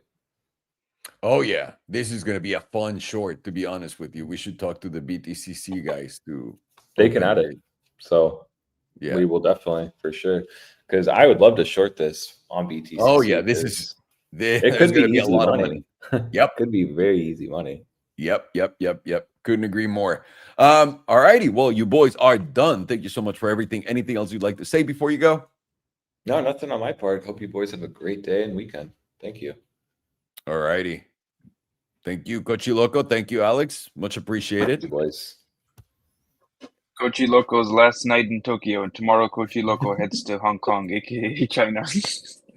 Good luck. Yeah, enjoy that. Good night, boys. Buenas noches, buenas tardes, and hasta luego, muchachos. Buenas noches, señor. Hasta luego. Thank you. Thank you, Alex. Ok, rápidamente voy a ponerme acá para que vean lo feo que estoy. La razón por la que estoy por acá es...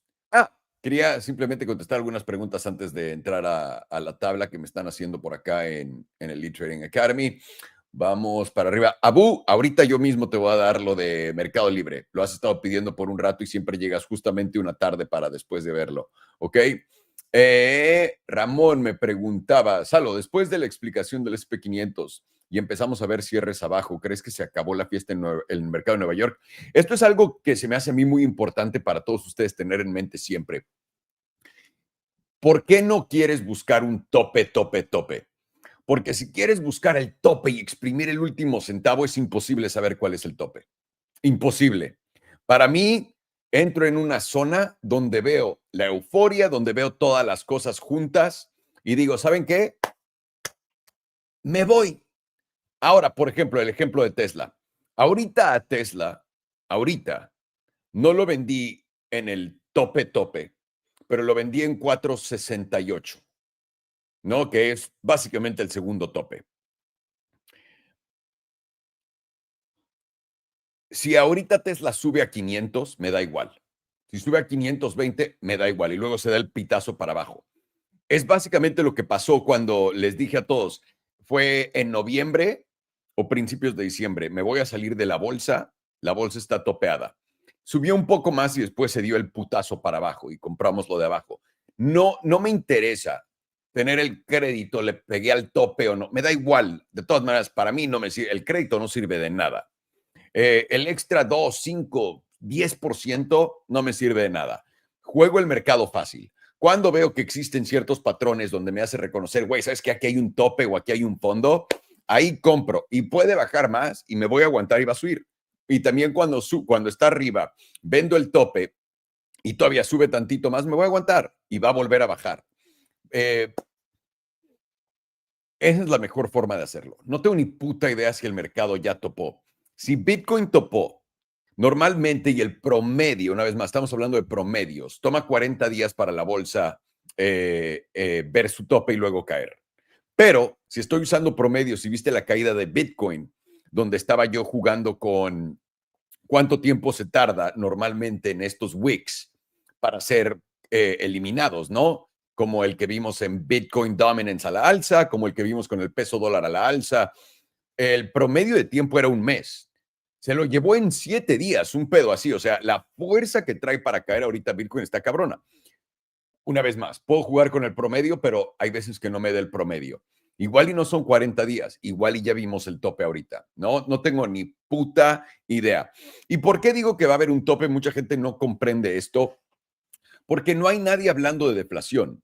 Nadie está hablando de que los precios están bajando. Nadie. Absolutamente nadie. Y esto no es tanto que los precios y que haya deflación, es los márgenes de las empresas y los malos resultados. Y como nadie está hablando de eso, sé que aquí hay una trampa. Porque no es como que cualquier analista que no sea un analista de 2 pesos, como todos nuestros pacos favoritos, cualquiera debería de saber perfectamente, y cualquier empresa lo sabe, mis márgenes están yendo a la verga. Cualquiera. No tiene, o sea, requiere la inteligencia de un gusano poder entender eso. Los pacos no necesitan inteligencia porque solo repiten lo que les dicen.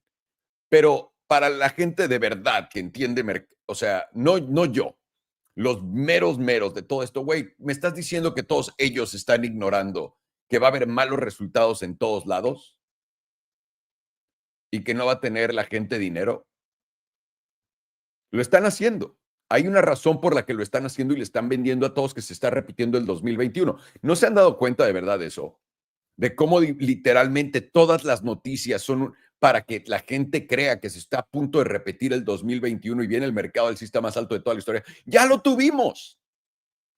Es increíble cómo puede vivir la gente sin ver el presente. Nunca tuvimos alt season, güey, no mames, este año no llegó. Solamente porque no fue idéntica a la pasada, ¿ok? Déjame, te pongo esto. Solana, desde octubre del 2022, hizo 3,500%. Solana es un altcoin. ¿Eso no es alt season? Ethereum, vamos a tomarlo desde el 2022. Hizo 452%. ¿No? Ethereum, Solana. XRP. 2022 es lo que tengo que medir aquí, abril. 1,200%. ¿No llegó al season? ¿O no llegó de tu moneda pendeja y no jugó igualito que como jugó antes? No, es la pregunta. Entonces, viendo lo que estamos viendo, mi estimado, es imposible decir si ya vimos el tope o no. Te estaría mintiendo y cualquier güey que te dice que es el tope y la verga. Es alrededor de aquí.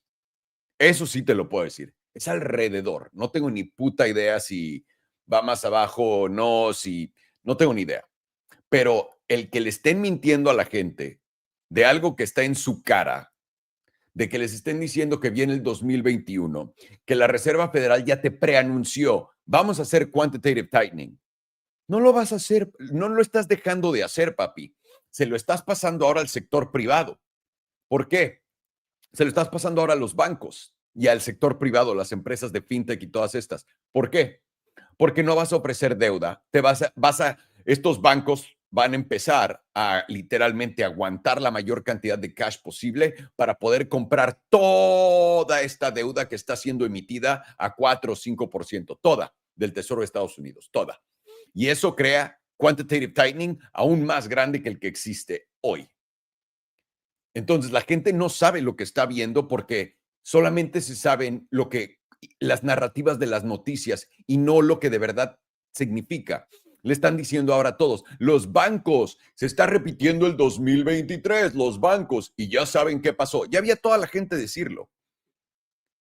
Se viene la gran impresión. Ya había toda la gente decirlo. Vienen tipos baratos, más dinero barato. Ya había toda la gente decirlo. Cuando estas cosas pasan, nadie lo ve venir.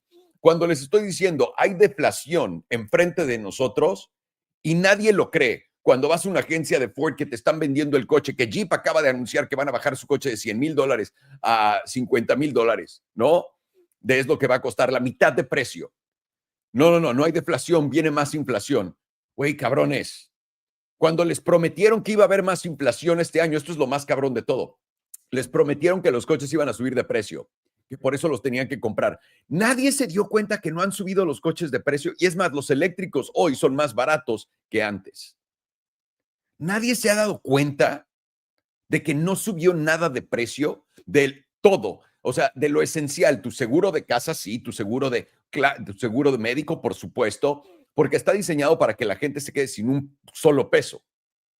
Porque te pueden quitar todas las cosas que no necesitas, Pero cabrón, tienes que ir al hospital a huevo, tienes que comer a huevo. Por eso esas cosas están subiendo de precio.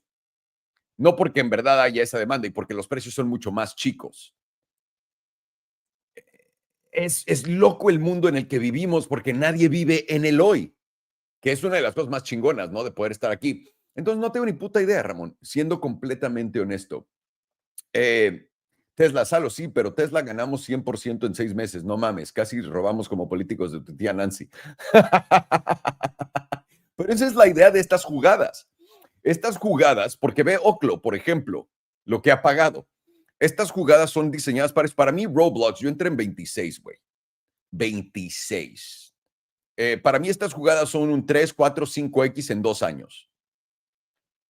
Nada más tengo que esperarme a que se dé todo. Solamente tengo que esperar. Por eso no tengo prisa. Entonces, para mí Tesla fue una jugada tranquila. Me lo iba a quedar, honestamente, pero fue de, güey, le puse una cantidad considerable de dinero.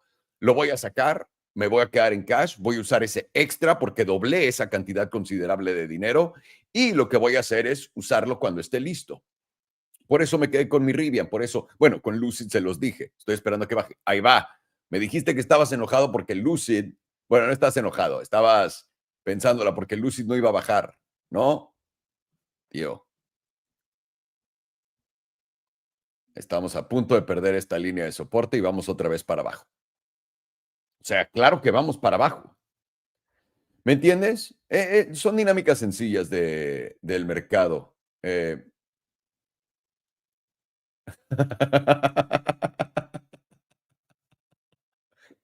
Pregunta Ramón de lo de BTC. Ah, no, Ramón, entré en corto en Nvidia, buen precio de entrada. ¿Después de cuántos días BTCC te cobra la comisión esa rara? Te la cobra cada 8 horas. Lo puedes ver ahí, te pone a la derecha, te pone funding. A la derecha de tu trade, de abajo de donde abres y cortas, ahí te explica todo. Y ahí lo tienes, no quiero mentir. Veamos, ¿algo más había? Y ya, ok. Voy a hacer esto, Mercado Libre, y nos vamos a la verga para que lo tengan, ¿ok? Oclo, en putiza. Oclo súper fácil. Algo que me encanta de Oclo y quiero que lo vean así. Esta es la mejor forma de ver Oclo, en la de 2 semanas. 2 semanas te enseña la potencia de Oclo. Oclo, por más que sea una de mis empresas y que se los haya traído y la verga, esta cosa no tiene fundamento alguno.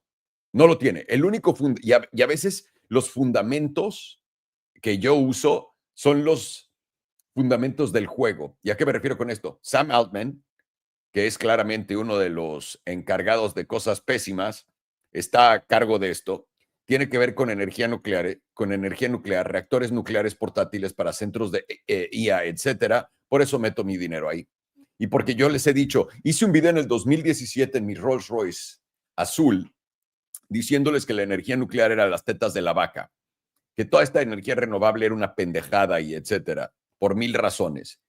Todo el mundo me dijo que estaba pendejo porque los tenían coco washados en ese entonces. Y ya ahorita todo el mundo ve la energía nuclear como si fuera algo bueno y los gobiernos se cambiaron de opinión y ahora todos los pacos cambian de opinión, por ende todo el mundo cambia de opinión. Era una de las jugadas más obvias esta de Oclo en el planeta. Ahora, Oclo, como todo, no ha construido ningún reactor nuclear y va a tardar 2 años en empezar. 2, ¿ok? ¿Qué nos dice eso? Nada de esto tiene sentido. Esta acción, y estamos diciéndole a BTCC que nos la ponga ahí, va a caer, pero sin pedos. Un 80% te la dejo tranquilo a los $30 otra vez. Si viene el mercado bajista que les digo, un pedo así. Porque esto no tiene sentido, es como un shitcoin.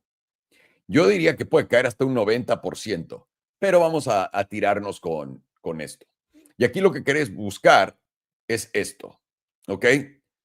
Puedes ver la vela topera, tienes también expansión de volatilidad que continúa y puedes volver a hacer otro extremo, por cierto, ante esta subida. Esta vela topera de 2 semanas, interesante, pero más interesante la de ahorita, porque esta vela topera cierra en 2 horas y 27 minutos, ¿ok? La pueden ver acá. Y tu confirmación va a ser la próxima semana, cerrando por debajo de 155. Ahora me voy a meter a la de 2 días, que es mi favorita. La de 2 días tienes otra vela topera formándose. Tienes este cierre por acá, negativón, que se veía, pero creo que no es. low. Un segundo, 157.20. 156, no, ok. Tienes acá en la de 2 días justamente el promedio del 5. De perder la zona de los 155, tíos, vienen a 135. Y ahora, aquí tranquilamente Oclo puede hacer esto, ¿eh? Puede hacer esto o puede hacer esto hasta los $110 y continuar. Y eso es si el mercado en general continúa siendo alcista. Esta zona es súper importante. Una vez, porque hasta todo esto, este es el problema con topes. Y ahí es como tú la quieras jugar. Toda esta zona es alcista si vienes a volver a rebotar en ella. Y ahora mámate desde el tope. Acá es 43% a la baja. Y esto continuaría siendo alcista. ¿Ok?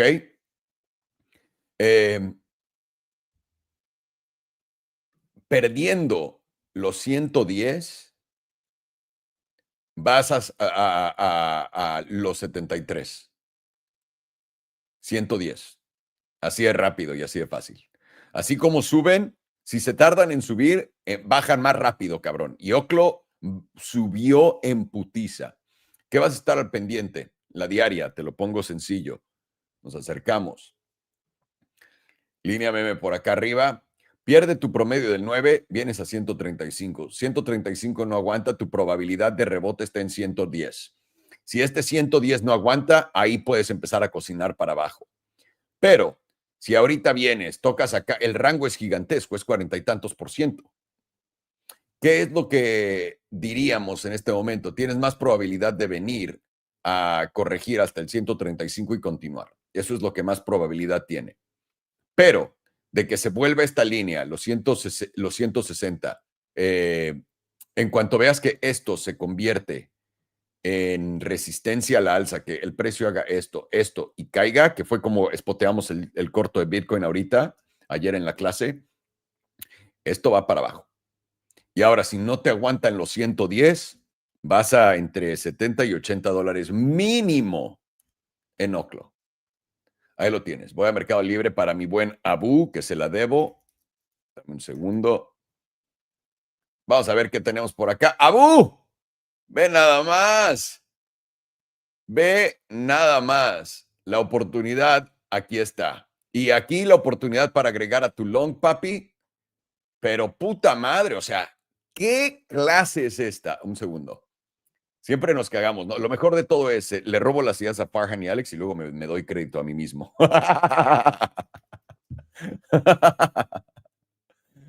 No le digan, no les digan. Ya caíste acá. Tienes acá una probabilidad alta de rebotar, tío.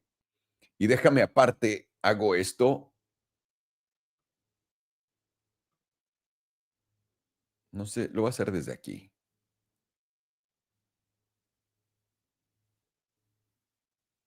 A cerrarlo con esto.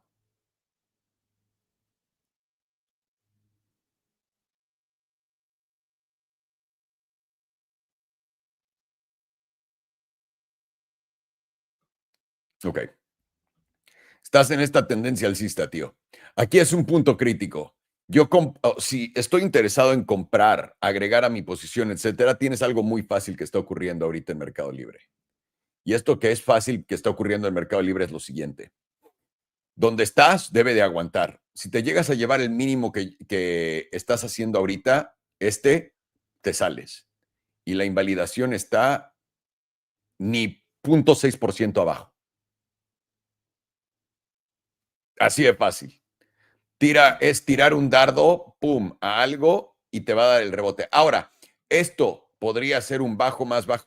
Si te llevas esto, básicamente te está diciendo que estás en una tendencia bajista y cualquier rebote va a ser para abajo. Te llevas este mínimo, te llevas esta línea en los 2014. Es donde dirías, olvídalo, porque esto te diría que vas a caer al siguiente nivel y el siguiente nivel es mínimo los 1800 hasta, bueno, tranquilo, 1720. Y ya de ahí 1624. Entonces, aquí puedes agregar y puedes poner en la nueva orden que tengas de, güey, si baja de esta línea meme o del último precio que tocó abajo, me salgo. Es lo único que tienes que hacer. Porque bajista sí es. Estás por debajo de todos los promedios diarios. Déjame ver la semanal. Semanal, aquí tienes el promedio del 100. Ahora, no lo has tocado desde el 2024, el promedio del 100. No lo tocaste en la caída del 2025. Te llevas el promedio del 100, tío, y ahí está. En la semanal es lo que te dirá, vas, pero hasta los 1600. Por ahora esto tiene buena cara, mi Abu, por ahora, de que pueda aguantar 23% abajo, 24 abajo, que es lo que normalmente corrige, ¿no? Y tiene, uy, no, déjame me echo para atrás en esto, güey. Volatilidad está expandiendo con esta caída. No te va, espérame, no, me echo para atrás, me echo absolutamente para atrás en esto. Y es la semanal, déjame ver la diaria. No había visto la volatilidad en la diaria, está contrayendo.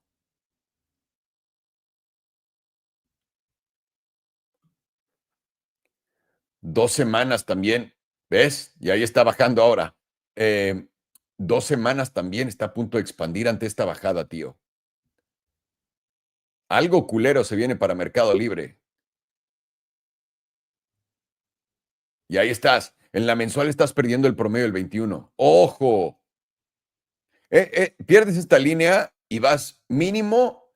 Lo que tiene cara son los 1800 y esta línea puede ser bastante factible que vengas a tocarla en los 1620. Y ahí eso podría ser una de las correcciones más chonchas de Mercado Libre. 37. Vamos a ver.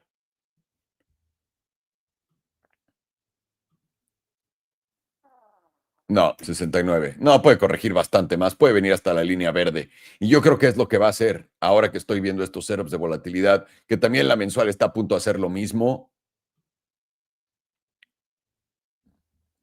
La expansión de volatilidad de todo esto se acabó y ahora está contrayendo. Sí. No. Esto es más bajista que alcista. Tiene cara que iba a rebotar ahí. Y todavía lo podría hacer. Y si quieres jugarlo, juégalo, pero con esto. Abajo de 2015, te sales. Es literalmente todo lo que tengo por acá. Abajo de 2015 no salimos.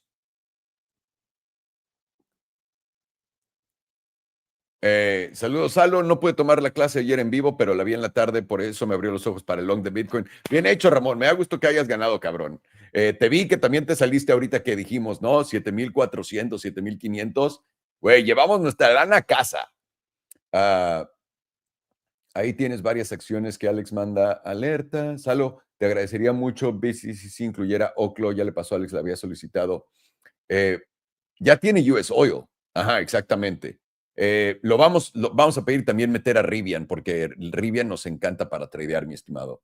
Ante la economía, ¿no sería lo más lógico que el mercado libre se vaya a la mierda también? Sí, como Amazon y todo esto. Y ahora, viéndolo tal cual, lo que pasa y el problema que tengo y el problema que tenemos que tener, no el problema que tenemos que tener, en realidad no hay ningún problema que tenemos que tener. Denme un segundo, veo un peinado de viejito, déjenme lo ajusto, que me salgo de bañar y no veo cómo salgo de bañarme. Lo que es difícil es cuando estamos viendo acciones de Estados Unidos y acciones de México o acciones de Argentina o de donde sea. El problema con algo como Mercado Libre es, yo no sé cómo esté la economía mexicana. En el 2008 le puse mucha atención a ello. Estados Unidos se fue a la verga primero y después México. Pero, y también en el 2020 en realidad, pasó igual, pero pasó igual de rápido todo. Entonces, por eso les digo, no sé. No puedo decirles que lo mismo está ocurriendo en todos lados, aunque sé que en México el gasto también está yendo a la verga, la gente no está yendo a los lugares turísticos, le echan la culpa a todas estas pendejadas, pero la economía mundial está en la mierda, la gente promedio está en la mierda en todos lados. Yo sé que todavía no nos dan permiso las televisoras, ¿no? Las noticias y nuestros pacos. Bueno, los pacos no nos dan permiso de nada, los pacos no saben lo que está pasando. Pero las noticias todavía no nos dan permiso de decir que hay una recesión, aunque todo el mundo está en la mierda. Entonces vamos a esperarnos a que nos den permiso para que todo el mundo lo sepa, pero todo debería estar yéndose al pito en todos lados. Y es por eso que lo de Estados Unidos no me tiene sentido para nada. ¿Cómo mierdas Nadie está hablando de los... Ahorita ya están emocionados por el cuarto de Tesla. Va a ser el peor cuarto de la historia. Les prometí el mejor, lo tuvieron. Ahora viene el peor. Es lo que es, y es lo que es para todas las empresas. El cuarto del año para todo, casi todo. Estoy seguro que Google y otras mamás les va a ir bien, pero a todo lo demás va a tener los peores resultados de toda su vida, con las peores ganancias, etcétera. Así que el paradigma en esto está cambiando. Yo digo que, por ende, yo prefiero jugarla como la estoy jugando, y ustedes no los quiero convencer. Jueguen lo que sientan adentro. Y si están jugando lo contrario a mí, espero que ganen, cabrones. Espero que sí, de corazón. Yo sé que estamos en la verga en México porque invertí en el tequila y ese mercado se fue más que a la mierda y nos indica varias cosas en México. Esto es correcto también. Correcto, mi queridísimo Rick. Pues vale. Gracias a todos por poner atención. Hoy no hay clases de Biblia, lo vamos a hacer 2 veces a la semana, lunes y miércoles. Está muy divertido y me mandan muchos correos. Gracias a todos ustedes. Qué bueno que se diviertan. Y gracias por dejarme mandar correos de yo te ayudo a interpretar la Biblia. Se les aprecia muchísimo. Vamos a continuar buscando trades por acá todo el fin de semana. Ahí lo estaremos viendo. Y pues sí, para darle para adelante, mis estimados. Gracias por toda su atención. Gracias por todo. Y nos vemos en la próxima. Cuídense mucho. Que les vaya muy bien. Feliz fin de semana. Y si no han visto la parte inicial de este video, yo les sugeriría que la vieran. Yo creo voy a tocar esto mañana. Se me hace un video tan importante que lo volveré a hacer mañana. Es lo que yo creo que va a ocurrir, ¿ok? Les mando un abrazo. Pórtense bien. Nos vemos en la próxima.